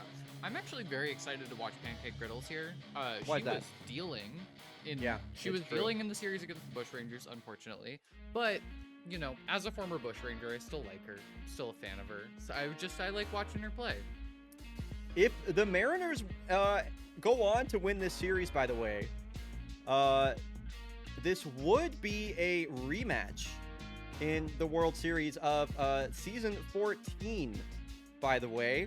That was the Mariners over the Kodiaks, I believe, in 5 games. I'm just out of curiosity, let's take a look at the Mariners roster from season 14. Now, I've mentioned many times, so the Mariners also went 44-36 in that season. I've mentioned many times they also had a 23-year-old Commander Shepard on that team. Some pretty interesting names on here. Bimto Smack, we saw him playing for the Bombados. Ryan Riverbend, we saw him playing for the Knights in the postseason. Edwin Lafayette now on the Knights. Shoshana Al-Habib, that was her first ever World Series title. That was one of her breakout years. Leno Oldham on that pitching staff. And then a couple other guys we haven't really heard from since. But anyway, much different team now, obviously. Yeah, turf mower. I ripped that from Backyard Baseball, the turf mowers. So, game 4 on the way. Let's get that prediction started. The Mariners can move on to championship point. Sorry, did I spit on you? No, you didn't. Oh, okay. I'm just looking at you. Oh, okay. Because I really said I was you worried. Accentuated I was it. worried. Kyoto Baseball Club going to try and even this up and make it a series. Prediction is live. I will never root for the Voyagers ever again. This is horrible. It was that game 4 was straight up horrible, Matthew. It wasn't even fun to watch. Prediction is live. Mariners versus Kyoto Baseball Club. I don't know. I need to do something. I'm gonna put the Kyoto hoodie behind me. Here we go, folks. KBC playing Dakaryoff Mariners. Dakar hosting here in Game 4. A chance for them to move on to championship point. KBC trying to tie it up. I need to get some KBC mojo going. Okay. Oh, your sand. I'm so excited to see your sandhill crane, Laszlo. It's on the way. It's almost here. How far away is it? Now batting the center fielder. I'm number finding out right 92. now. Also, I'm all in on the Mariners. I believe in them. All right, 2-0 count here to Enzo Valdez. 3-0 to Enzo Valdez. Bryson Longstroke at 12 ERA. He got firmly hit around on a 3-0 count. Enzo out to right field. So McTavish makes the running catch on the warning track. Another 3-0 swing. At least he elevated it, I guess. And this is a quick 2 outs. Chat, let's see the love for the Mariners. Hashtag fish on. Text update. Wait, text update and join the club? Huh? Good to see you, Shinobi J. So Plaid Rasputin trying to get his postseason back on track. Evens the count up. Gets a piece of that, fouls it off. Wow, goes down looking. I mean, again, to talk about how devastating a caught stealing is, Plaid Rasputin got caught stealing in like game 3 of the DS, and he's still tense from that. Yeah. Like it's Number 30. ridiculous. Okay, so Commander Shepard moved back up to the leadoff spot. She does have that contact versus right-handed pitchers, which is helping her out here against Pancake Griddles. Not that she needs it so far. She saw 3 straight balls and a strike, and then And a a leadoff wild walk. pitch. That almost got out of play. So a leadoff walk to Commander Shepard. Number Solomon Doinkers moved back up to the 2 spot. This is looking more like it did in the regular season. So more changes to the lineup for the Mariners at the top. What's up, SRB? Join the club. That's right. I got my KBC hoodie right behind me. Trying to channel some positive energy. Commander Shepard going to have to retreat back to first base as this has popped up. It'll be caught by Enzo out there in center field. Sorry for all the sniffing. My allergies are getting to me. Let me guess. number Your nose piercing is itchy. No, you're wrong. Wow. Extremely loud, incorrect buzzer noise. 3-0 here to Soap McTavish. Pancake Griddles is not looking sharp. Commander Shepard takes off and is safe. Wow. Just barely beats out that throw from Aylin Peters. And Soap McTavish has walked. Pancake Griddles, this is not a good time for you to have a bad start. 2 on, 1 out here for Large Marge, a grand slam in the previous game. And this is exactly what the doctor ordered for one Pancake Griddles. A routine double play. And she faces, not, does she face the minimum? No, it doesn't face the minimum. now batting No. the right fielder. No. Number 45. All right, Kaylani Love to lead off here versus Bryson Longstroke. Nice pitch there, a first pitch strike. A big reason that the Mariners are in the postseason is because their starting pitching, their pitching in general has been massively overperforming their expectations. Bryson Longstroke among those. Over 85 innings in the regular season, a 3.69 ERA for Bryson. Much above where I would have personally projected him, only 81 hits allowed. So less than a hit per inning. I mean, that's amazing stuff. So Bryson Longstroke. Been a, After a rough start this postseason, you know, but Yes. evens, the count evens now for Patsy Traveler. Kaylani Love takes off. Ooh, and that ball was just dribbling over the ground there to Commander Shepard. I thought it was going to be a strike him out, throw him out, double play. So a strikeout for, who was at the plate? Patsy Traveler. Yes. Into second base is Kaylani Love. So runner in scoring position here for KBC. I don't think KBC has held a lead since game 1 of the series. 2-2 here to Peters. lifted out into left field. Nice opposite field single for Aylin Peters. And here in the top of the second inning, KBC has runners on the corners for one of their best bats in Wave Dash. 412 batting average coming into this plate appearance, 7 ribbies. A hanging changeup over the middle of the plate for strike one. Wave Dash going to want that one back, and the count evens. Runner takes off. Wave Dash out to... Wow. Woo! Wow, Kaylani Love did really well to get back. Let's take another look at that play. The runners went on the pitch. I'm really surprised that either of them got back in time. I thought for sure that maybe Doinkers was going to throw that over to first base. I guess he could have. And maybe should have. Maybe should have. I don't know. It would have been close on at either base.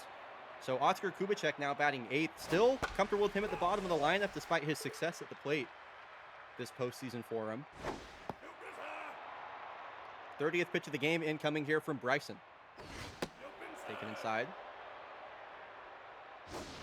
Kubicek is now up 3-1 in the count. A walk would load the bases. This is on a line out to left field. Dom Hudson.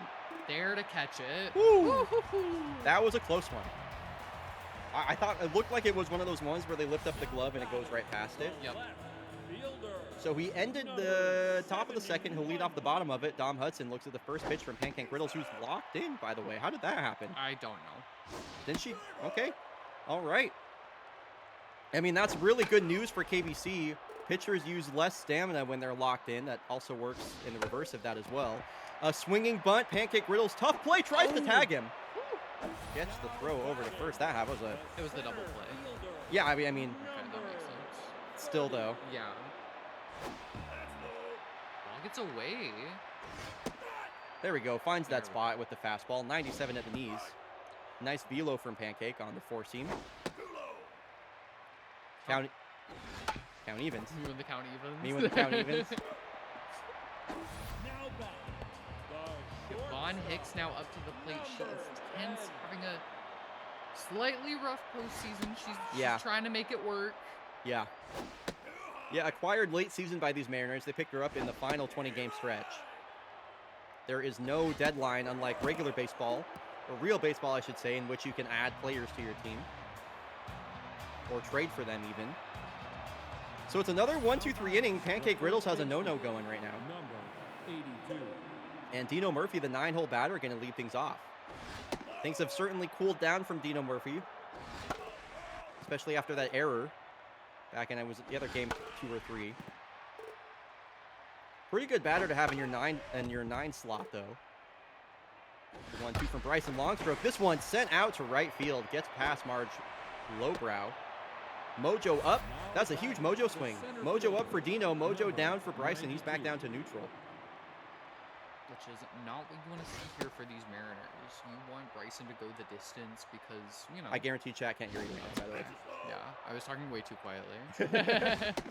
But yeah, that Mojo down, like we talked about earlier, Mojo's huge for your starting pitchers, especially early on, just because the longer they stay in the game, the better your bullpen.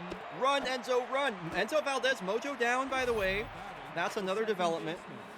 Number 15. He will replace Dino Murphy over there at first. Let's see if they'll have him try and steal. I mean, he might even get the opportunity. Hicks to Shepard over to first. No, Slasher Hatchlinger there in time. A second fielder's choice here for the Mariners. So now it's Slasher over at first. First pitch, caught! Wow! Marge Lowbrow comes out of nowhere to steal a hit away from Platt Rasputin as his on-base or his hitless streak continues. And we are tied 0-0 here, bottom of the third. Pancake Riddles going to try and keep pace with Bryson Longstroke and put up a scoreless frame. Alfie Minkelschneider has been all up and down this Mariners lineup, and he sends a towering blast way out to center field. Ball bounces out of the ballpark. Behind the batter's box, 453, Alfie Minkelschneider, home run number 2. These late season additions by the Mariners to lengthen out their lineup are just coming through. And now it's a 1-0 ball game. Now my nose ring is itching my nose, by the way. 2-1 in the count now for Vidar Usted. lines or Grounds dribbles that grounds over to slasher hash slinging. Any adjective you want to describe a ball rolling on the ground over the second baseman. That just happened. Yeah. Scootering. Scootering. Scooted. Commander Shepard struck out her last time up. I'm not sure if she's anywhere close to a mojo down. Don't think it'll happen here with the pop out. Kubicek to make that catch near the left field chalk. Still a one-run game here after the Alfie Minkelschneider solo shot. Solomon Dwinkers had a couple homers this postseason.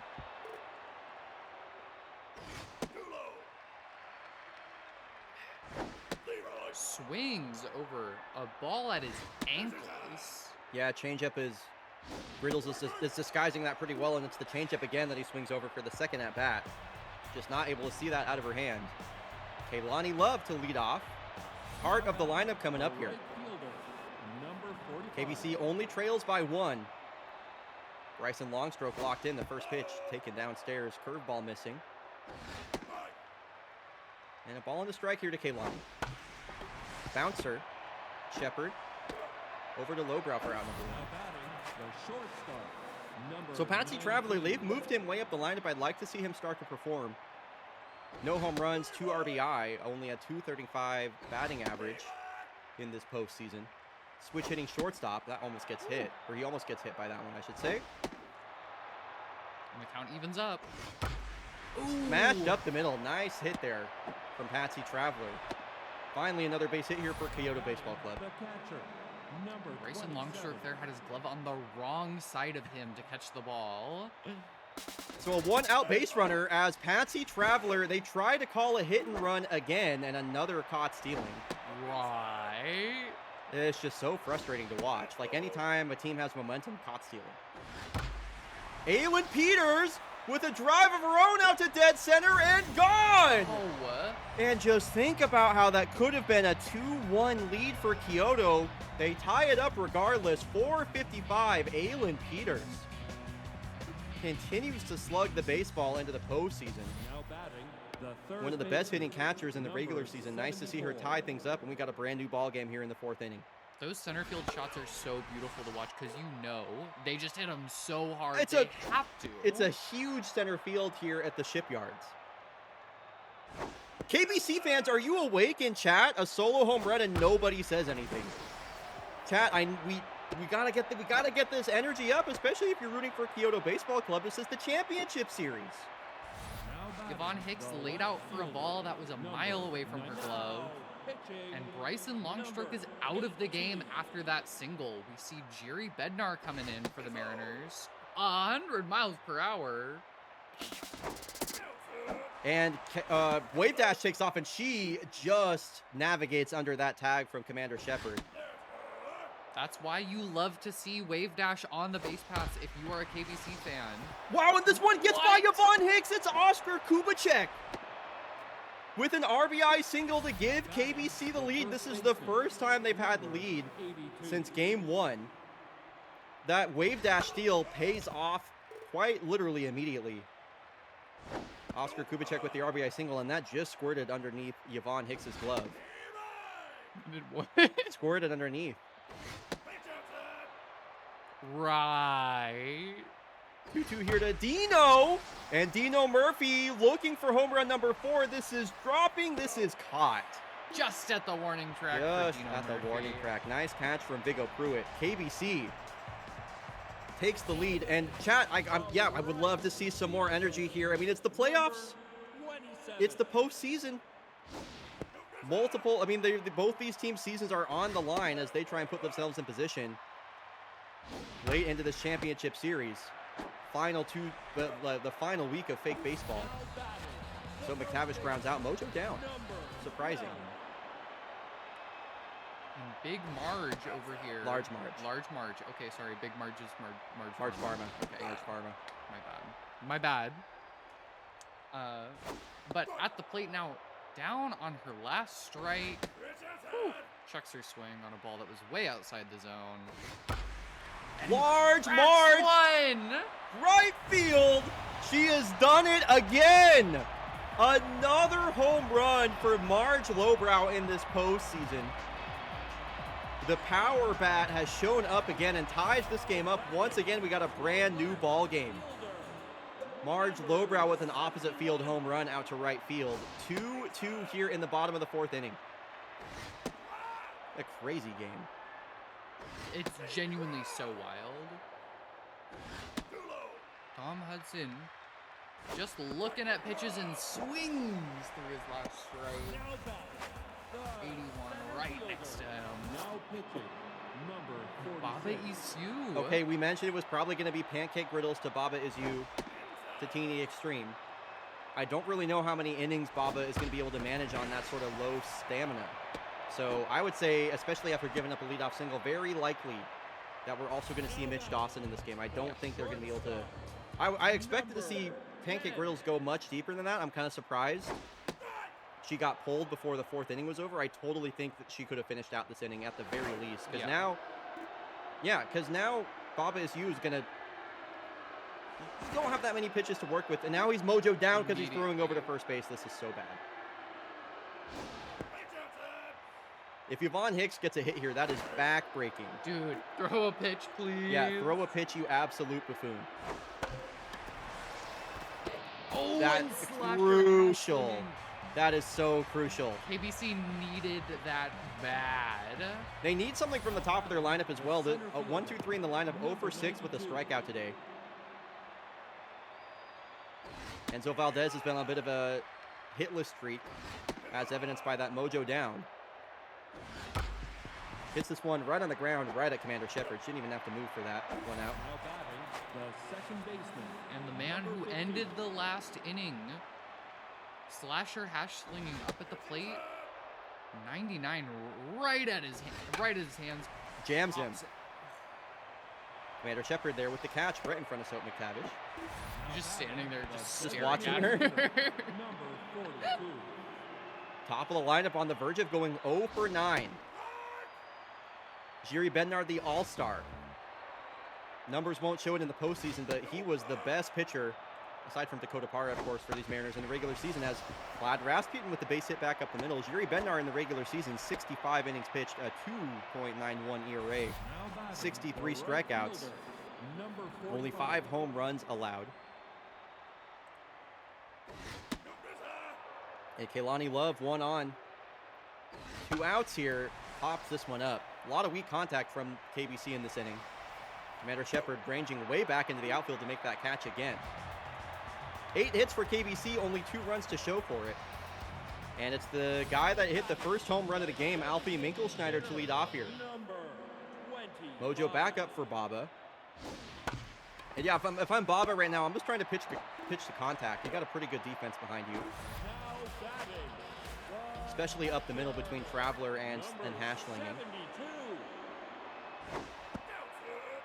Throw a lot of sliders and curveballs. Get that off-speed stuff at the bottom of the zone. This is what you need to do. Yep. This is what you need to do if your Baba is you right now. Lineup turns over, though, so here's where things get interesting. Baba has to keep these innings neat because KBC's bullpen cannot afford extra innings. That Samir Corona injury is just looming so large over this series. They've effectively been working with a 3-man bullpen now for the 3rd game straight. And Commander Shepard is not going to go down easily here to Baba Isu, who's kind of on his last legs, and she pokes this one into left field. A frankly huge hit with a full count. Because now, I mean, I think if you're a KBC, you're like, well, shit, we got to go to our bullpen. Yeah. And you got to bring in a rattled, and you got to bring in a rattled Mitch Dawson. That's Samir Corona injury.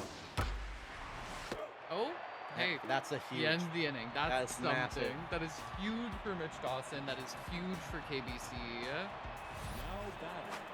Okay, Patsy Traveler, a base hit earlier in this game. He'll bat from the left side now versus Jiri Bednar.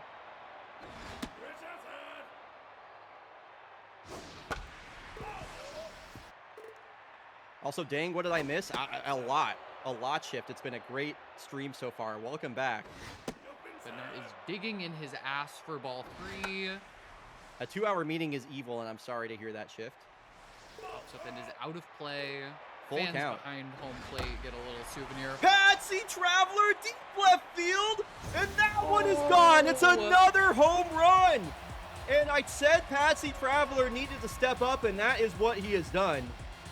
And it's another opposite field home run at that as well. We've seen what opposite field home run to left, right field, and 2 home runs to straight center. 4 home runs in this game. The balls are flying into Carr today.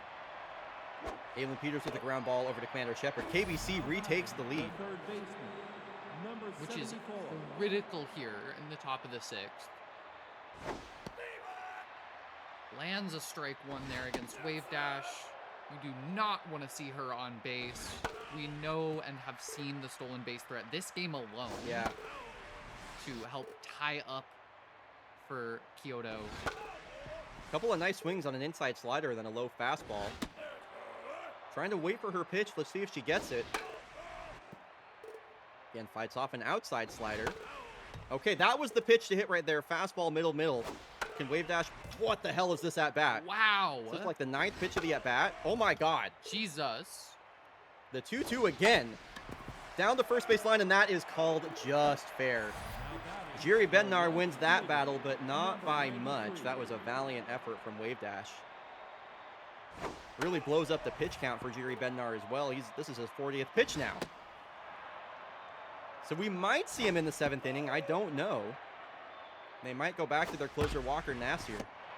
And we'll find out.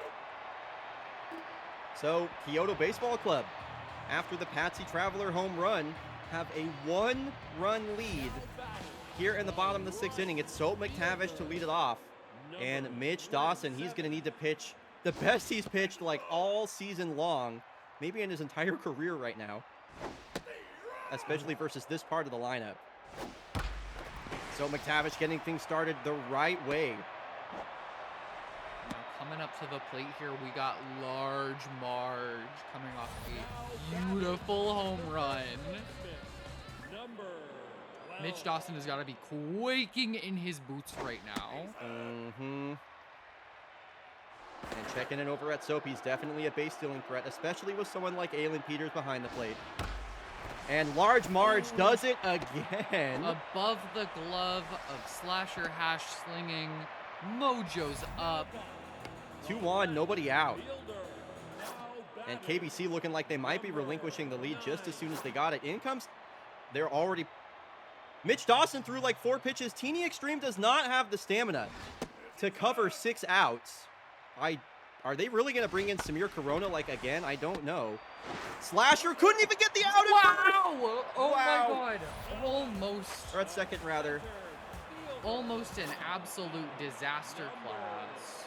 And Reek Young Jae going to get the pinch hit here for Viggo Pruitt. He's been one of the better batters for the Mariners, but with the RBI dud and the lefty debuff from Teeny Extreme, they're going to go to their bench and play the matchup game, bringing in a right-handed bat.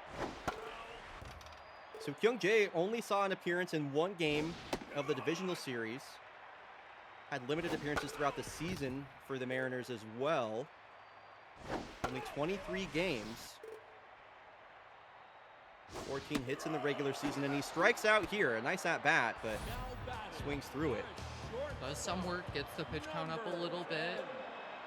Honestly, like, if you're a Mariner right now, you just gotta work, get that pitch count up. So you have to catch this ball. Somebody has to catch this. Thank you. That was Dino Murphy with the catch, by the way. That Wow. doesn't seem like much, but that's huge. Getting Teeny Extreme out of that spot is massive, and also it gets Teeny Extreme back up to neutral mojo. Okay, folks, final inning of play in this game, or in this broadcast potentially. This is the final game of the day, maybe the final inning. Jiri Bednar going to face off against Dino Murphy. And we have an out-of-position center fielder as well.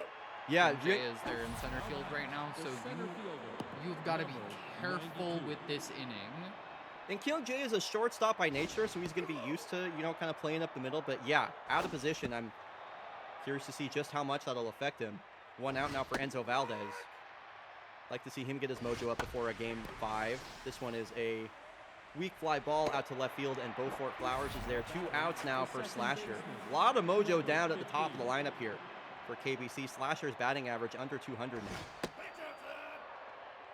Why did they put a guy out of position? There was no injury. They pinch hit for him, and they had to make a defensive adjustments in the next inning.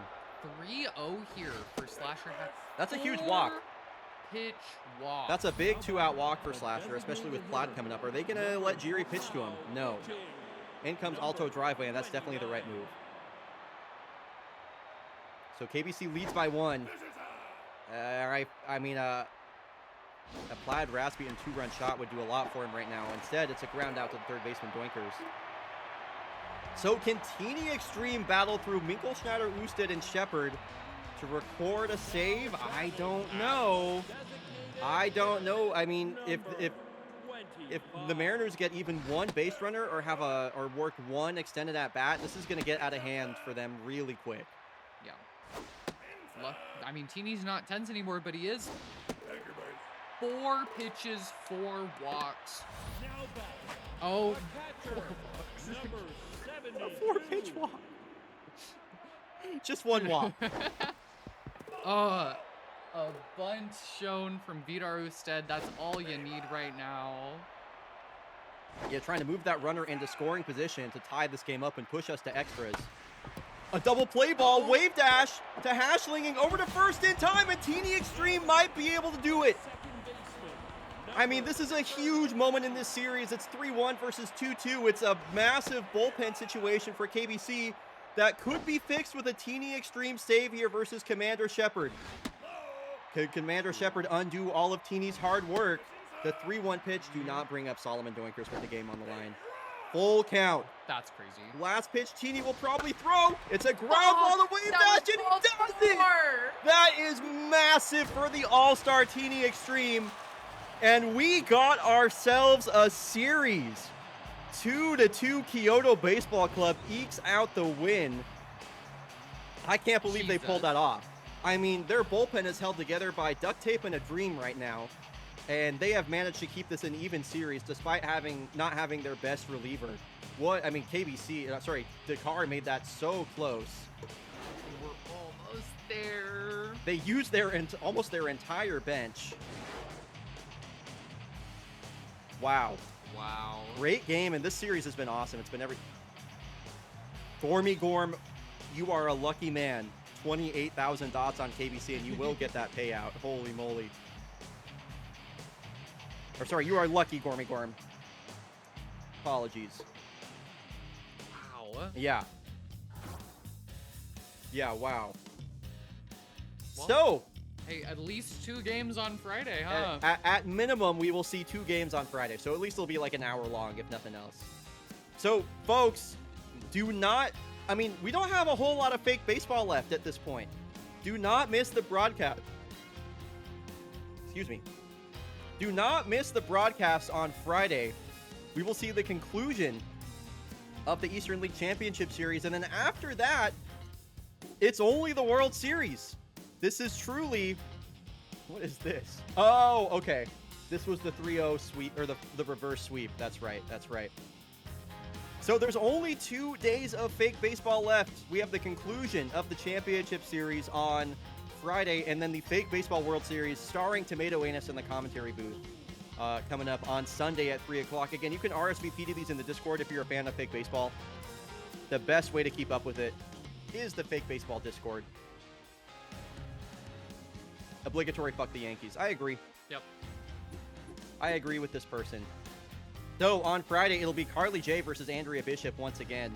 Sapphire. That's scary. What are your thoughts going into? I mean, I don't know. How are you doing after now that it's all said and done for at least today's broadcast? Oh, today's games were. I mean, some of today's games were really amazing. Some of them. It's true. It's true. I think it was just really disappointing from the Voyagers getting swept for the 2nd time in 2 seasons in the conference finals. And so, yeah, they were so close in games 1 through 3. So that was just kind of upsetting. This is a very big momentum sweep as well for KBC. Winning that game, I think, is going to give them an edge going into the next game, which is against Andrea Bishop, who has not been pitching well this postseason. No, they put It up is 11. bad. They put up 10 runs on Andrea Bishop in the first. Yeah, like last time KBC saw Andrea Bishop, they put up 10 runs in the first inning. Yep. I can totally see this going the distance. KBC wins game 5, then Dakota Para comes back and is Dakota Para again. Yep. Mariners win game 6, game 7. You know, I think that could be the be the path right there. And I would love. We haven't seen a single game 7 yet, so I would really like to see a game 7 in the Eastern League Championship Series. Yes. Granted, it does kind of feel like who's going to go lose to the Kodiaks in the World Series, but you never know. You never know. You never know, especially with a team like the Mariners that's kind of defied all odds. A team like KBC that had a 4-0 sweep of a team that I thought was going to trounce them. I'm predicting KBC in 7. I guess, yeah, we will just have to find out when we are back on Friday. That's going to do it from Sap and I. Hope y'all enjoyed this little surprise commentary gig that we put together. So thanks everybody for watching. Do not miss Friday for the conclusion of the Eastern League Championship Series. And then, of course, the World Series on Sunday. Any final words from you, Sap? Fish on, fuck the club. All right. Bye, everybody. Love you so much. Thank you all for being here and continuing to support Fake Baseball. Kind of through everything. Bye, folks.